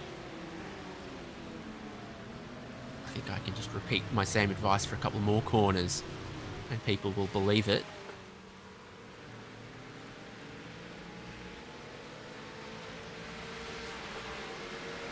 Number 44 in from 2nd, Jonas Rutten, to cut away from the battle we're seeing at the moment. That's not the longest stint in the world, but it will do. 114 laps complete in this race for 44 as it tries to chase down the race leader. And the guys on your screen battle with one of the Caymans, flashing its lights furiously, because Diana Perez there cut right in front of that GT4 driver in order to stay in 7th, and it did work for the Fast Repair driver, but maybe less so for the driver of that Cayman.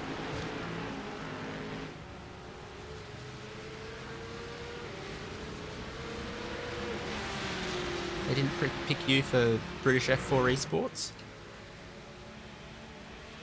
No. Okay. I believe Diana Perez is doing that with Red Bull Sim Racing. That's the social media I've been consuming. It's been in my feed. So this is somehow wetter than the UK was. Yeah, I know. Donington.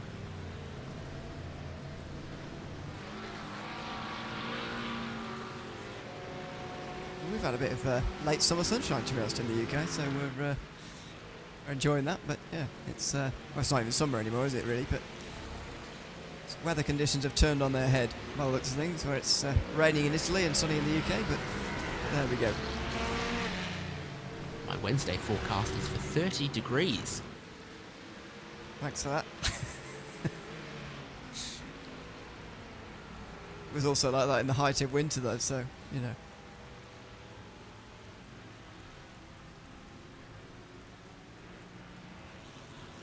There's Dino Lombardi, who pits for 32 seconds. Don't be alarmed by these short pit stop times. We'll remind you, of course, that this series has a limit on the amount of fuel you can put in compared to the normal fuel amount. So it's not a concern that that's 32 seconds of a pit stop. It's slightly shorter. There's less fuel to put in anyway. As Lombardi heads back out onto the circuit now, 2 hours 27. I wonder whether he'll be going to the end or whether Sean Campbell's got another burst in him before the end.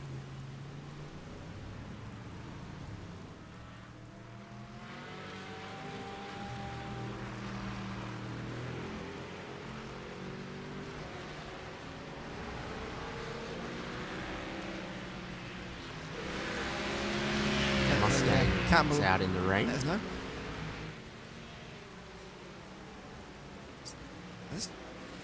This is still Norby Kish. Yeah, it is number 90. Well, Perez has gone wide through 2 in that battle in the 992 Cup class. So as the GT3s are coming through, it creates an opportunity here.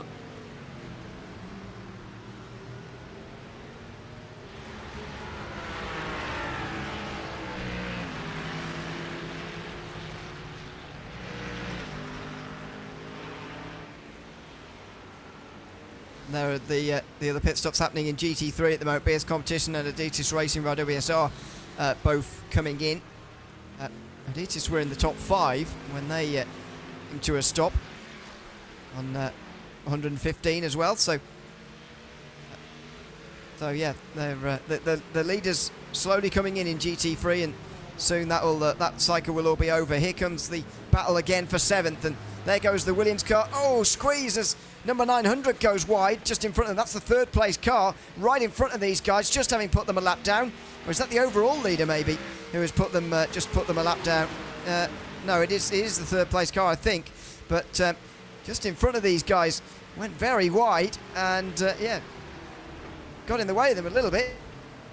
But Fast Repair Motorsport again staying in front.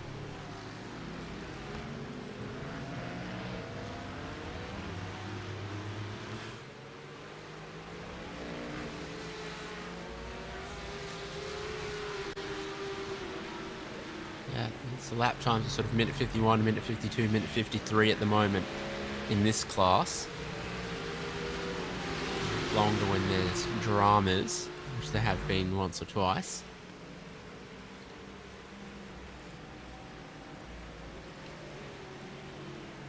It's minute 50s for GT3. So yeah, these current conditions, they're only sort of 2-3 seconds quicker than those Cup cars. In the dry, I feel like the GT3s would be much quicker with some of the sort of medium speed corners around here. You think about like turns 1 and 2, GT3s could eat up a lot of time through there, really get a lot deeper on the brakes into places like turn 14, and somehow, I'll whisper it quietly, but is it because GT3s are on Pirelli tyres and the 992 Cup cars are on Michelin's, and Michelin makes good wet tyres? Controversial statement. Oh, now Perez wide. We're going to get side by side here, but it's the good line.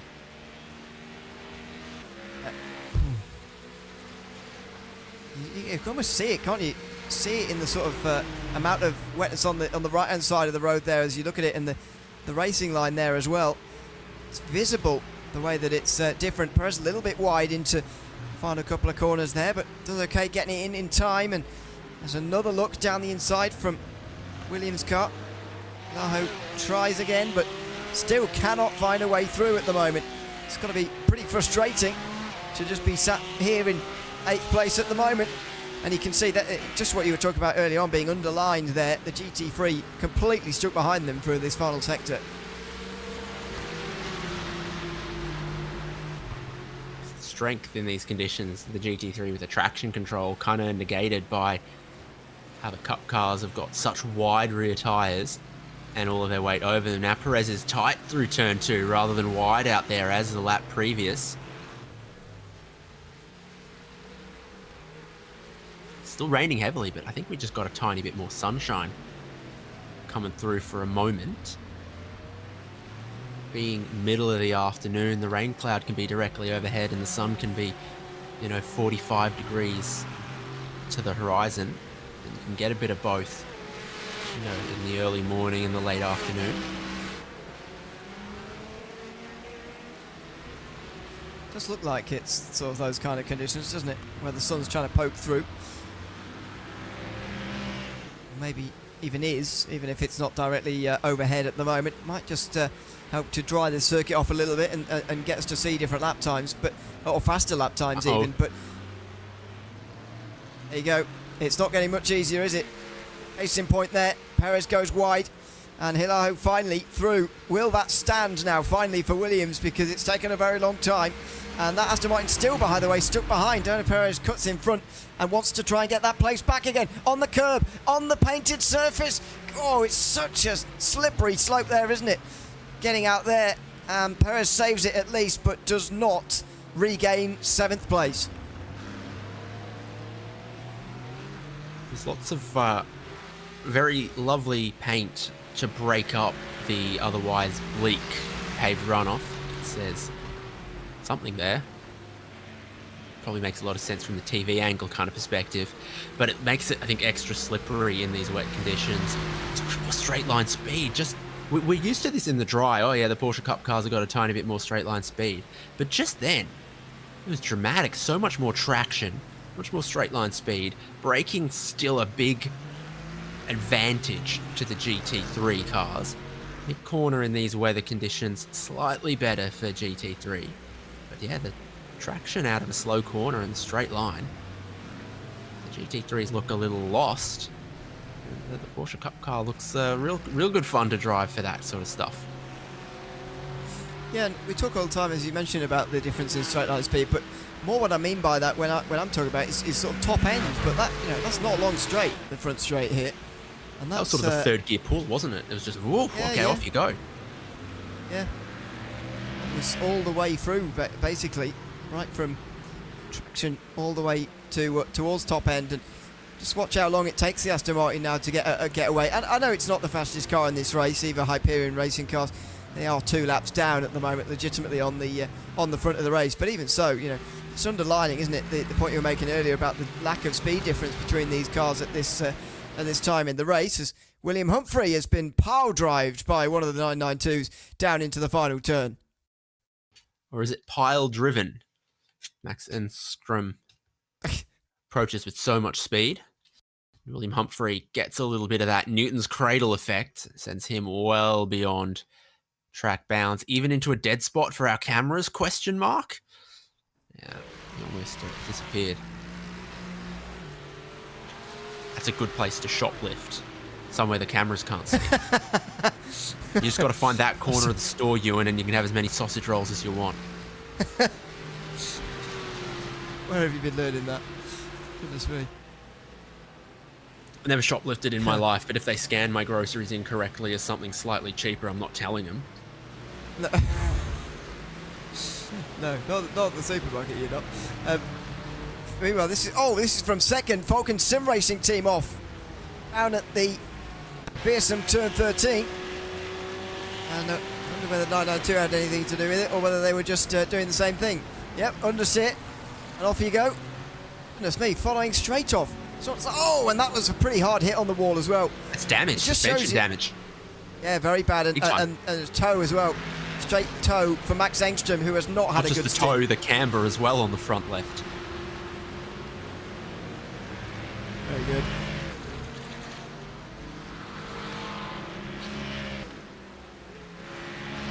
The ride height. You think the gravel would do a job of slowing you from hitting the wall down there, but it didn't really, did it? He went in pretty hard there. Yeah, sure did. Even in the dry, it's such an interesting sequence of corners out there, because you've got the back straight, turn 11, easy flat out, turn 12, pretty easy flat out, but then turn 13, bit of a kink, and then into tight turn 14. But you just get a little off the line, and then the track just leaves you out adrift and passes you by. Of course, the Autostrada Adriatico is on the other side of the sound barrier there. Is that the motorway? Yes, I'm guessing. that is what Autostrada means, but you already knew that. You're worldly. Fluent Italian than I have, of course. I taught you the Italian for lazy river ride. Yes. Do you remember it? Fume Vento? Something like that? Fiume Lento is the lazy river ride. Just means slow river. And they've got one at the water park just down the road. We've got our own sort of water slides, I think, in action. There's a few cars that wish they had a rubber ring around them. Huh. Oh, it's Diego Fernandez now. I was going to say it's Coco Lopez, but that's a recent driver change actually. So 5 laps to go only. 24 went in for a driver change. They're still 7th. Ever increasing gaps of BS competition now, who in the last hour have taken ownership of that position. Here's number 1. Not their first spin of the season, not their first spin of today. Johan Royer loses 3rd with this spin. Now he's driving the wrong way. You can't do that for too long, otherwise you get booted. But you needed to find like a traction control disconnect, but that was really tough to get the car around it. The spin cost half a second, getting it turned back the other way, reversing the curse took like 10 seconds there. Had to be very careful of the traffic. Again, if you just drive straight backwards on the racetrack for anything more than about 50 meters, you can get straight up DQ'd and kicked from the server. It's a very harsh thing that iRacing does to try to very proactively prevent trolls basically in official service, but it can apply also to league races and hosted races. Yeah. I mean, there is a way as well, by the way, to quite quickly turn your traction control off, but it is a bit fiddly depending on the way you've got iRacing set up at your home. You'd have to have lots of buttons on your steering wheel. And can you think of any company that sells steering wheels that have got lots of buttons? Like a type of control that could maybe be like a square but 3D? A keyboard? I'm trying to set you up here, man. It's the Cube Controls 6 hours of Misano. I was always going to miss that open goal. Not a very technical guy. I know. I should be more commercially. What's the word for it? Commercially. You've got to look savvy. after your partners and sponsors. Exactly. Yeah. That's the phrase I'm looking for. So I missed the yeah. golden chance there. I'm on the website, Ewan. If I find enough change, I'll get one of these. I'll certainly, before I can afford the yacht, I can get myself a GT Pro V2 steering wheel. So this is, of course, the Cube Control 6 hours of Misano. Round 3 of the 24H Series Esports Championship in 2025. There's Gunnaso Tastellan, still leads in 9.92. Last period, lap 97. He's currently doing lap 120. So I'd imagine there isn't too much. Well, sorry, the Cup cars can go quite a long way, actually, can't they? So that he will be able to go for a bit more of this race, you'd imagine. Nearly 40 seconds in the lead, but even that kind of a gap is not safe at this time in the race with such a long way to go and such a competent row of teams behind. Marcin Rybachuk is next for Team Checkmate Wallet Group as well. And then, of course, your teammates. But then Impulse Racing also on the lead lap as well. A high-class Porsche Cup field currently chasing Gunnaso Tastellan and his current comfortable lead. But can he bring it home? Still just over 2 hours for him to do exactly that and for him to just survive in these conditions once again. Even getting past the GT4 traffic and perhaps GT3 traffic as well, but just struggling to make its way through just in front. And there is the lead battle in GT4, Justin Rem, just in front of Jürgen Frank. Two greats of the GT4 game, just 5 seconds apart at the moment with just over 2 hours left of this race. Check the lap times over the line. Rame with a 157.2, Frank with a 156.6. Nice little 0.6 of a second on the last lap for Jürgen Frank. Team 75 down hard by SimRC. Now, Jürgen Frank has the flag of Germany. Good. Dustin Rame has the flag of Antarctica. So this is a bit wet for Antarctica. The rain is liquid. I mean, he's not a scientist. I think he's American, but I don't know why he's gone for Antarctica as his flag name suddenly. It is a cool looking flag. Is it the Antarctica flag? It's blue and then the outline of Antarctica in white. Like if you were looking from Earth from above the South Pole. It's no Seychelles or something, is it? Seychelles is a good flag. Yeah. New Zealand had a referendum on changing their national flag a number of years ago, and some options were put forward, one of which was the laser kiwi. So it involves the kiwi bird shooting lasers out of its eyes. Why am I not surprised? As far as that one didn't Fortunately, win. that didn't get up. Yeah, people use it like sort of ironically, and it was, yeah, good flag. Be straight down there in the morning voting for that, by the way. If I was New Zealand. Even though it wasn't adopted, it does have its own Wikipedia article, such was its popularity. The designer, Luca Gray, did put forward what he thought the laser meant.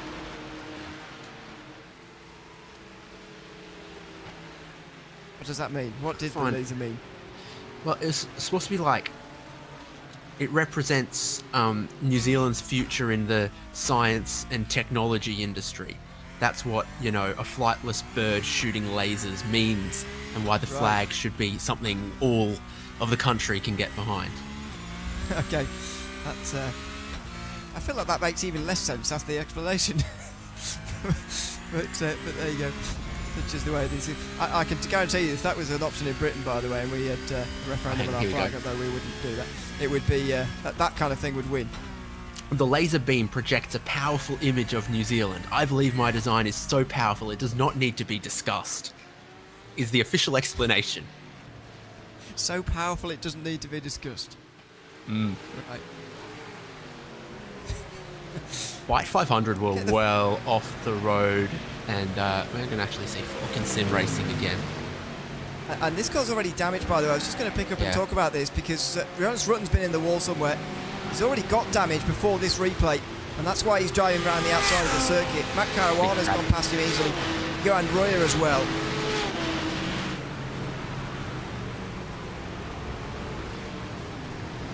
Van Lenderoso has been off this lap. Oh my goodness, grid and go.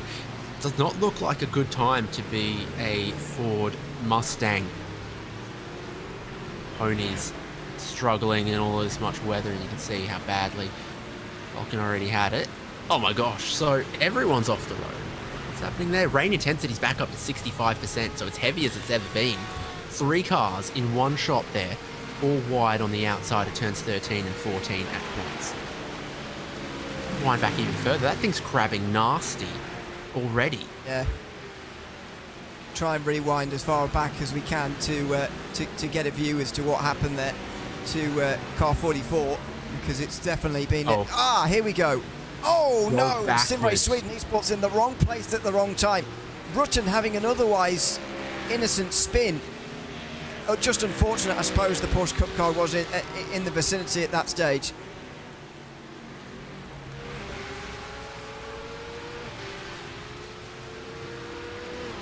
So it wasn't contact with the wall anywhere, it was a spin. The next car that came along couldn't anticipate where the Falcon Sim Racing Team car was going to roll.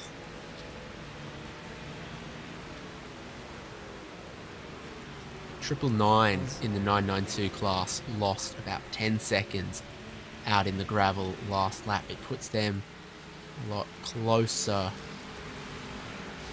to Havu, Fast Repair and Williams Sim Racing.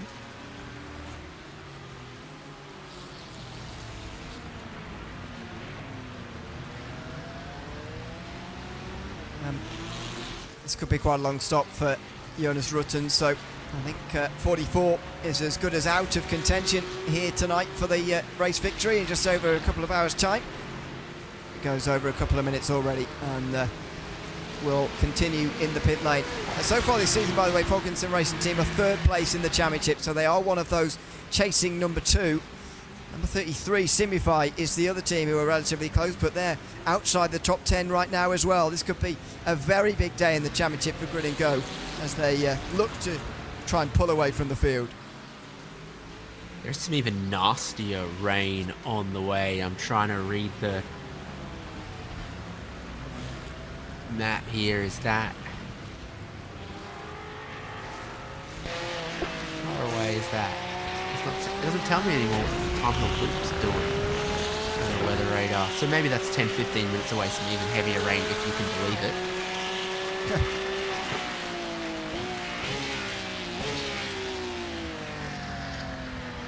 Goes wide, the last car on the lead lap actually, I think this is. Oh sorry, the first car 1 lap down, Ivan Lender also. Just getting passed by 07 Racing. It's Flag of Lorenzo Argentina, Castellani another now. great flag. It's got a sun in the middle with a smiley face. Is it the only flag with a smiley face on it? No, Uruguay as well have. Of course. I'm going to butcher this while a Spanish producer is listening to us. Sol de Mayo? Sol de Mayo? We need help.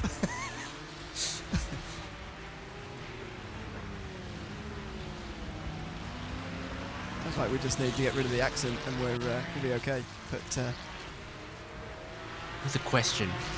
Is how far do you lean into the accent to try to pronounce something in a language that you don't really speak?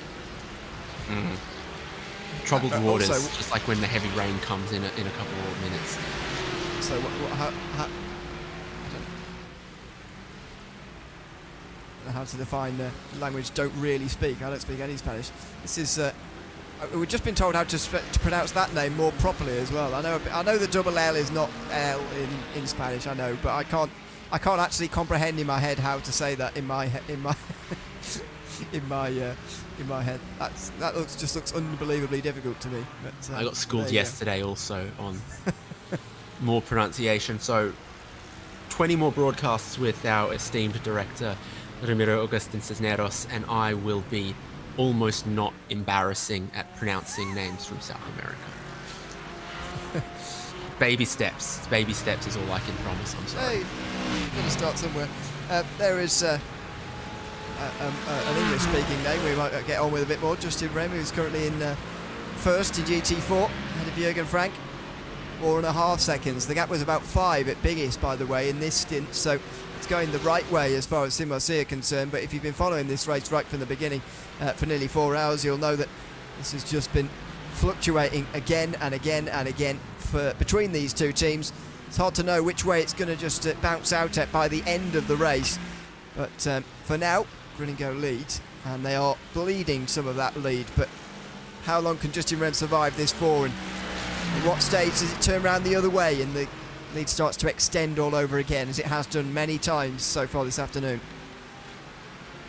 Every time I've looked at these lap times, I think Jürgen Frank has been closing in on the lead.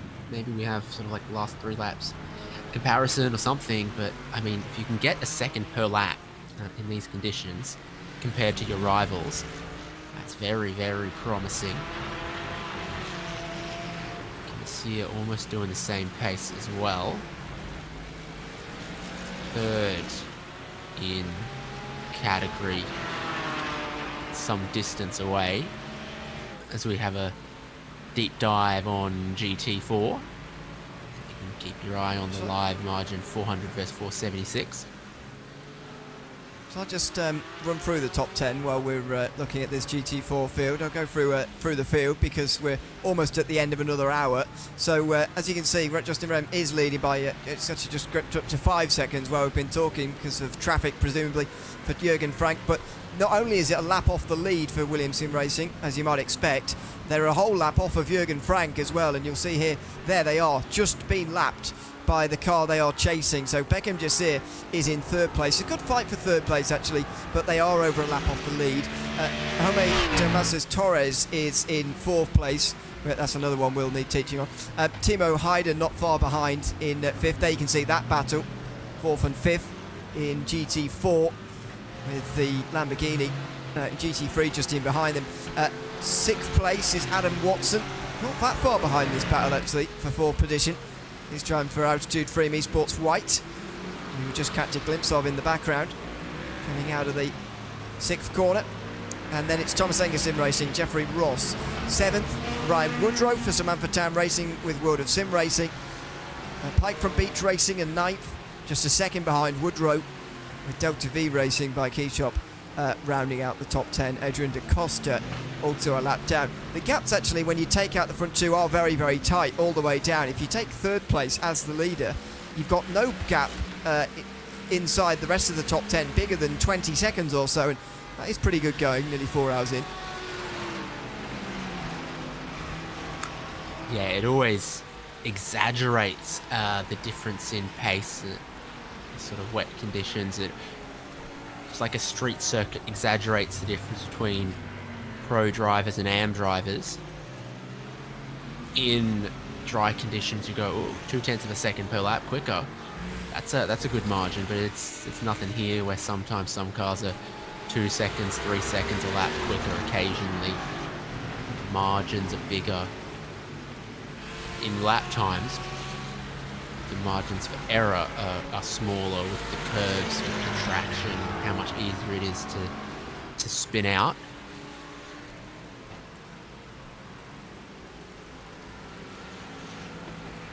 Think about the Ford Mustang versus these wet conditions. I'm reminded that if you Google shark versus horse, it's something that actually happened in Brisbane a number of years ago, and I think it was about a tie. The shark was not able to eat the horse. The horse survived. Really? Yeah. Where did this take place? Because those two Brisbane animals River. shouldn't come into contact with each other normally. Well, like way up the river, where it's like a metre deep, metre and a half deep. This guy was exercising his race horses, right? And so he's exercising the horse in the river. Up comes a shark that's like, what animal is this? Does it taste good? You're a curious shark. You've seen all sorts of birds and fish before, but a horse? Well,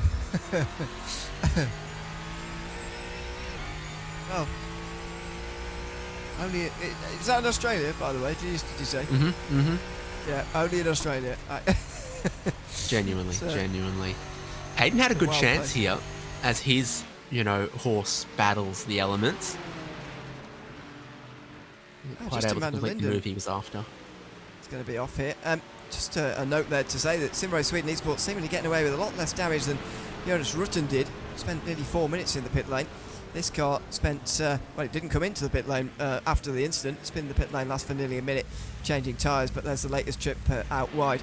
As you say, the Mustang putting some pressure on there, the Zenith Esports McLaren, but no way through just for the moment. And again, another one of those new cars to take on for this round of the championship.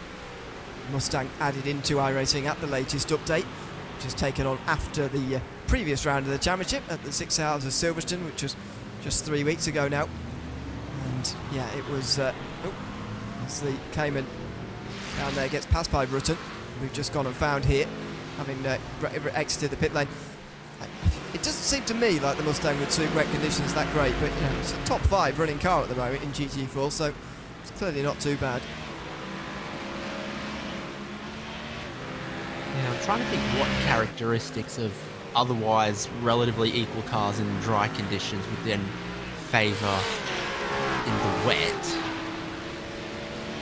I know that the bopped weight of GT4 cars can vary drastically, where the Alpine A110 GT4 car was something like more than 200 kilograms lighter than the Audi R8 GT4. Another division of all 3 classes coming down in towards the back end of the back straight.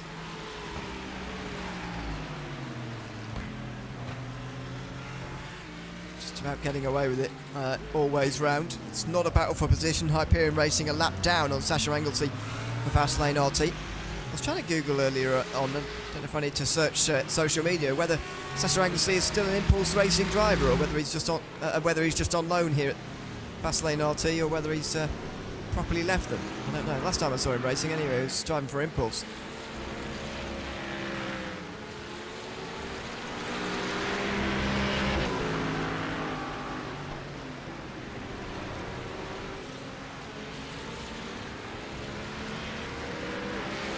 That's a third gear, fourth gear pull from the Cup cars. Just, oh yeah, decent bit of straight, woof, off I go. So, not looking that different from a GT4 car in the braking zones and through some of the corners. Gets to the straight line out of here. GT3 cars are doing very well on the brakes for themselves, but not really besting the Cup cars in a straight line. Here's that GT4 battle that we were really digging on. I'm declaring Zenith Esports to be the shark. Okay. 4th place at the moment. They were actually in a tight battle for 3rd, actually, with both these two, with Williams Sim Racing Academy. Arjuna and Lorenzo were still here. It was quite tight for 3rd. Avu and Fast Repair there as well, so a double dose of battles for position in your one shot. So where have Harvard lost all this time? I guess they've just been caught slowly by Ida Perez. Henry Salmon has been losing time again and again by the looks of things. And look at this, there's a bit of traction on the outside from Zenith, and the Mustang's going to be caught now on the wet line. Now Salmon has to go to the other side of the road onto the wet line, but Perez goes on the wet line. The inside needs to be careful, doesn't go pushing on too far into the painted surfaces. Gets away with it and gets a car in between. Now a big dive into the final couple of corners here from Salmon as he tries to follow. The desperation to try and follow the car he is chasing at the moment in this battle. And to get to that traction out of the final corner, they'll pull away from these GT4 cars, but it's very awkward through some of the other sections here. Just not be quite that much quicker versus the GT4. This is the part right here, past this camera. There you go. Damn, in a straight line, at about 150 k's an hour, you really can start to open up the throttle for these Porsche Cup cars. Race leader, or is that number 1? Can't quite see. It was one of the... Black flag for goes 476 really tight. on the pit entry. So they're in the lane right now. Corentin Guinea has gotten into the 476. There's a black flag out for them. They were... That could settle the... Oh, that could settle the GT4 race if they, if they're running so close to number 400. If they have to stop for another 40 seconds, that would settle the battle, surely. Yeah, they were close together. We were watching the numbers, seeing what Jürgen Frank was doing, and he would have been the driver that drove that car into the lane. So we'll give it to Corentin Guinea.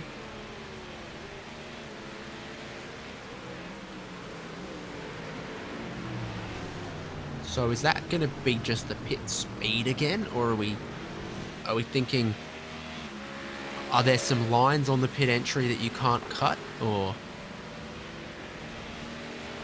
I suppose it's possible that there is a limit there, because there is a little like Jerez? Again, another painted surface, if you like, away in there.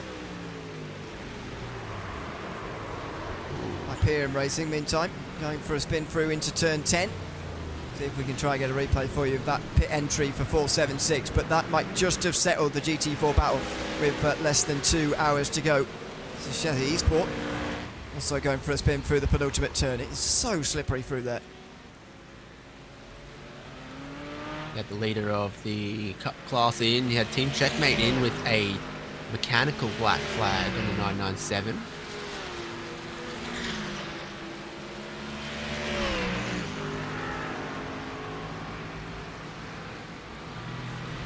Did we see them sustain damage?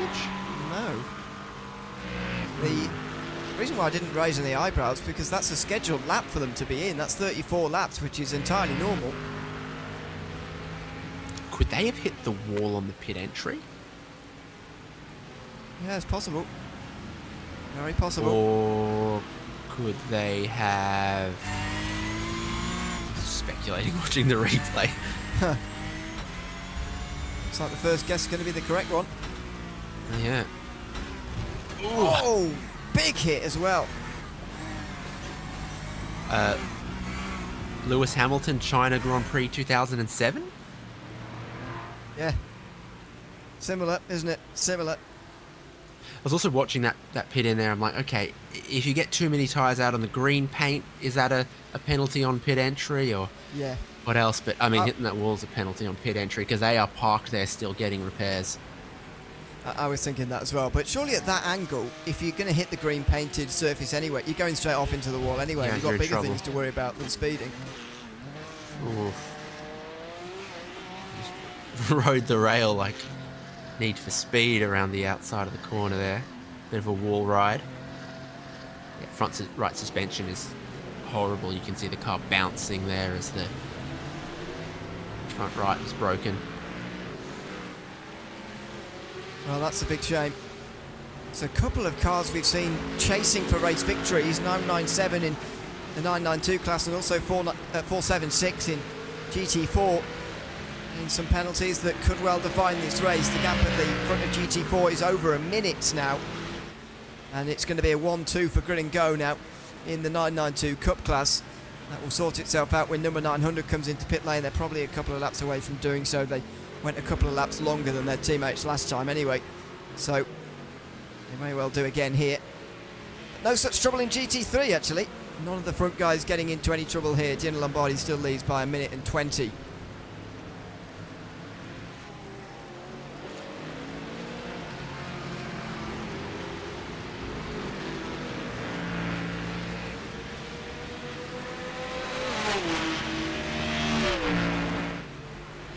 Like those cars are on the same lap there, or is that the battle again?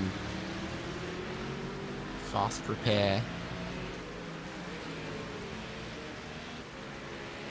No, this is Grid and Go, and somebody's just been put a lap down. Might even be I fast think it's repair.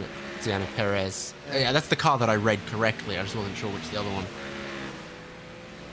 was, knowing that previously they had been battling Williams Sim Racing, who looked similar.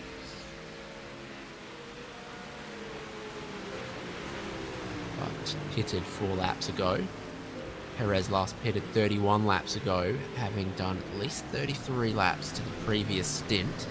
So there'll be a couple of laps of fuel left, you think, for Perez and fast repair, but not too much.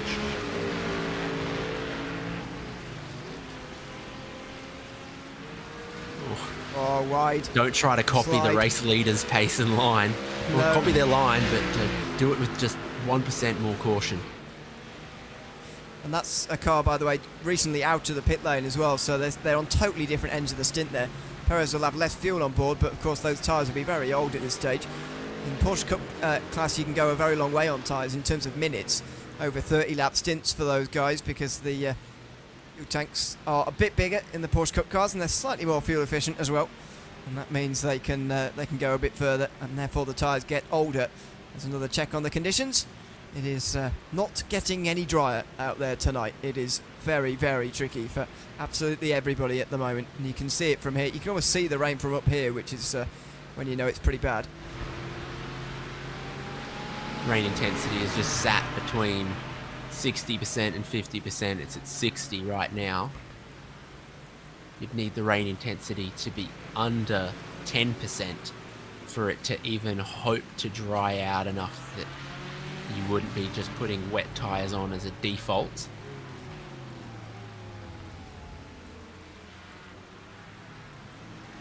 So stopped 1 lap apart, the 438 and the 551 on your screen right now.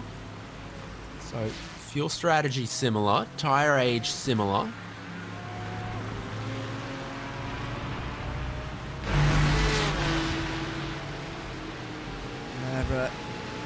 Continue to fight here down in towards turn 8 again. Pike from Beach Racing looking down the inside. That's Eero Antila down the inside of Ryan Woodrow, but the inside line there through that hairpin seems to absolutely not be the place to be. Certainly not if you want a good exit.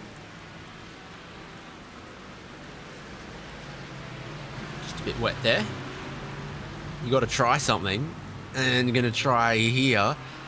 But you see that the two dull lines that get left behind by Pike from Beach Racing, suggesting that no one else has been on that part of the racetrack on the inside of those hairpins. And there's just no grip there. It's just a bit too much more water.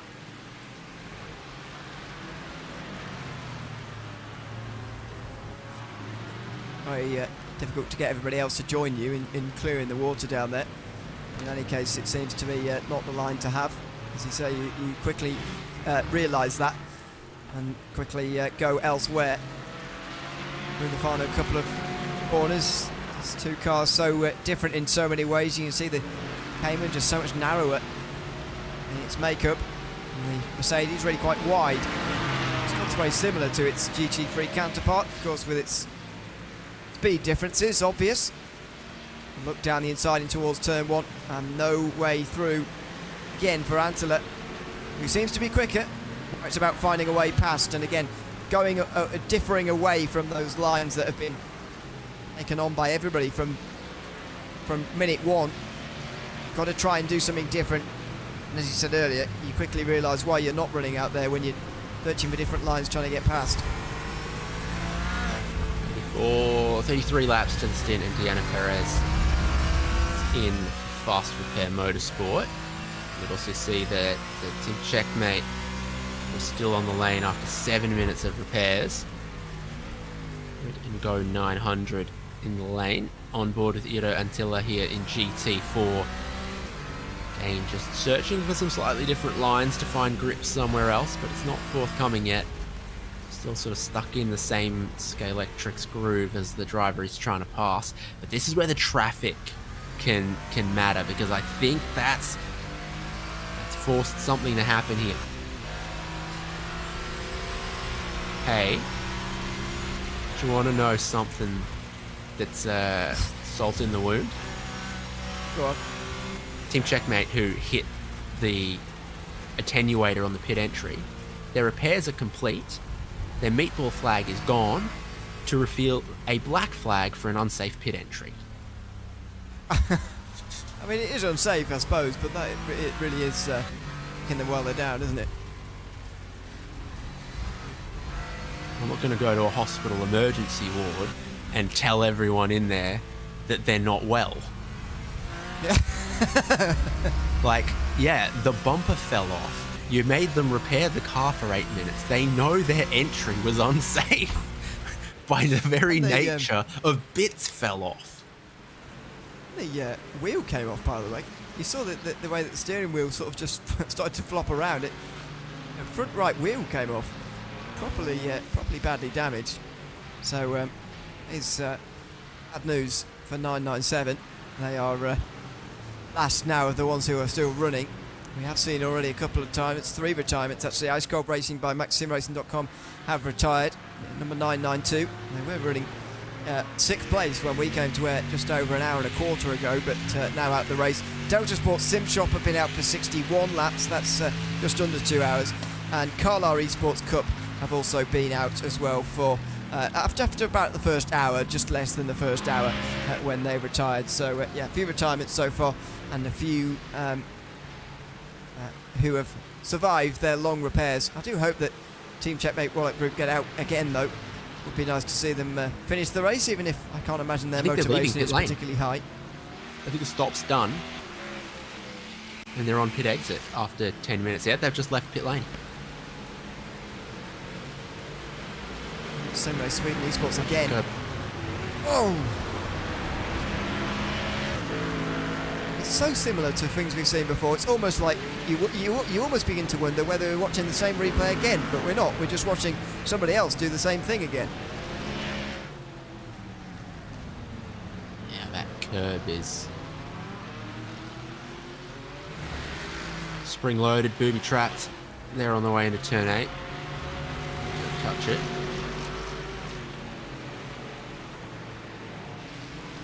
Go, Antilla's on the inside. 4 wide. Here we go. Right. It's all sense.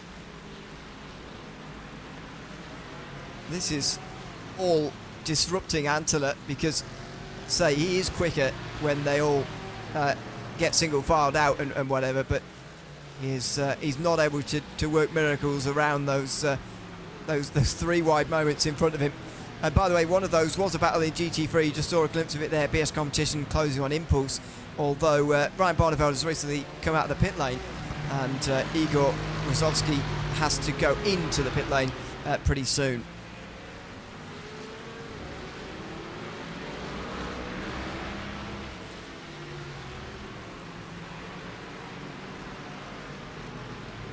Just a couple more warnings. The track limits out there, but not as many as you might have thought. Again, I've hypothesized about that you don't want to cut any of the curbs. So it's only when you have a really, really big problem that you actually get an off track. It's not something, a habitual performance gain lap after lap.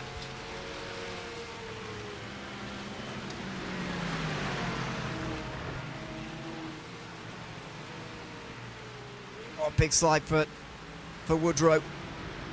So with a better line on the way into the right-handed turn 12 and 13. Does he dive here?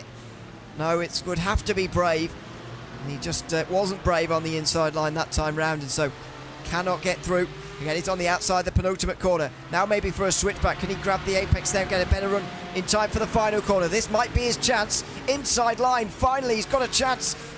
He just about stays out the side of the Mercedes. There's very nearly contact, but they get away with it.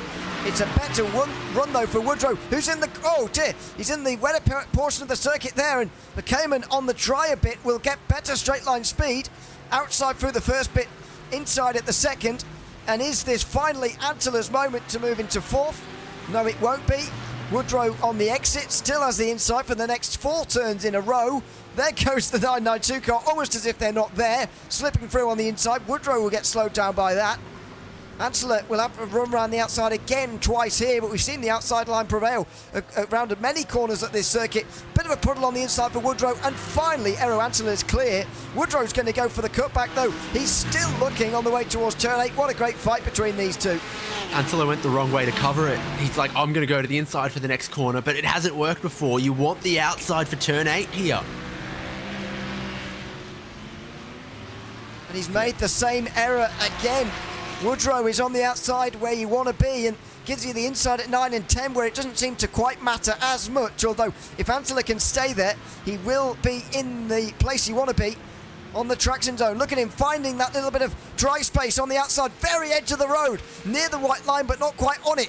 And now as he gets the run, he does have a better exit in that Cayman. Somebody's going to have to yield. Somebody will have to lift on the way through the right-hander at turn 11. Who's it going to be? It will be Antler, who just switches back instead. He's gone to the inside into 12 and 13. Woodrow fell for that completely. Antler knew what he was doing. Inside line at 13. They give each other a lot of respect for room. But Antler was perhaps too slow. Too much room given. And he still hasn't made the pass. He acted on instinct exiting turn 6, but I think Eero Antila made a mistake there when he went defensively to cover the inside rather than holding his line. Now for the 3rd lap in a row, he's down the inside of the final corner. And again, it's not going to work out because there's just a bit more traction and drive off the corner out there. He did so well through the first half of the lap. And then, in a moment of weakness, he maybe didn't quite think it through. He did what he reacted on instinct that was wrong. Antler again, not giving up. Inside into 4. This is a good chance this time. Later on the brakes, more decisive. And he's cleared him. He's cleared him this time. And this might be the chance for him to get away. Woodrow's again on a bit of a different line here. Surely the exit's not going to be good enough. And no, I think that's done. I think the Cayman is now in front for good. That was such a well-worked pass in the end from Antler, and fair play to him for persisting for so long in what was very difficult conditions there, as far as difficult overtaking conditions are concerned anyway. And now he gets the correct line. And he might be able to pull away. It just takes a couple of goes for that to work out.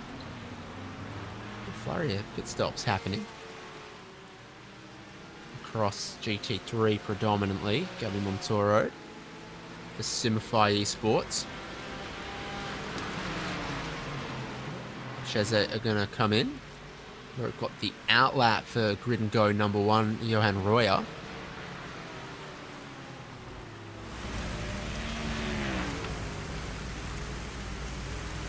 The rain is falling on the lane. Yeah, and hard as well. You can actually hear it, actually.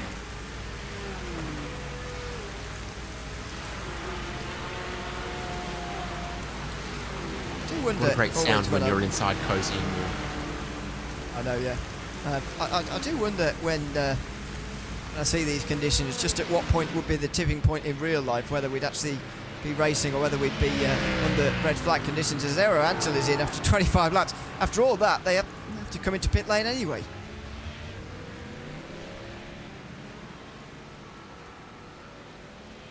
Yeah, Pike from Beach Racing, Porsche going to their pit stall.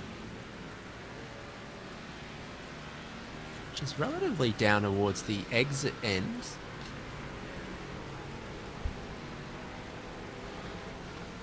Track info, pit stalls, only 23. Well, that's most people sharing 3, or with 2 others then, in that case. Yeah. 58 cars. There are some triple shared pit stalls down the pit exit end. And that must be one of the triple shared pit stalls for a GT4 car. So there's probably a GT3, a 992 and a GT4 that have all got to be cozy neighbours. Yeah. Not a very big lane at all, as you can see. But thankfully on RSing it doesn't really matter. You can pit in the box together.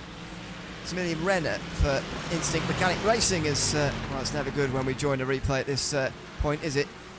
Oh, into the painted surface and clips one of the Mercedes. It's Diego Fernandez in the TC Esports car, and that TC Esports car, by the way, is into pit lane. Not sure whether that was scheduled because they're already out there for 28 laps anyway, but that was definite contact. Not much Fernandez could have done. And Montoro, I think, had just gotten in the car. So here he is. 14th place. 07 Racing, the Ferrari that at some points you can see up ahead. It's going to need to stop pretty soon. 26 laps into their stint, doing 30-ish. Green lights going on the Ferrari. The leader in class is in. Is that this stop and one more to get you home? Should be. Predicting 50 more laps in this race. So obviously not the final stop for anyone in GT3 right now, but they should only need one more after. Black flag on the pit entry for the race leader. Wow. Gino Lombardi, they're all doing it, and I haven't come to a conclusion about what it is. We saw one case that really looked like speeding, but some of these must be crossing a white line. Yeah, maybe. I mean, you know, as I say, it could be either because the pit commitment line, if you like, not the commitment line, but the actual line at which you have to start obeying the speed limit is quite soon after the corner. Let's see if we can decipher this one from the off-board cameras. Lombardi seems to come in there to be, you know, all fine. Doesn't hit the wall or anything. Oh, that is speeding way too fast. And there you go. There's your guilty. There's your guilty. Oh no, sorry, that's a penalty being served there. Sorry, for a previous infraction. 5-second time penalty for contact with car 89 at turn 5 a little bit earlier on. I believe that is for. I should actually run through some of the other penalties that have been going on the last few moments, but I think they were expecting, because they had to come to a stop so soon after, they wanted to go in a bit too fast and then make up that time as they slowed to a stop, but that they miscalculated that badly and it's cost them quite a lot of time.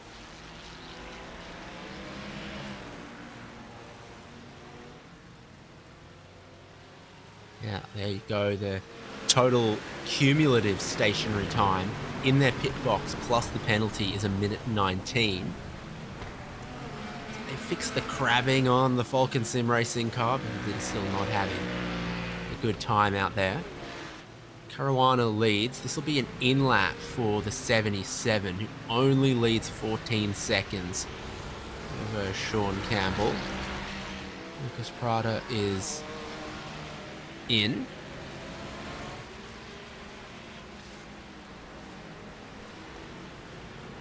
On the jacks. As they do every time, of course. It's not particularly a notable event, but tyres changed every time round. So I wonder whether everybody is okay to get home on fuel. As you mentioned, the race lead will be fine because they pitted in after 143 laps. Their last stop was.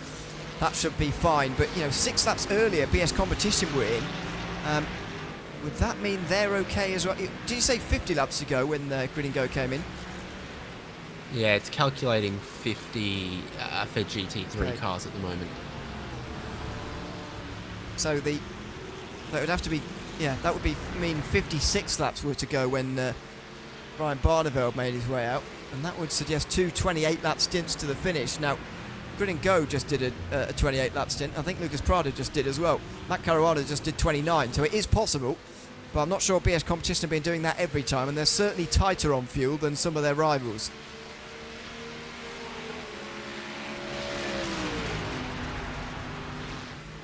I'll jinx it, but I don't see any flags penalty-wise for Caruana as he came in, hands over to Alessandro Rubico in the 77 Williams Sim Racing GT3. Williams Sim Racing Academy GT3.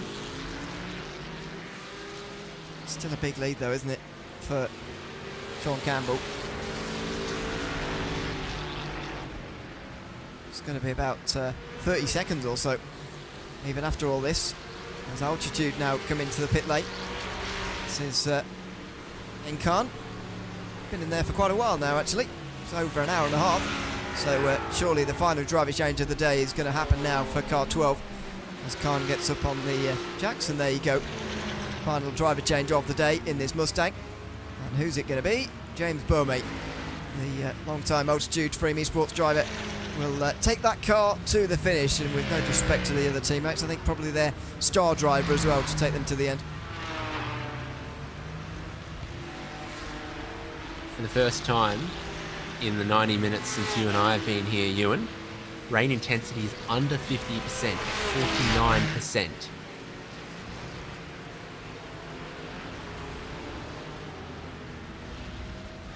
You need that lightness of rain to persist for a while for it to make a whole lot of difference to lap times. I'm still not seeing anyone. Oh no, I'm starting to see some GT3s get under a minute 50.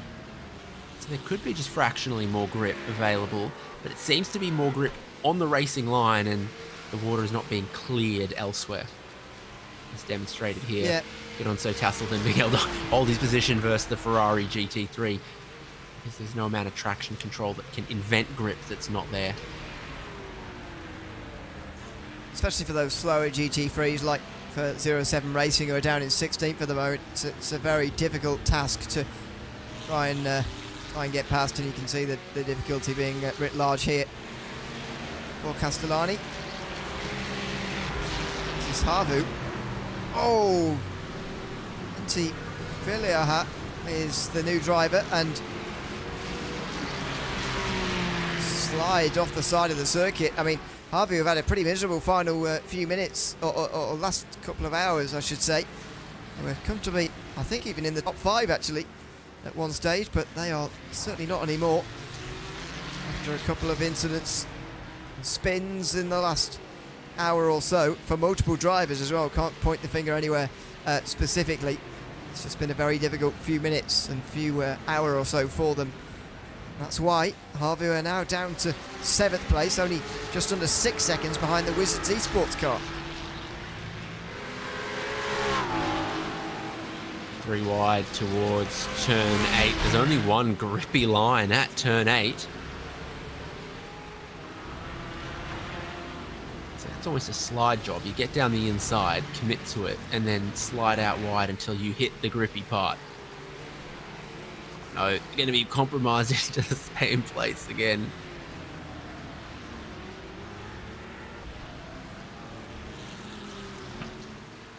%46 rain intensity.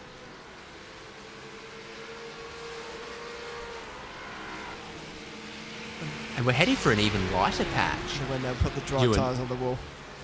I don't want to... It might stop raining for 2 minutes.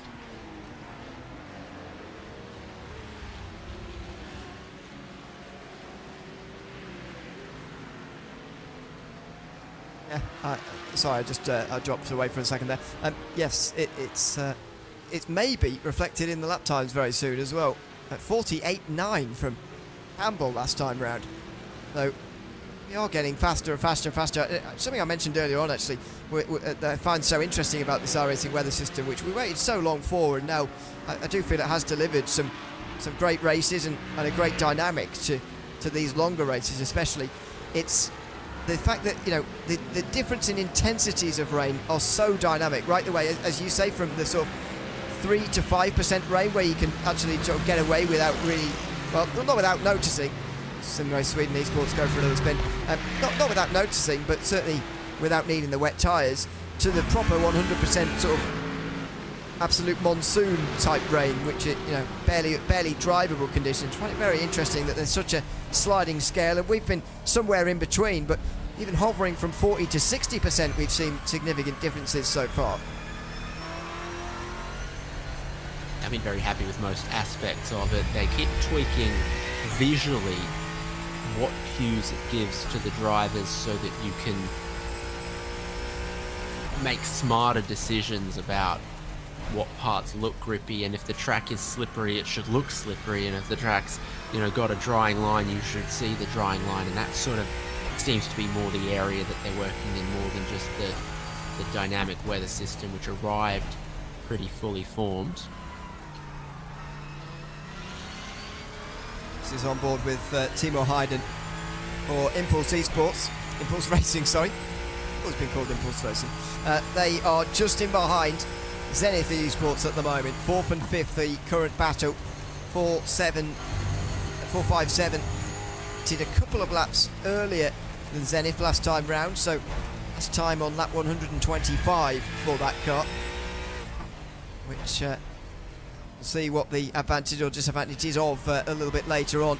Unsure as to whether their next pit stop might be the last one or the penultimate one. We may see some splashes and dashes from GT4 a little bit later on, but as we come towards the start-finish line, let's just take a moment to listen in on this Mustang, the newest of the GT4s in iRacing, on board with Timo Hayden.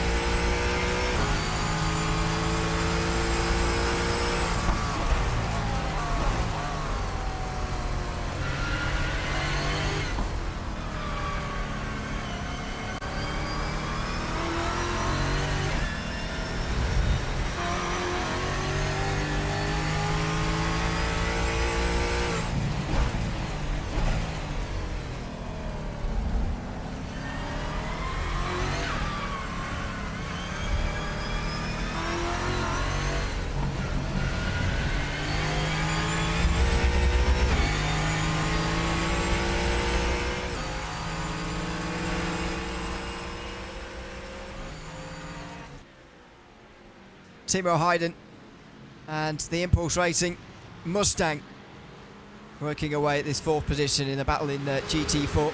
Good afternoon, everybody. Welcome to the 6 hours of Misano, sponsored by Cube Controls, part of the 24H Series Esports Championship in 2025. Myself, Ewan O'Leary, David Haynes, taking you to the checkered flag tonight on RaceSpotTV with Muro Augustin Cisneros sitting behind the cameras this afternoon as well.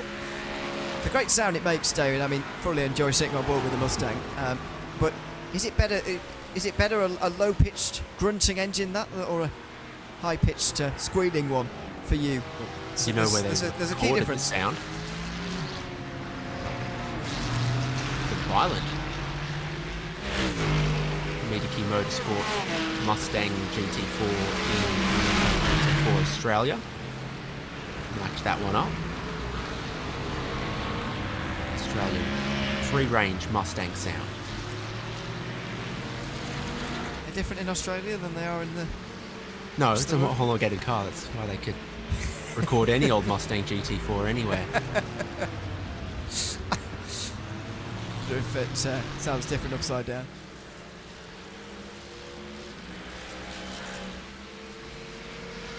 No reaction. Hopefully not.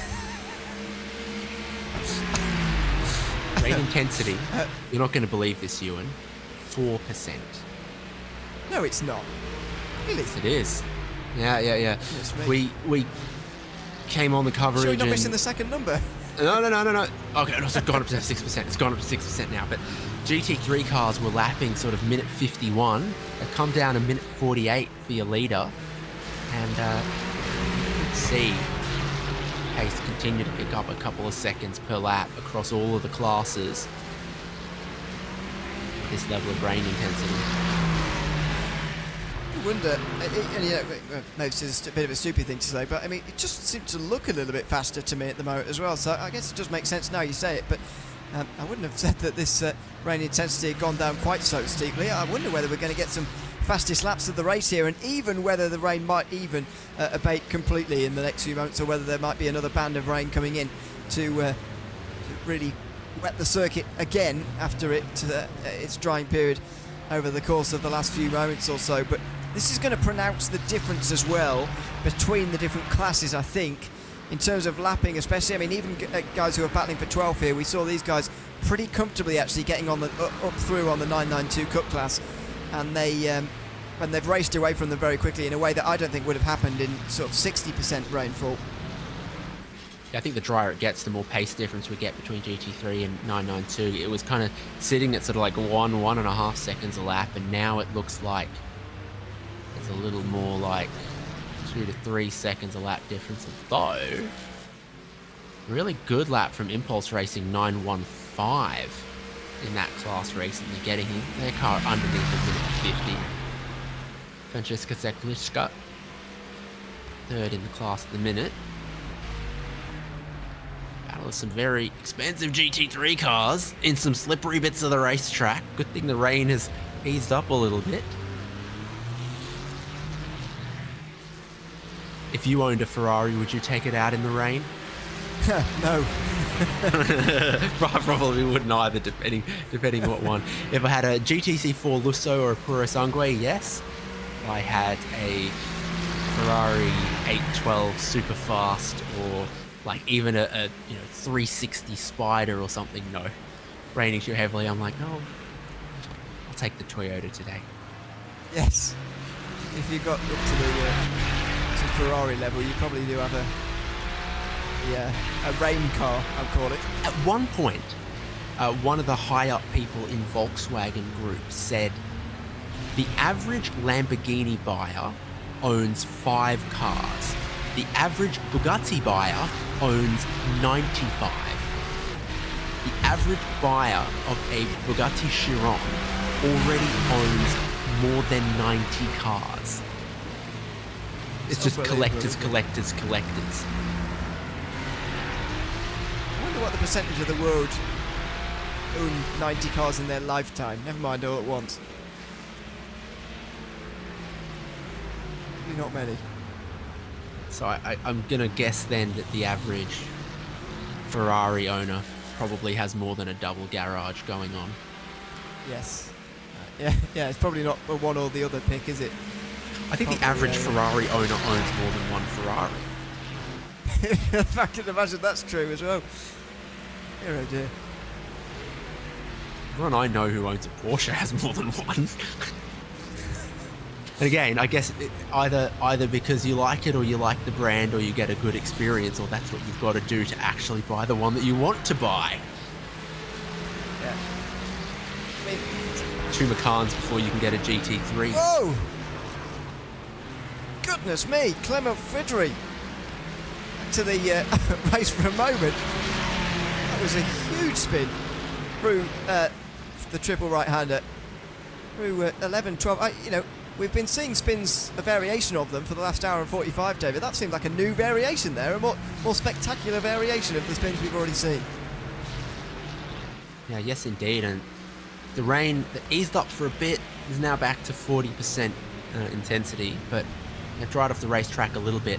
I don't think the parts off the racetrack have dried up that much, so the differential in grip between the racing surface and the curbs and runoff, I think, has actually exacerbated as the track pace has improved. Sean Campbell, 146.8 last lap. It's getting faster. That's less than a second off of the best lap so far today for the first time, certainly since we've been here. This track is it's drying out a little bit, although it may well get wetter again before the finish. We know that the rain is going to stay with us right to the end. I was joking when I said the dry tyres will be putting out and being readied and whatever. That certainly won't be the case, not now or indeed in the next hour and 15, but they may well be going quicker for the remainder, that is for sure, as this 3-car back for 12 continues. A raft, you could use a dry tyre. I suppose so, but I can't imagine that's quicker than the...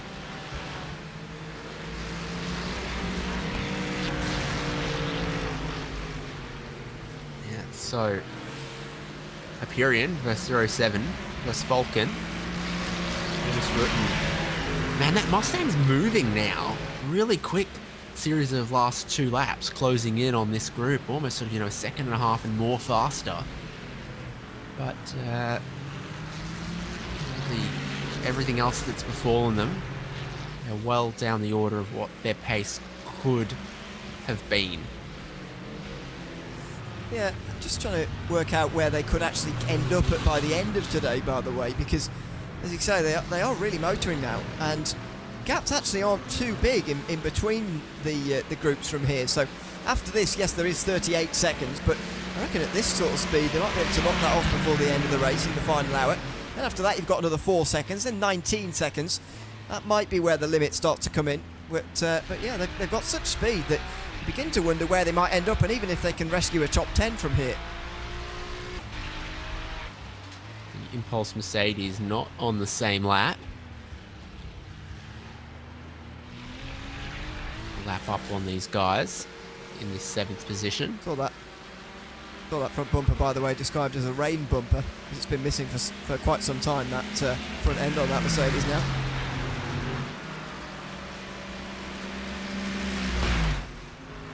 Hyperion Aston Martin, 07 Racing Ferrari 296, Falcon Sim Racing Ford Mustang.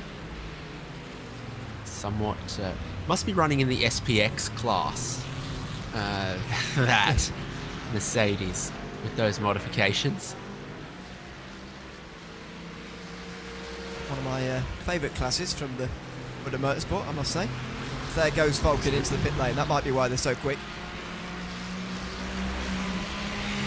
Stick for them, and unfortunately, they're not going to get to the end from here. So it's that stop and one more, whereas for the Aston Martin of Hyperion and for 07 Racing, they only stopped sort of 9 and 10 laps ago.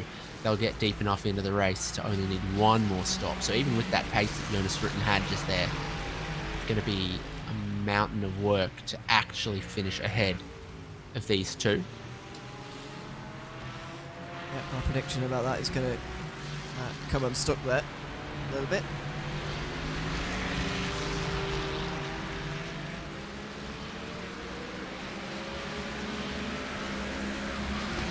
Three wide for a moment on the one of the back straights. 07 Racing are passed by Pulse. Yeah, in towards turn 8. Apparently the kink in the middle there is called turn 7, which is a very Road America way to number the corners around here. Well, very American, dare I say. Yep.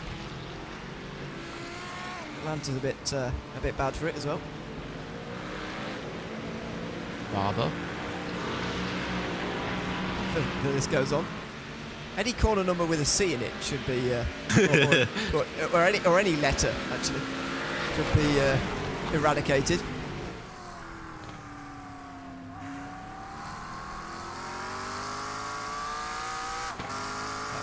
Oh, the other thing that gets my goat is when it's like turn 8, turn 8A, turn 8B. You're like, shouldn't it just be 8A and B? Shouldn't it start at A? Yeah. Yeah, true. Well, yeah. Say, I don't think they should have letters in at all, but yeah, it's true. It should start at A. Anyway, we're not in America, thankfully, for this round. We'll be ending our season there at Sebring, by the way. The 12 hours of Sebring, now pushed back to January in 2026. Our longest race of the campaign. So down the inside goes the number 1 car, the reigning champions. Johan Royer is on a march here. 48.0 was the fastest lap but 1 last time round. Only Ryan Barneveld went quicker.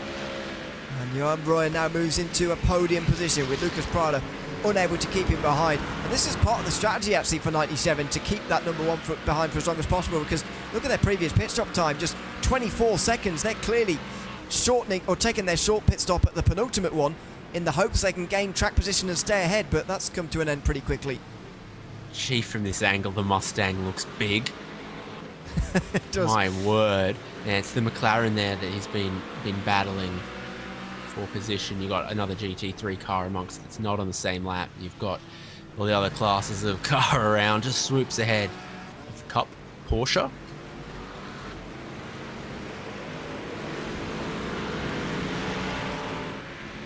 And the McLaren will do the same now. He should do anyway towards turn 8. Lucas Prada will be forced on the inside line, which won't be ideal. But this battle, that looks as good as done now. The number 1 car looks like it's going to be on the podium, and that'll be the first podium of the season, by the way, for Grid and Go. They should move right the way up the standings, though, maybe even into the top 5 by the end of the day, maybe just knocking on the door of the top 5 in the championship standings. But everybody will be trailing the number 2 Grid and Go Esports car by quite a long way after another success here tonight, if indeed it can hold for the next hour. They've won one and finished second in the other in the first 2 rounds. And they continue to lead here with an hour and 8 to go. Off goes one of their chasing cars, Simify Esports in the background. Don't know whether that was 14 or 33, but that would have been a scary moment on the painted surface as well. Yeah. They got a slow down penalty from running that far out there actually, but it clears itself pretty quickly in these wet conditions. Battle, we saw Grid and Go get up in the 3rd ahead of Adidas Racing. McLaren, this competition is only 9 seconds behind and going multiple seconds per lap quicker, and them saying new and inventive ways. It does look like a tough car to drive in these conditions, that Lamborghini.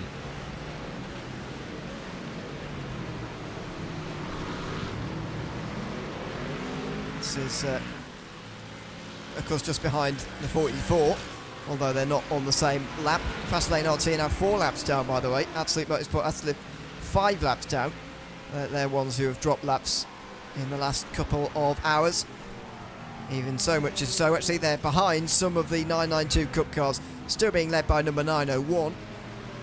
That's over a minute and a half's lead, and I wonder by the end of the race whether Ganoso Tastalin's going to have a lap over the field. Got to invent a second trophy to give them at that point, right?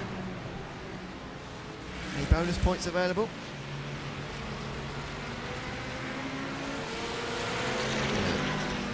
Glass jar and some of the racetrack rainwater in it.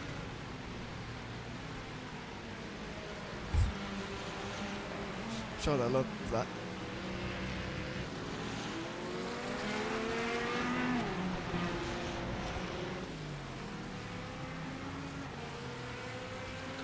Slate, which way do I go? Absolute Motorsport Asalith.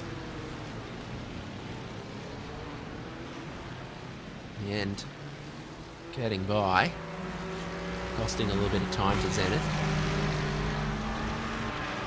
Yeah, the Impulse Mustang will just get that a little bit closer. Don't seem to be able to find their way past. We haven't followed them for quite long enough to sort of see the strengths and weaknesses. You really need to start sort of seeing the car behind probing, if you like, and by doing that I mean just going on different lines a little bit, side here or there. But so far, since we've been following this battle for 4th place, they've not managed to do that, and they're very much coming towards the end of another stint here, so shouldn't be too long until they both come down pit lane. The first cars to come in though from GT4 will be the cars from Grid and Go 400 and 40. Sorry, not both Grid and Goes. There's only one. I mean, the Grid and Go car and the Team 75 Bernard by Sim RC car, they should come in on the same lap, and at that point it will be a couple of laps later. This is a bit of a traffic jam, and Adam Wright goes for a spin at turn 13.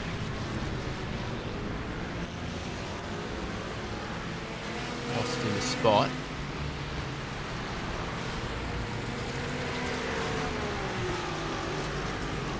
And there's another at turn 12.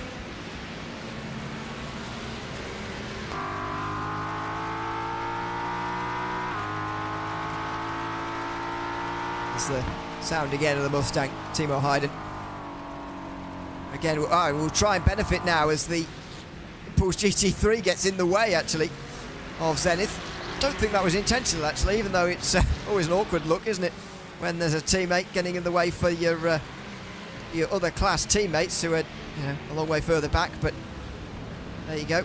Didn't seem to affect things too much in the end as Corentin Guine comes into pit lane. 25 laps here done on that stint, and that's not long enough to get to the end of the race, I wouldn't say. They're going to have to stop again.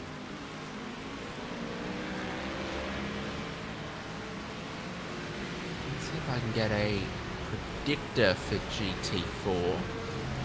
Laps remaining count is based on the overall leader, not GT4, but they've probably got 32, 33 more laps to go. Sandra Kantaya also in. Similar situation then for the 400, but the margin that they've got will not bother them so much. Close to that whole lap clear.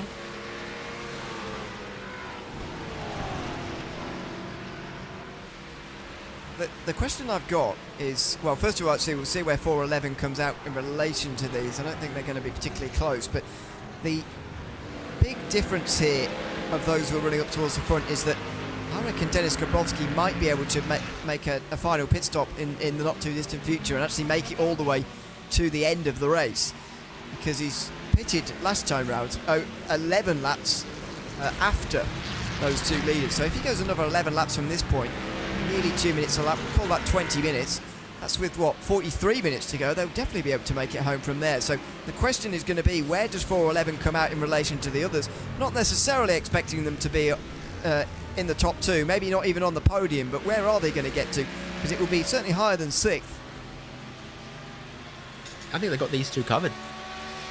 Zenith and Impulse, I reckon 4th is possible for 411 in the GT4 class.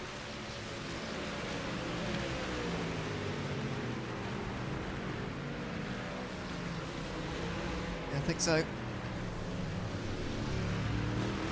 Podium is a step further from that. There's another 16 seconds up the road from Torres to Piatek, so might be more difficult, but we will wait and see.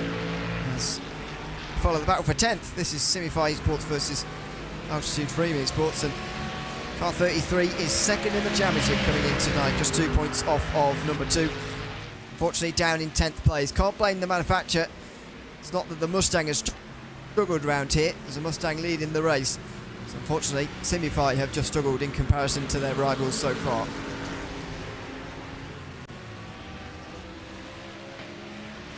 Entering another period of heavier rain, and a bit more heavy rain looking like it's coming as well.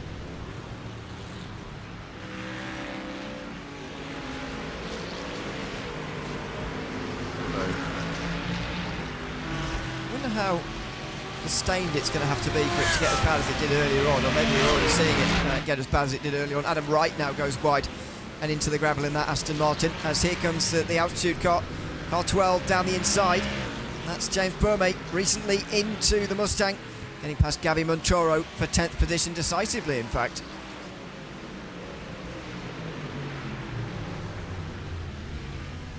That looks like Lorenzo Castellani, 47.5 on the last lap, but is one lap down to these guys.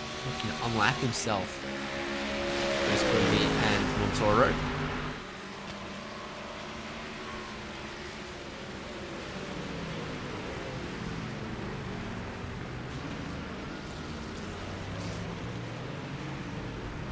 Looks like it's settled. Oh, yeah. Ferrari very close in behind. But again, that's the wrong 07 Racing car. This battle, because 07 Racing are 12, but they are not with that car, they're not.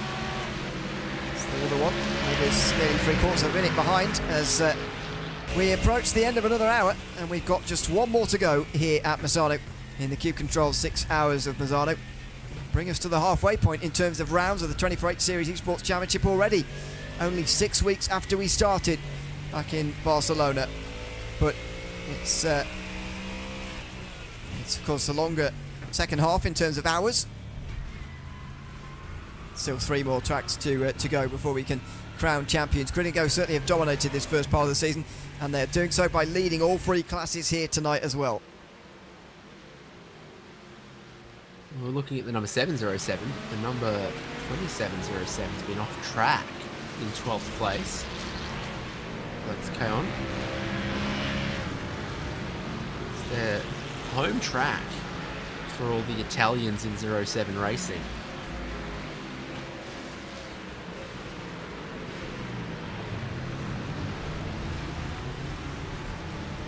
Far from home is the wildlife park just down the road, where they've got a wallaby exhibit. Free my boys, bring them home. Really? Is that true? Yeah. That's right.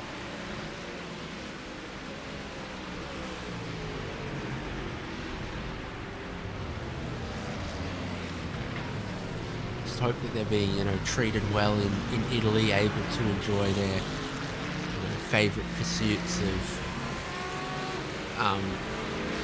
attacking pet dogs and whatever else it is that they do. Oh, jumping out in front of moving cars, but only at sunrise and sunset. Yes, they do that. Weirdly. I do happen to know that there are quite a lot of stray dogs in Italy. I don't know if that'll do for a wallaby. Gosh. This is like when you introduce a different species to try to control the species that you introduced before that. Yeah. Like, oh, too many stray dogs in Italy. Let's introduce some wallabies.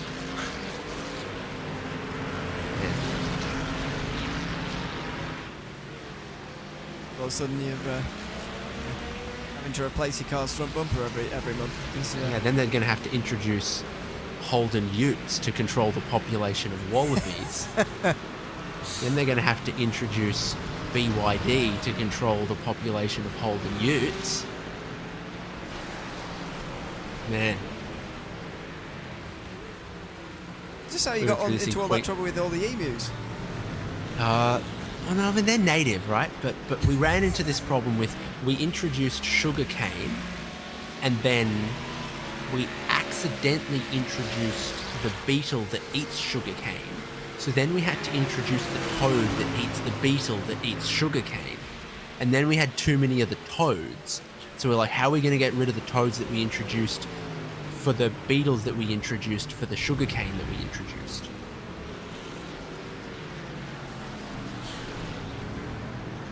Natural selection gone too far. There is a 992 way out in the gravel trap there. And this is the car that hit the attenuator on pit entry. They've made it all the way to the wall for another big hit. They were running in a podium spot at one point not that long ago, weren't they? Before a couple of things fell apart. Second. Yeah, Aye, second. aye, aye. Oh, and that was rude. Bike 500 off. We did see them rejoining. I thought they were just going wide, but Ottavio Leto was... that was 4th position, would you believe it?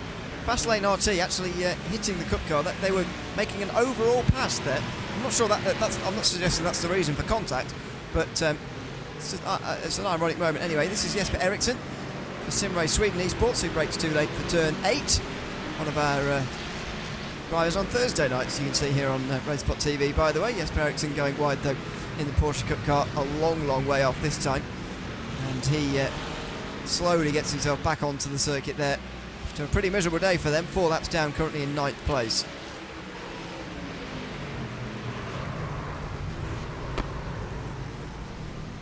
Oh! Exit stage left, rain More tyre intensity's squeal. up. Yeah, you can tell.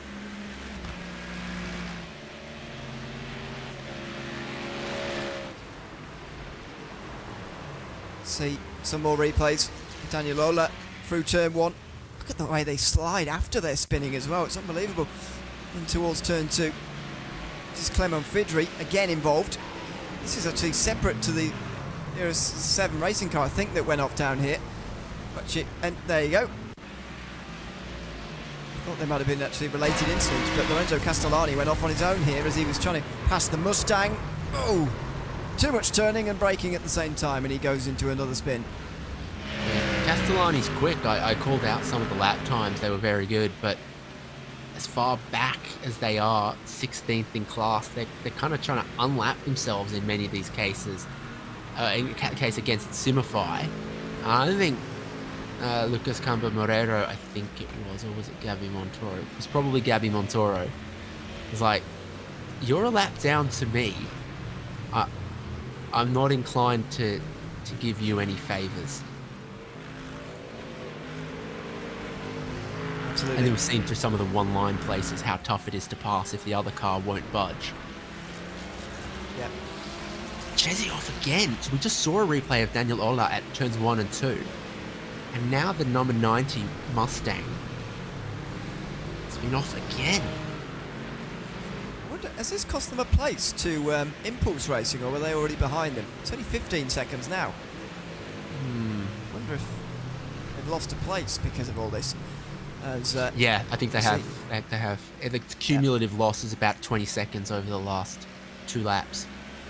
Okay, yeah. Oh, yeah, last lap, I've just seen last lap's only 10 seconds, so looks like that has reversed. Jesse Hilaho is in for what should be the final time in the Porsche Cup car. Wow, is that the same? Has he done the same thing twice? Or is It's that 1 and 2 again, replay? yeah. Oh, no, it's the same thing again. Wow, okay. And here's him, trying to rejoin again. Takes ages. Yeah, that's exactly the same mistake twice. Because we had that point where the racetrack dried up a little bit. They got quick. Now the racetrack has slowed up about 2 to 3 seconds. I think it's given some false confidence to a couple of these drivers. Man, we nearly had a collision between 2 cars that were both a kilometre off the racetrack. Was it Simrace Sweden? Oh. Thing is, if one person can go off there, another person can. This is what happens. Oh no! Wow, that was close, wasn't it? Hey, find your own place to have an accident. Scarlet Chap's mine. Well, that was... well, that could have been, anyway. Big drama down there, but we got away with one, rather. As Ganesso Tastelen sidesteps all the drama to continue on here. Last pitted on lap 130. He's now doing lap 163. This next pit stop will be his last one, you would imagine. He's just trying to stretch this out as long as possible, get himself into that comfortable window, and he will hope to just control this race from here on in, and he might even hope that he can lap the field before the finish as well. Would be nice. Do you think this is going to be the in-lap most likely for Tastelen? The stop from here will get a 992 all the way to the end. Haven't quite reached, just on the fringe of the critical lap number for GT3. where it's predicting 29 laps to go. Here's the pit entry, treacherous as ever in multiple ways. Navigated it like a pro. Teammates, by the way, will have a penalty to serve at this final stop for making contact with a GT4. 5-second time penalty. That, of course, penalty box is where you serve them in this series, which is just to the left of the pit entry there. We saw the overall leader, two from Grid and Go, serving one earlier for contact with BS Competition.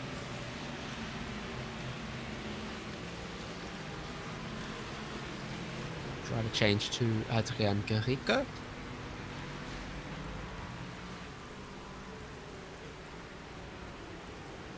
We get the pleasure of doing the last 50 minutes, and I think it will be a pleasure for him as well. It's like 901 going to take a great victory here and retake the championship lead as well from number 900, their teammates. The closest championship battle, by the way, is going to be in GT4, it looks like, this season, because mainly because Grid and Go didn't have a very good round at Barcelona, I think it was. Maybe it was Silverstone. I think it was Barcelona. They are currently 7 points off the lead. It's currently held by 477, but 476 is points in front of them as well, so it's going to be a tight championship as Marcelo Caserta goes for another spectacular spin through 12 and 13 for Absolute Motorsport Absolute. Yeah, I mean, if you were to get yourself out here for a race in real life and it's raining, then you'd absolutely put your deck chair there, wouldn't you? And I'd have a big umbrella. Yes.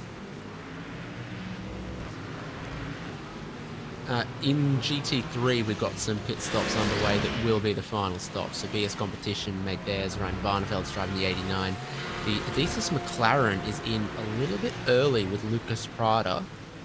But again, now forecasting sort of 28 laps, 27 laps to the checkered flag-ish. Could vary based on the rain and the track pace, but Nathan Paris will, I think, drive the 97 to the end, which you can see in the background there. Sharing their pit stall with someone else, because everyone's sharing the pit stall. They're sharing with Havu, I think. Nancy Pelaya in the lane.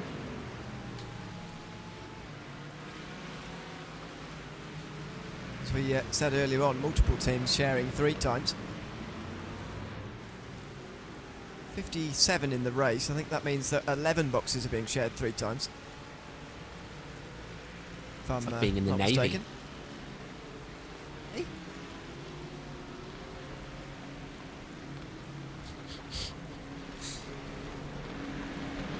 So, historically more so, you know, Navy ships, where when you've got the shift opposite to someone else, like they're asleep in your bed while you're working, and then you're asleep in your bed when they're working. On the same bed. Yeah, but because your shifts are opposite. There's efficiency, isn't it? Yeah. I believe it's called hot bunking. Way ahead of hot desking. That doesn't sound... Hot bunking doesn't sound like that's what that means. You know, I didn't Google it before I said it. Certainly not hot boxing. That's more of a submarine thing to do. Oh dear. Up on the jacks for Johan Royer. He will take that card to the end. He's been very fast actually in number 1 since we've been here in the second half of the race. I'm sure he was in the first half as well. 47 minutes to go. Are we confident these guys are making it to the end, by the way? 20? Yeah, I suppose actually, yeah. Yeah, if they can do 29 and there's sort of 27 to go, then yeah, I think so. Okay. Yeah. A little bit more worried about PS Competition, to be honest, in those stakes. I mean, this car should be fine. And actually, they seem to have taken a litre or so out because that was only 31 seconds as opposed to the normal 32. So they're very confident they'll be able to make it, and I'm pretty sure that BS Competition will be as well. In fact, BS only did 30.8 themselves, so it should be absolutely fine. It's just about how long you can go now and how much you can shorten that last stop. John Campbell, Alessandro Pico, I should say, for Williams Sim Racing Academy will have the shortest of the final stops out of the top 6 teams. all of whom have really drifted away from the rest of the field here, especially late on in the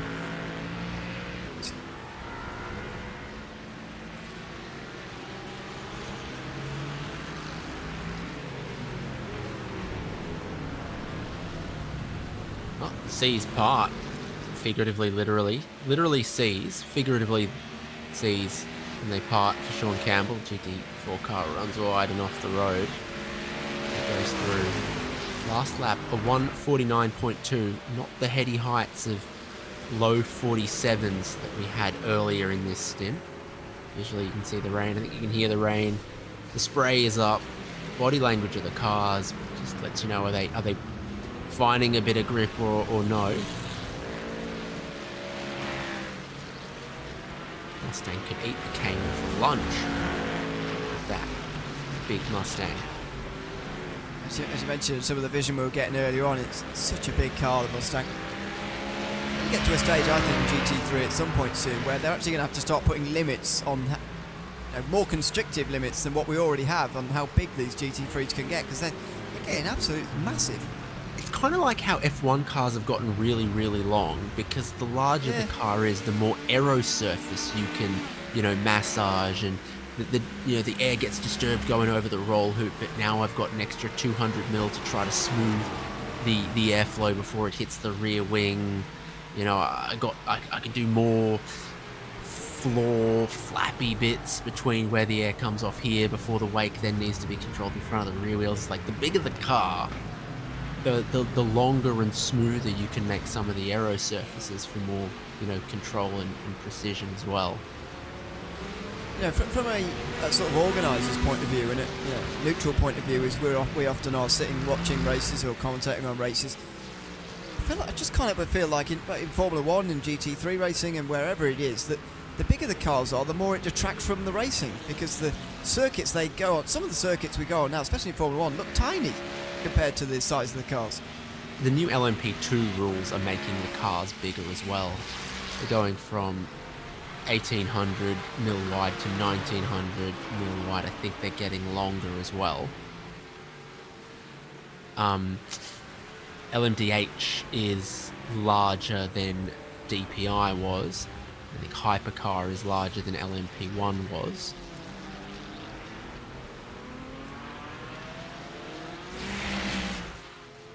That sounds crazy, by the way, the fact that Hypercar is larger than LMP1.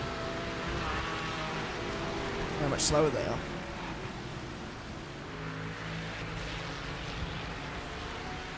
But, I can't help but feel at some point we are going to need to sort of motorsports wide, just make race cars smaller, to be honest with you, because it does detract and a everything little but bit. MX-5s. Caterham 7s can stay. I don't think I know what one of those is. Is it one of just a very long car? One of those very long. You know what a Caterham is? I know what a Caterham is. Yeah, I guess they're all the same, aren't they? Well, they'll look. Oh yeah, front wheels are exposed. Driver sits really far back. Long but skinny bonnet. Yeah. But I didn't know they've been making the same car forever, to be honest. But there you go. It's Diego Fernandez in the TC Esports Mercedes into the pit lane. Final stops are happening always round here. Denis Grabowski pits in now from 411, and he was already stopped for over 10 seconds before Samantha Tam Racing, World of Racing got past them. And actually that car, 438, has gotten ahead of Williams Sim Racing Academy, although they've not stopped yet either. So I do wonder where 411 and 438 could get to by the end of this race, because they're not going to have to stop again like some of the other GT4s.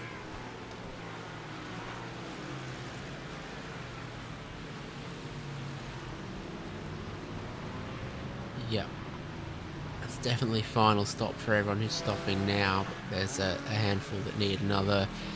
477 is kind of close. I think the Williams Sim Racing Academy back in Josiah car is going to need another as well.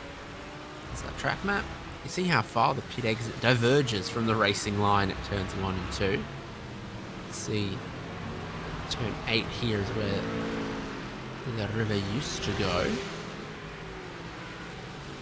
And around that back straight, that curved back straight, turn 10 where we are right here, 11, 12, 13, a series of just tightening kinks where if you get 12 wrong, just drift further and further away from the racing line. GT3 race leader in, and this might be some excitement. Oh, Jesper Eriksson. It's again into turn 8. Is that 997 again as well? Looks like it is. That's would be Conrad Zerebic who's now driving that one, if indeed it was. But, that was more contact down in towards turn 8. This is just before turn 8, the section before. Marcelo Caserta getting on the power too soon out of turn 6 and going for a spin as well. Hopefully not collected by 07. We've just passed them there as well with just over 40 minutes to go. Battles out there on the circuit then in terms of who's going to be fighting for positions at the very finish. Well, it's only 4 seconds at the race lead at the moment. However, Alessandro Pico is yet to make his final pit stop of the day. Ryan Barneveld is catching Igor Wazowski. Although again, Impulse Racing yet to make their stop. Barneveld has, we think, made his final pit stop. Should be good to make it to the finish. Closest battle's just under 5 seconds in 992. It's number 900 getting ahead of Impulse Racing in the last hour or two. František Liska will try and get back in front, back onto second position.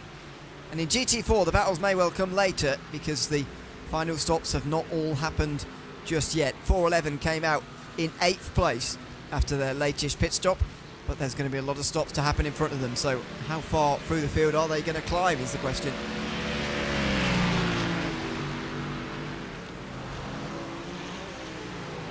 Grabowski, oh, you got to be so careful when you get a car down the inside of you for those reasons. That's heads up stuff to be like, you are being very ambitious, and I am not going to be the bowling pin to your strike.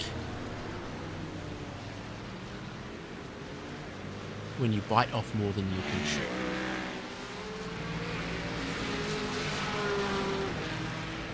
Tavio Rondeletto. I did understand the pun there, but I think I said it accidentally at first, and then I figured, you know, why be innocent when I can, you know, be definitely guilty. yeah. Well, there's Luciano Wittbert, by the way, taking on the final stop for 438 as well.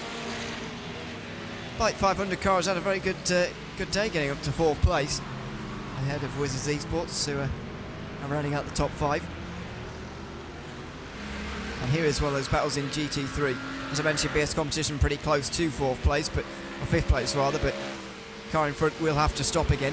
Not for the next couple of moments though, so chance for Barneveld to get through, and he probably needs to as well if he wants to push on any further in this race. Only 5 seconds back up to Nathan Paris. He needs to get into clean air as soon as possible if he has any designs on getting up to 4th.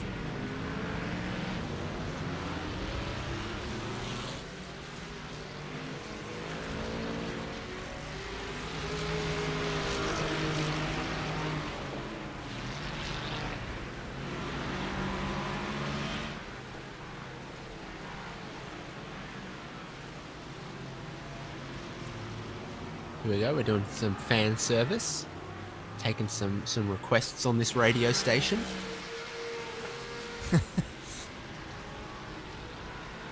Iris Hibma, Walking Fasteners by Aztec Racing. Ralph? They look to be 7 fueled to seconds get to off the of end. Team Checkmate. So based on their last stop, this car will get to the end from here. And there's very few left ahead of them that still need a stop. Quicker than 488 last lap. Not quicker than the next car for position ahead of that. Pike from Beach Racing.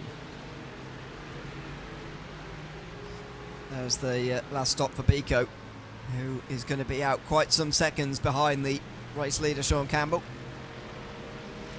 It's a short final stop, of course, for Williams Sim Racing Academy. You can imagine they have been trying to pose for that all day, but the gap's still well over half a minute.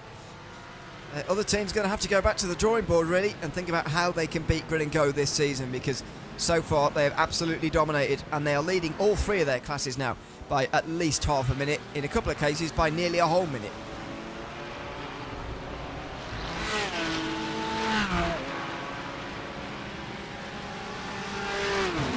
Rain intensity 41%, lighter than the worst that we've had. Heading towards a slightly lighter patch of rain towards the end of the race. I think our hopes of resetting the fastest lap of the race just got a little bit dashed. It's racing 57 in, 07 racing 27. The higher running of their two black and green Ferraris is in, and they're going to get a driver change just in this final 35 minutes. So Lotto.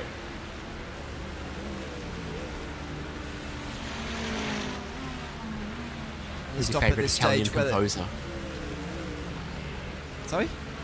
Who's your favourite Italian composer? Behind the pit lane is Santa Monica, where every street is named after a different Italian composer. So you could live on Via Antonio Vivaldi. Antonio Vivaldi Street, if you want. I can't tell you I know any Italian composers, if I'm honest with you. I can tell you that Vivaldi's the only one I recognise and went, oh, that's a composer, and then read all the other ones and went, oh, they're also composers. All right. I wouldn't have had any idea either. Right, and how many seasons do you think we've had in today's movement? Seasons?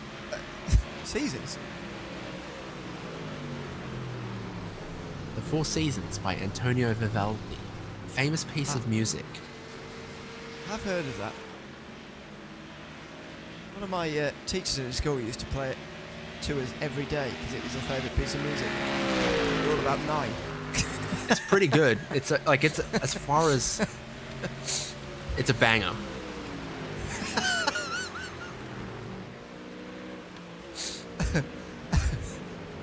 As far as classical, were you about to say as far as classical music goes?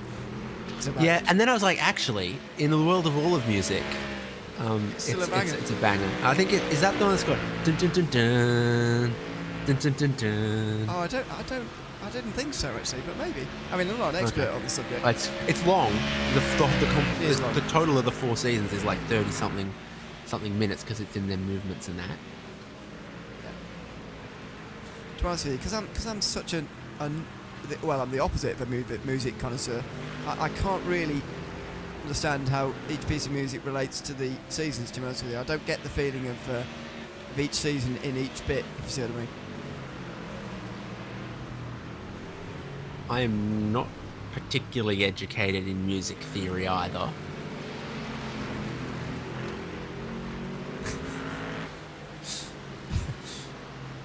We do end up on some strange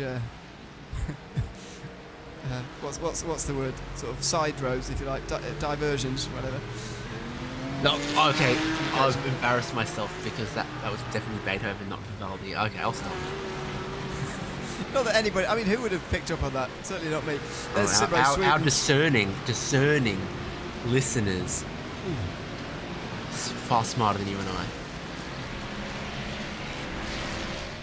Oh, you have been picked up on it. Yeah. Apparently our listenership and viewership is more educated than I thought on classical music. So well done for that. I don't know which one's Vivaldi and which one's Beethoven, but I sure do know how many pit stalls there are here at Misano. That I have nailed down. It's written down. Oh dear. So I'm looking through who, with 32 minutes to go, definitely still needs a pit stop that hasn't made it. We are touch and go, I think, on the Byte 500 and Williams Sim Racing Academy 977. Sim Racing 921 for sure.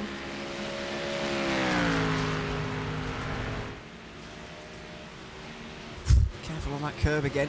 They've not They're not pulling any punches even now. Look at Vooch. He's still got a stop to make. That's why he's so far up the field, by the way, in 11th position. Sorry, 12th right now. And he might well be 13th as his limit now. Matteo Blotto is only just a second or two behind. And there's over 30 minutes to go as that Aston Martin rejoins.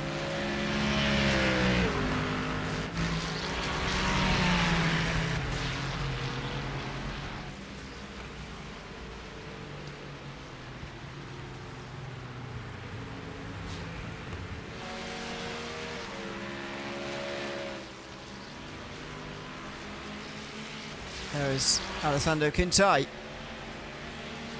in first position in the Grid and Go Esports number 400. Nearly a minute in front of Corin Tanguine, who I think, along with the rest of the Team 75 team, will be wondering what would have been if they'd have been abiding by the speed limit on the way into pit lane an hour or two ago. And they got that penalty that did end up defining the race. Yes, the gap was grown out to a minute between but you know, and 40 seconds were lost in that penalty. But this is a totally different race if those two teams continue running just 5 seconds apart, and we won't know who would have come out on top in that situation, because Grid and Go didn't make a mistake and SimRC did, and that's what's decided GT4 today. Sometimes you're not judged by the great things you do, but by the mistakes that you make.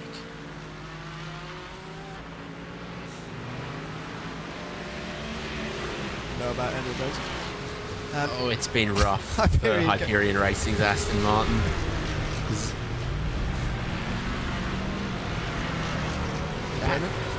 59, yeah, so Willie Brennan. I saw pop up on the timing that the 48 had been off track not that long ago either, and now it's Derek Heiberger driving 48 and took over from Adam Wright, I think. Are we used to seeing this many late driver swaps in the race, like within the final 45 minutes? I feel like that's been relatively rare. This hasn't been rare. 997.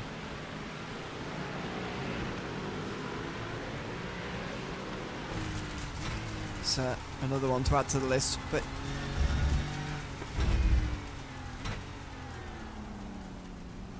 yeah, it's this is Barneveld who's caught up to Leeds Racing by WSR. I'm caught off guard by that because I didn't think he'd be anywhere near by this point. I thought, you know, maybe he'll get there by the end, but actually he's right in there already, and it's a great recovery for BS Competition. As you can see, their positions gained. Started 24th, up inside the top 5, and there's maybe one more position for them here before the end.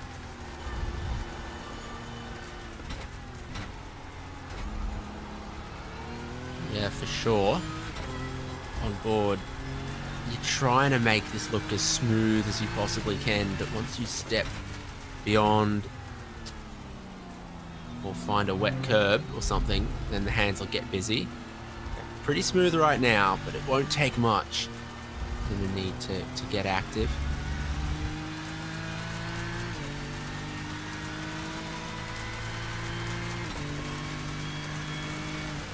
Look at the visibility or lack of it when you get up to speed here as well.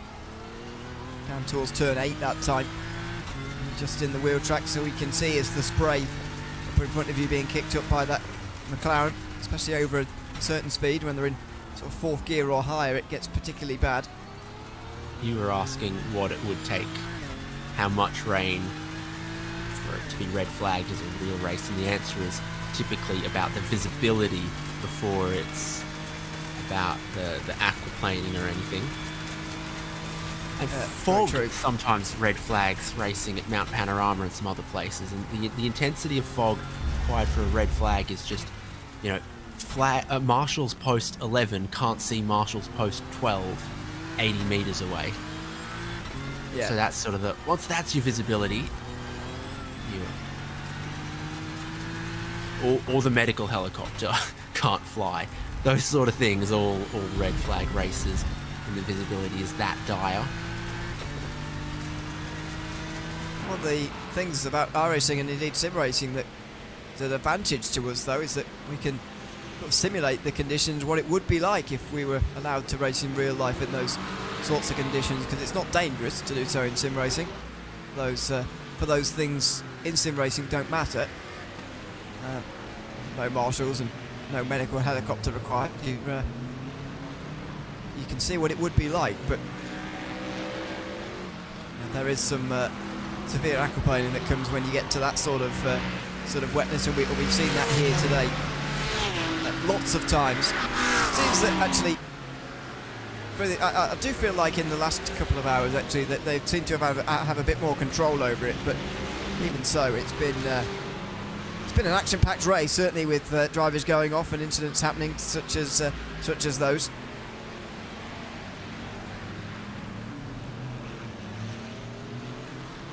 So Barneveld's best opportunity for this pass is going to be with traffic.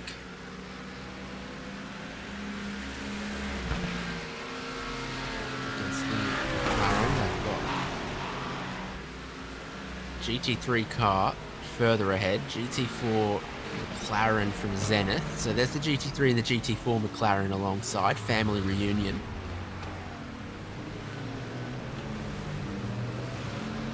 Every Christmas they all go back to Woking. Place.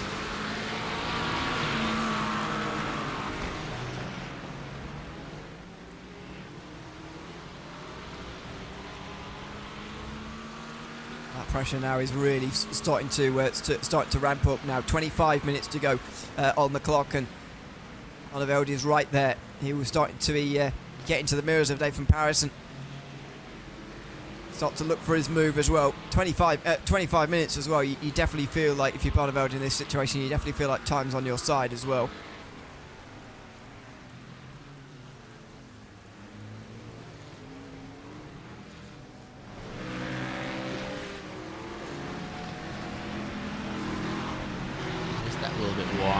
Fastest GT3 out there right now is the outright race leader, the 148.3.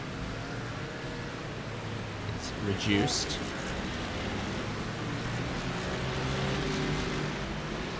This is a position lost actually for Diana Perez. He's now behind Henry Salmon after that spin. That's a change for 6th place in the 992 Cup class. Shows that in that class, especially when you get outside of the leaders, as is the case actually in all 3 classes, that mistakes will punish you with positions if you're a bit further down.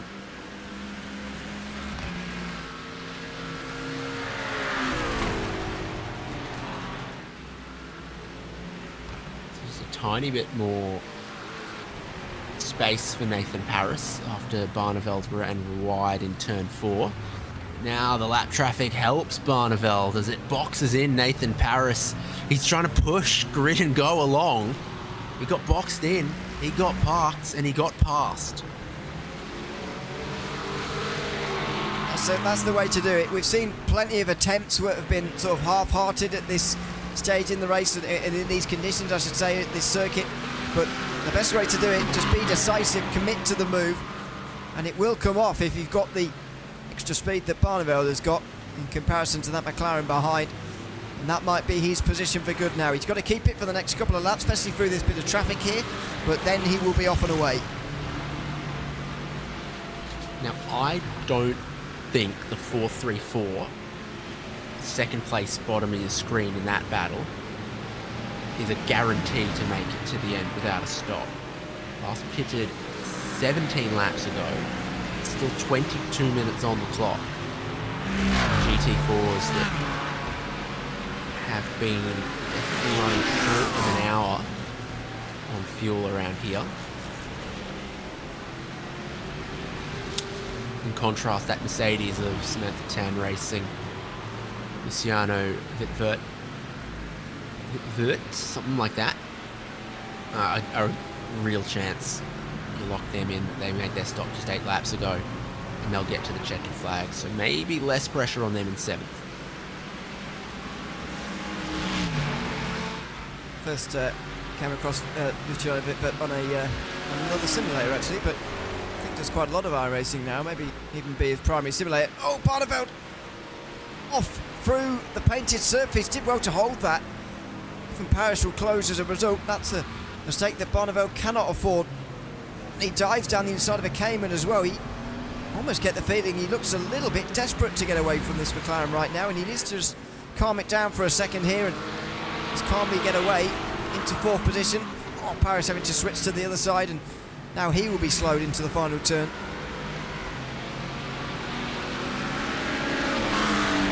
Repeat customers on the replay machine, unfortunately. That wasn't even touching the curb. It was just a slide, a snap, and a correction without a 360 spin.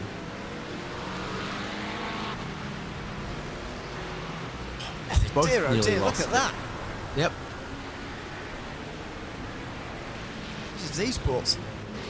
One off.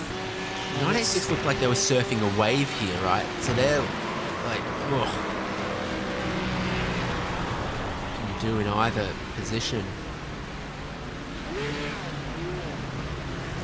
When they're out 434 there like does that. stop.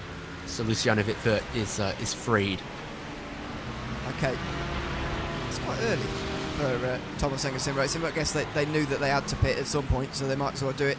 Now, yeah, it almost looks when they're out there like that, it almost looks like they're sort of on dry tyres when they're on the painted surface like that, just sliding along the surface, and in that case ending up hitting each other actually, but so many ending up in the gravel out there.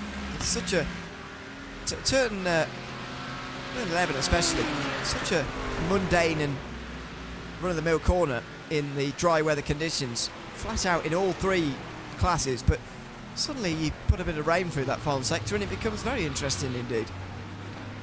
Sometimes they look like they're Tony Hawk skating, grinding the metal rail there. End up sort of stuck on the curb. The angle of the car increases, but it doesn't grip to get back on the racetrack. And so that sort of the curb flattens out a little bit.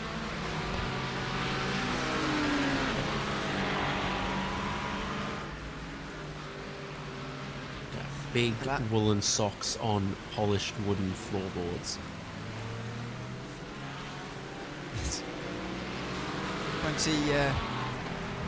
20 positions gained, by the way, for Bonneville. Now this is Danica Bosky, who's got a oh wow, nearly goes into one of the Mustangs, and that might have been their teammates actually in the Mustang. Yeah, it was. So number 12 went off, and then the GT4 teammates very nearly completely rear-ended them. Another variation of the turn 12 spin. But teammates making contact was not what they had in mind. Gavin Monturo also manages it in 33. Oh, he's got quite a lot further around actually before turn 13. Oh no, he's going to go in the wall, isn't he? Oh no, he saves it. That was a good job of saving it there. We've seen a lot of cars hit the wall pretty hard there if they go wide there. This is the 434, I think, fresh out the pit lane. And yep, goes for a spin. Might be a new driver as well as the new tyres. That might have been why they brought that final stop further forward, if they thought they were going to go on a new set of wets. Don't do it for just the final 3 laps, do it for 10. Get them going.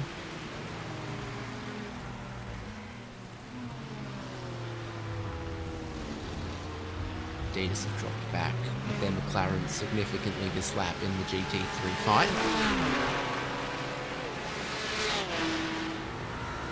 Yeah, looks like that's over. The closest GT3 fight now is Impulse Racing catching TC Esports, which could happen. 6th position. Nobody's catching 901. They are over a minute in the lead now in the 992 Cup class.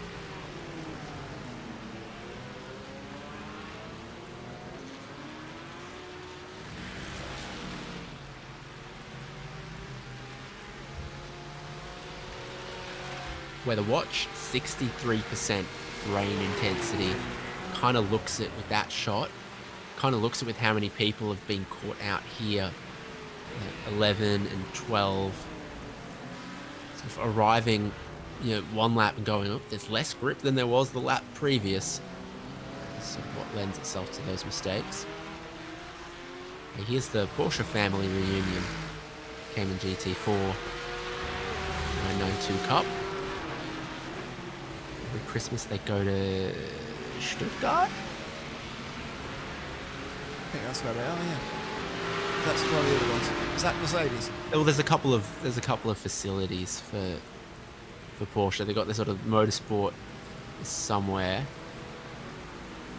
Experience centers all over the world, though. Leipzig, Hockenheim, Silverstone, Atlanta.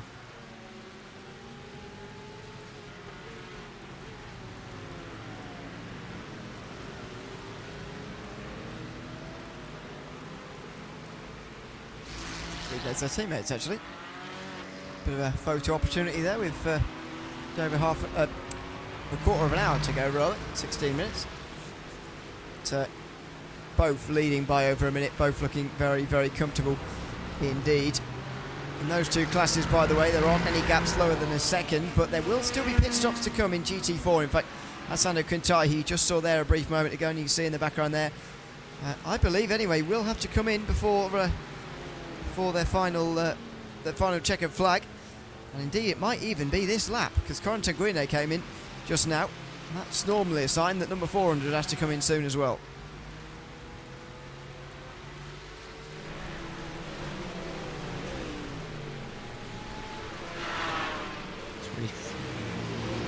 Four laps, yeah. For Guine.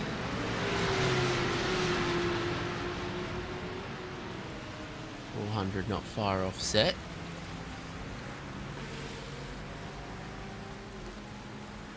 Fuel consumption in the wet is perhaps another thing that could get a tiny bit of a look at. It doesn't quite do what I feel like it should.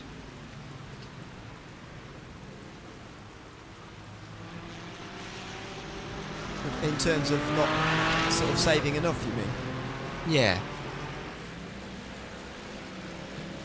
Conditions like these, say if your normal fuel burn in a GT3 was 4 litres per lap with slick tyres in the dry, you get to racing conditions like this, you're sort of 10-15 seconds away from a dry time, your fuel consumption really could be closer to like 2.5 or 3 litres per lap. Instead, it's kind of like 3.8.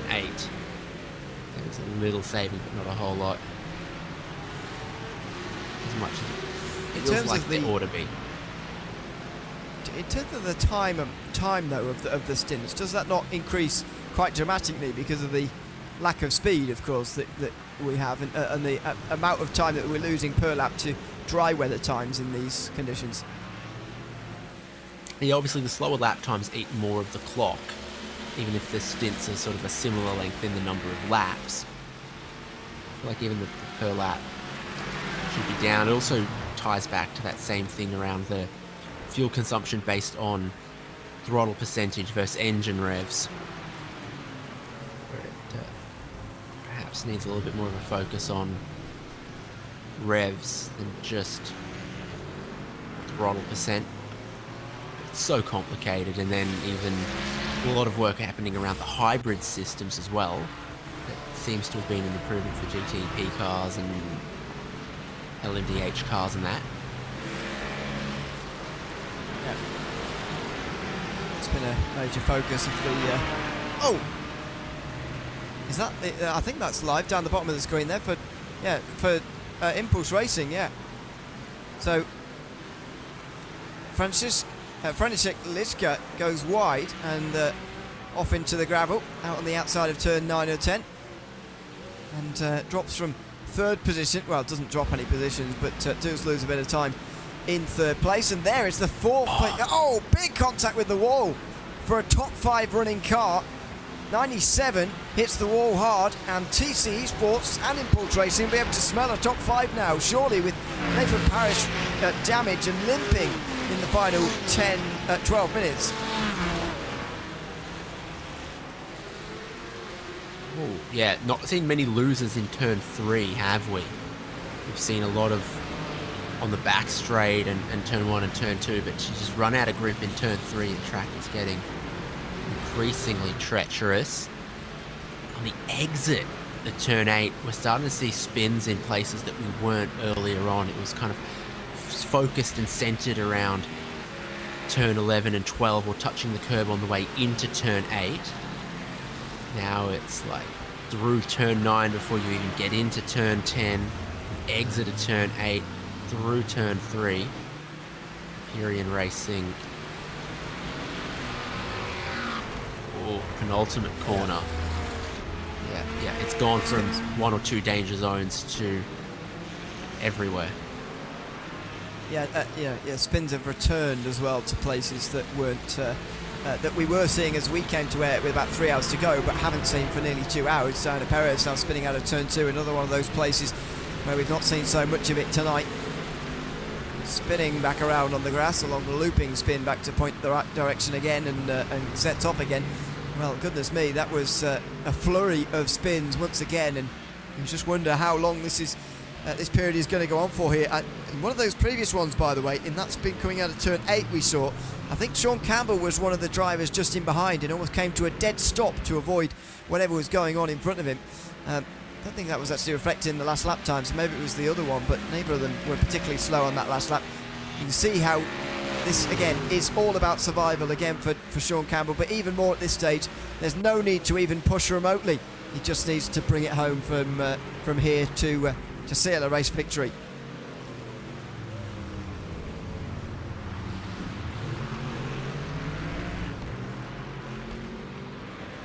Train's just easing up a tiny bit again. It has fluctuated. It's not been consistent.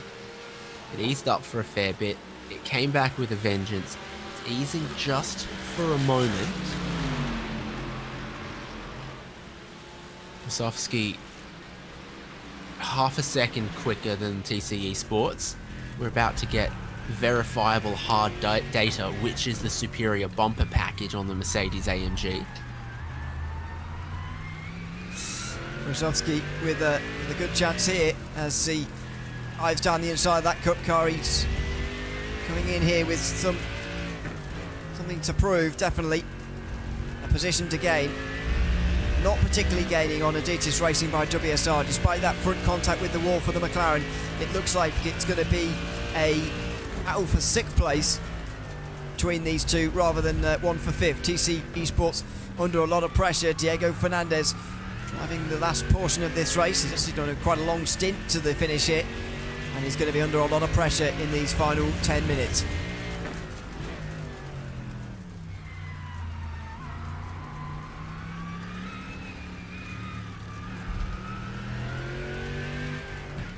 It was impossible to defend forever in these conditions. Eventually you'll make a little mistake. Got all this pressure.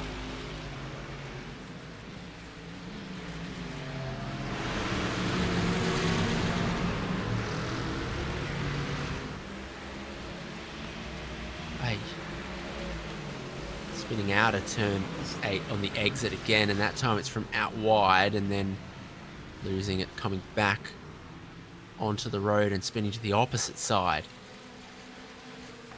For Thomas Eng and Sim Racing. And then, how committed are they going to be down the other end for these two, by the way? On the end of the back straight. Oh, a bit more for Fernandez. Good run through 11 that time. You see them just feathering the brakes and just lifting off, being so careful. They had to be all throughout this Cube Control 6 hours of Misano. Traffic is not letting up yet either. We should, give a pat on the back to all of these teams, actually, all 44 of them who have gotten to the finish here. To have a near 75% finishing rate is pretty good going, considering the horrific conditions they've had to deal with. Yeah, very little in terms of slowing the cars down when they're leaving the track. They're skating across the top of the gravel and over the paved runoff.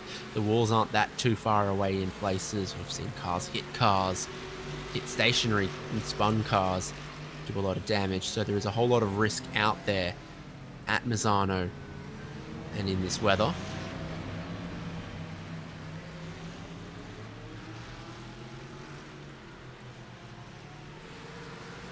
Tried to back him up. Oof. That was close. That was really tight in turn 6. He had a little look down the inside there, but couldn't quite get past, and now TC Esports Fernandez going to be on the defensive here. The McLaren GT4 pulling well out the way. Wazowski wants to try and shoot the gap through the middle. He's going to go for the cutback instead. He's going to be on the outside line in time for turn 9 and 10. Will he be able to switch to the inside maybe in time for the hairpin itself? No. Oh, well, maybe. Left it late. Couldn't do it. The Williams Sim Racing Academy car will now just be in front of them, giving a very nice slipstream to Fernandez. He's not going to get past him, though.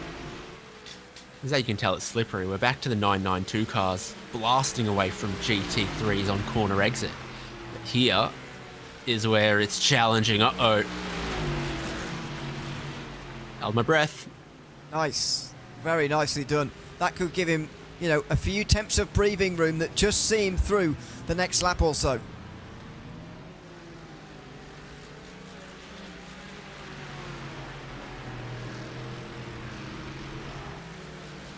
Yeah, for sure. That's great timing to be able to do that. That's why you take that risk, because payback is suddenly you buy yourself 1 or 2 more laps, and that's basically all there is left in this race too. 5 minutes.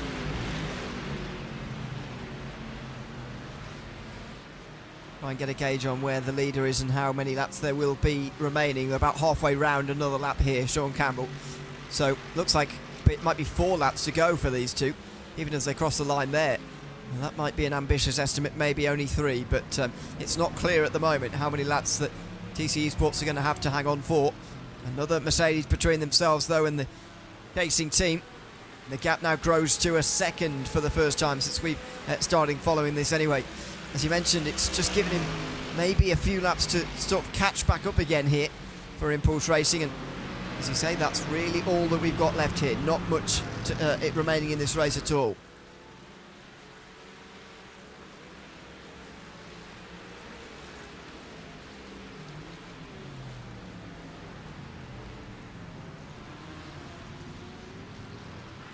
Fastest GT3. So 1:48.115 from Lorenzo Castellani in the 07 Racing Ferrari. There's a couple times I've seen the timing sheet and gone, that's a good last lap from them, but regrettably they still find themselves down in 15th. Slim opportunity that they get to Hyperion Racing for 14th though. With that kind of pace, it's very, very possible. Say never for 07 Racing and Lorenzo Castellani.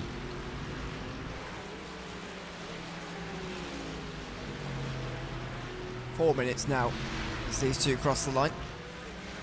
John Campbell just making his way out of the first sector, so it will be 3 laps to go for these two. That's not great news for Fernandez, certainly not what he wanted to hear heading into these next couple of moments. And look, would you look at that? It's always ironic and poetic the way that the traffic falls. An Impulse Racing Porsche Cup car now helping their GT3 teammates to close in.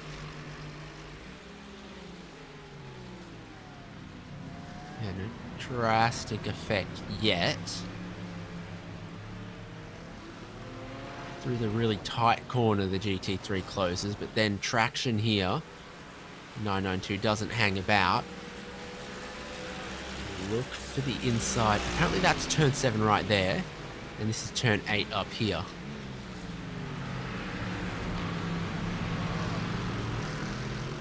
Oh, and off! Impulse car goes off in front of them. Thankfully don't clip their teammates. That's Franisek Liska with his second spin in the last 20 or 30 minutes.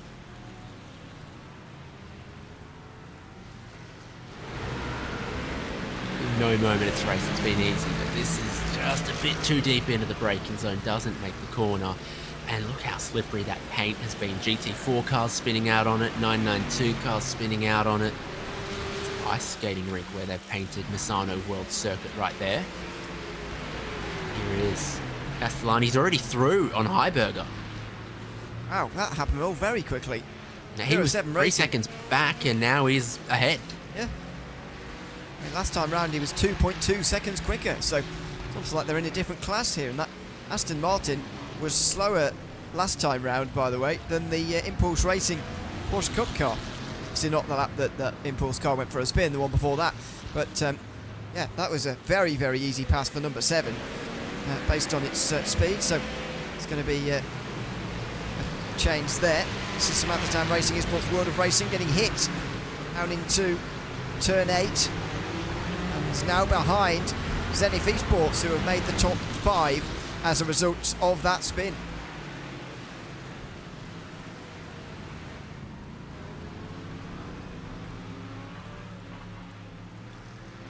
Igor Wasowski still stands a chance here of taking that 6th place back, having dropped a handful of car lengths. Cars dropped in front of them. Throwing him under the bus, it could be Gianna Perez again. It's Castellani. Man, they are so quick with this Ferrari in this weather. I'm telling you, they were down in 15th, but the fastest car on track. And on track means you go fast. Hyberger, Hyperion Racing, off the road at 14. Sean Campbell is about to cross the start-finish line, by the way, to take the white flag. There'll be 1 lap to go. It's Hyperion Racing indeed have one more spin and one more off-track excursion through the gravel. That's turn 13. But there's Campbell, over 30 seconds in the lead. It's another underlining of dominance from Grid and Go here tonight. This is going to be the closest of the classes by the looks of things, but they're still leading it by nearly 40 seconds. Be a tiny bit more because Williams Sim Racing second in this class. As a slowdown penalty right now means they've been off the track somewhere. It'll open up just a tiny bit. First rest second place on this final lap.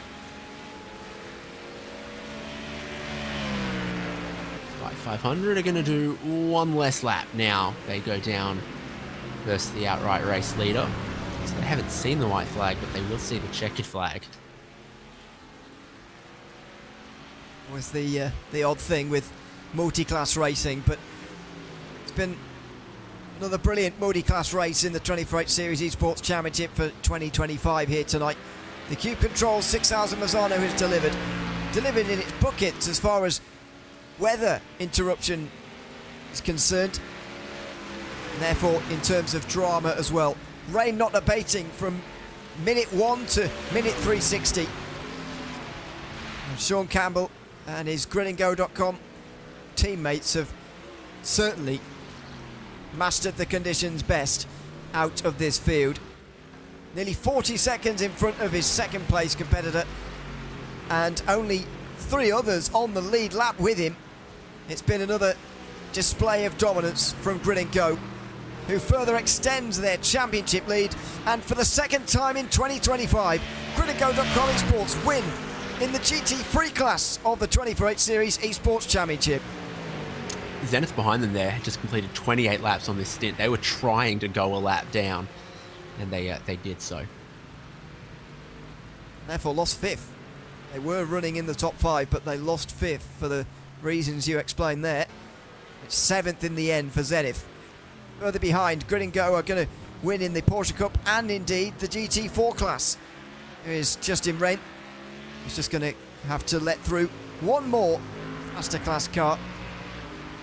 It was a close race with Team 75 burner by SimLC until the speeding penalty for 476, at which point number 400 never looked back. They take a step closer towards the championship lead here tonight, although they shouldn't take the lead. It is victory for number 400 at Misano, and a great victory at that as well. Also around 40 seconds, similar to their GT3 teammates, but the biggest class victory is going to go to 901. It's credited with an extra lap over the field. It was more than a minute before that. Adrian Garaiki crosses the line slowly to complete a gridandgo.com Esports domination at Misano. They have taken all 3 classes, something that is so hard to do in such a high level championship like 24H Series Esports. But Grid and Go have just done it, and they have stamped their authority all over this championship in all 3 of our classes. SimRC have gotten close to that feat multiple times, I think they've definitely taken 3 classes when we were a 4-class championship. I don't know if they ever got the clean sweep. But yeah, the margin of victory and the dominance across all of the classes is just so impressive. So some of the others come across the line. That's Impulse Racing, who end up 4th in the end, actually. Who were following them, and they were struggling to make that pass. and get up into anywhere other than 5th position, but manage it by the finish, and we'll see them in the results in a moment. It's Sean Campbell, though, for Grid and Go, who wins by 42 seconds in the end, ahead of Alessandro Bico. Johan Breuer's great pace towards the end gets them a podium, with BS Competition in 4th. Late crash from Nathan Paris doesn't prevent them from getting a top 5. Diego Fernandez, Igor Wazowski were battling to the line and finished 6th and 7th. Then Daniel Ola, the last driver, 1 lap down. Lucas Camba-Morero and James Bowman round out the top 10. Semi-fi in altitude.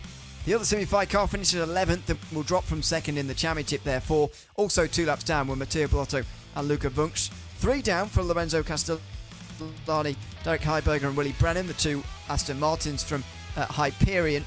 A bit further down, we saw 17th place for Fastlane, or saw Fastlane further down along with Share Esports, Maniti Racing, WSR Esports, Back Performance, MJ Downforce, Racing Lab Esports, etc.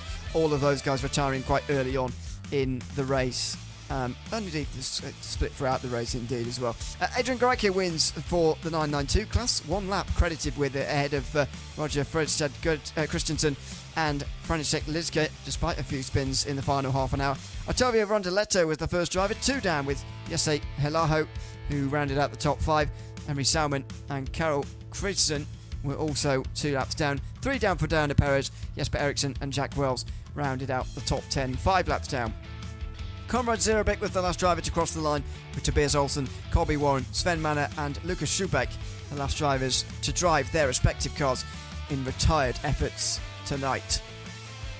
And in GT4, it's Justin Rem who wins by 42 seconds, a very similar gap to the overall winning margin. Corentin Guine in the end ruining the speeding penalty that car got when Jürgen Frank was last at the wheel. 2nd place for them, with Williams Sim Racing Academy in 3rd place, rounding off the podium. Timo Hayden, Luciano Wittbert and Dennis Grabowski were all 1 lap down.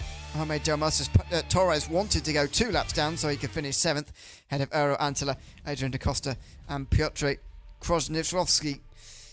Martin Slek was 11th, ahead of Marius Hibmer and Alexander Peregrina, also 2 laps down. Maximilian Renner, Stuart Reynolds and Tom Euler rounded out those 4 laps down. Max Cuthbert, Simone Passoni and Callum Brandt rounded out the 19 drivers and teams in GT4. There's the picture on the front stretch of the winning cars in the end, and Grid and Go, who have shown such dominance over the course of this season, and indeed certainly tonight as well, distilled into what we saw in the races in the race tonight in all 3 classes. First, though, let's have a chat to the runners-up of the Williams Sim Racing Academy.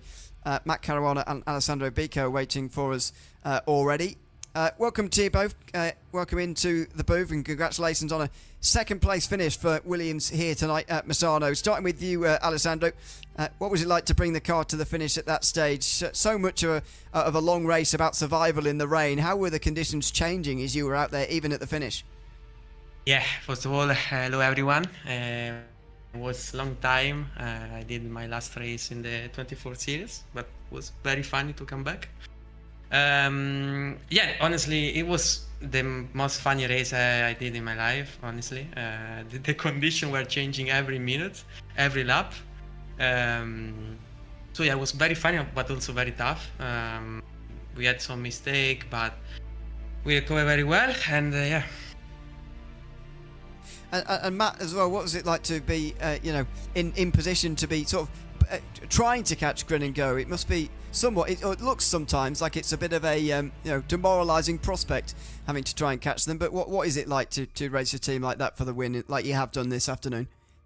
Yeah, it's a great opportunity. Firstly, thanks Williams for the opportunity to jump in the car, and thanks Alessandro as well. But yeah, no, it was a good race. We only knew we were doing this about 2 days ago, so we've had minimal prep, and I can't really complain, to be honest.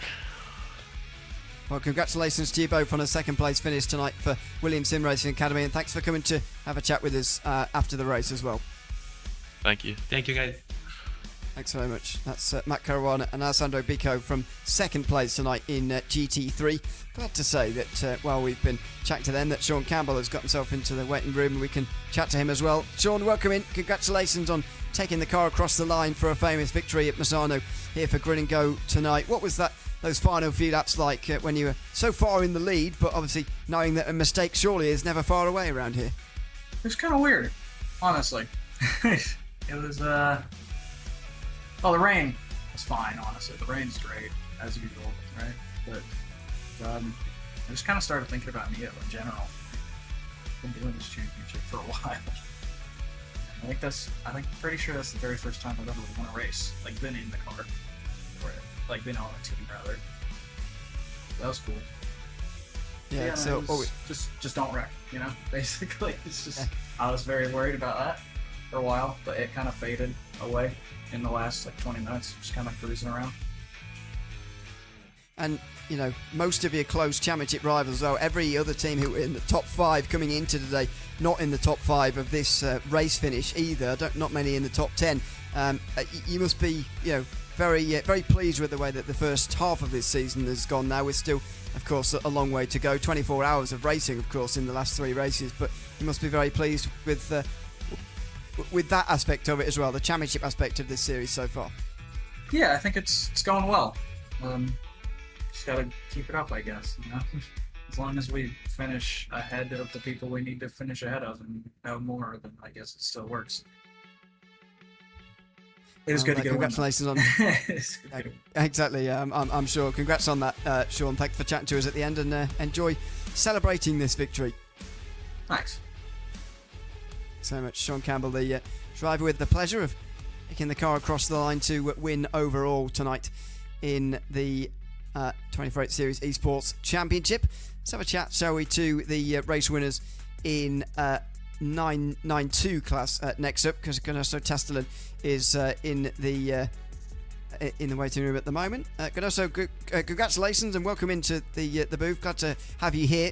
992 Cup class today was won by obviously a lap. You guys had over a minute before then anyway, but it looked like a very difficult car to drive in these conditions. We saw so many mistakes from so many teams, and obviously it was one of those that was always going to be like that. But just how can you describe the feeling of driving this car in such wet conditions at this circuit? Yeah, good evening everyone.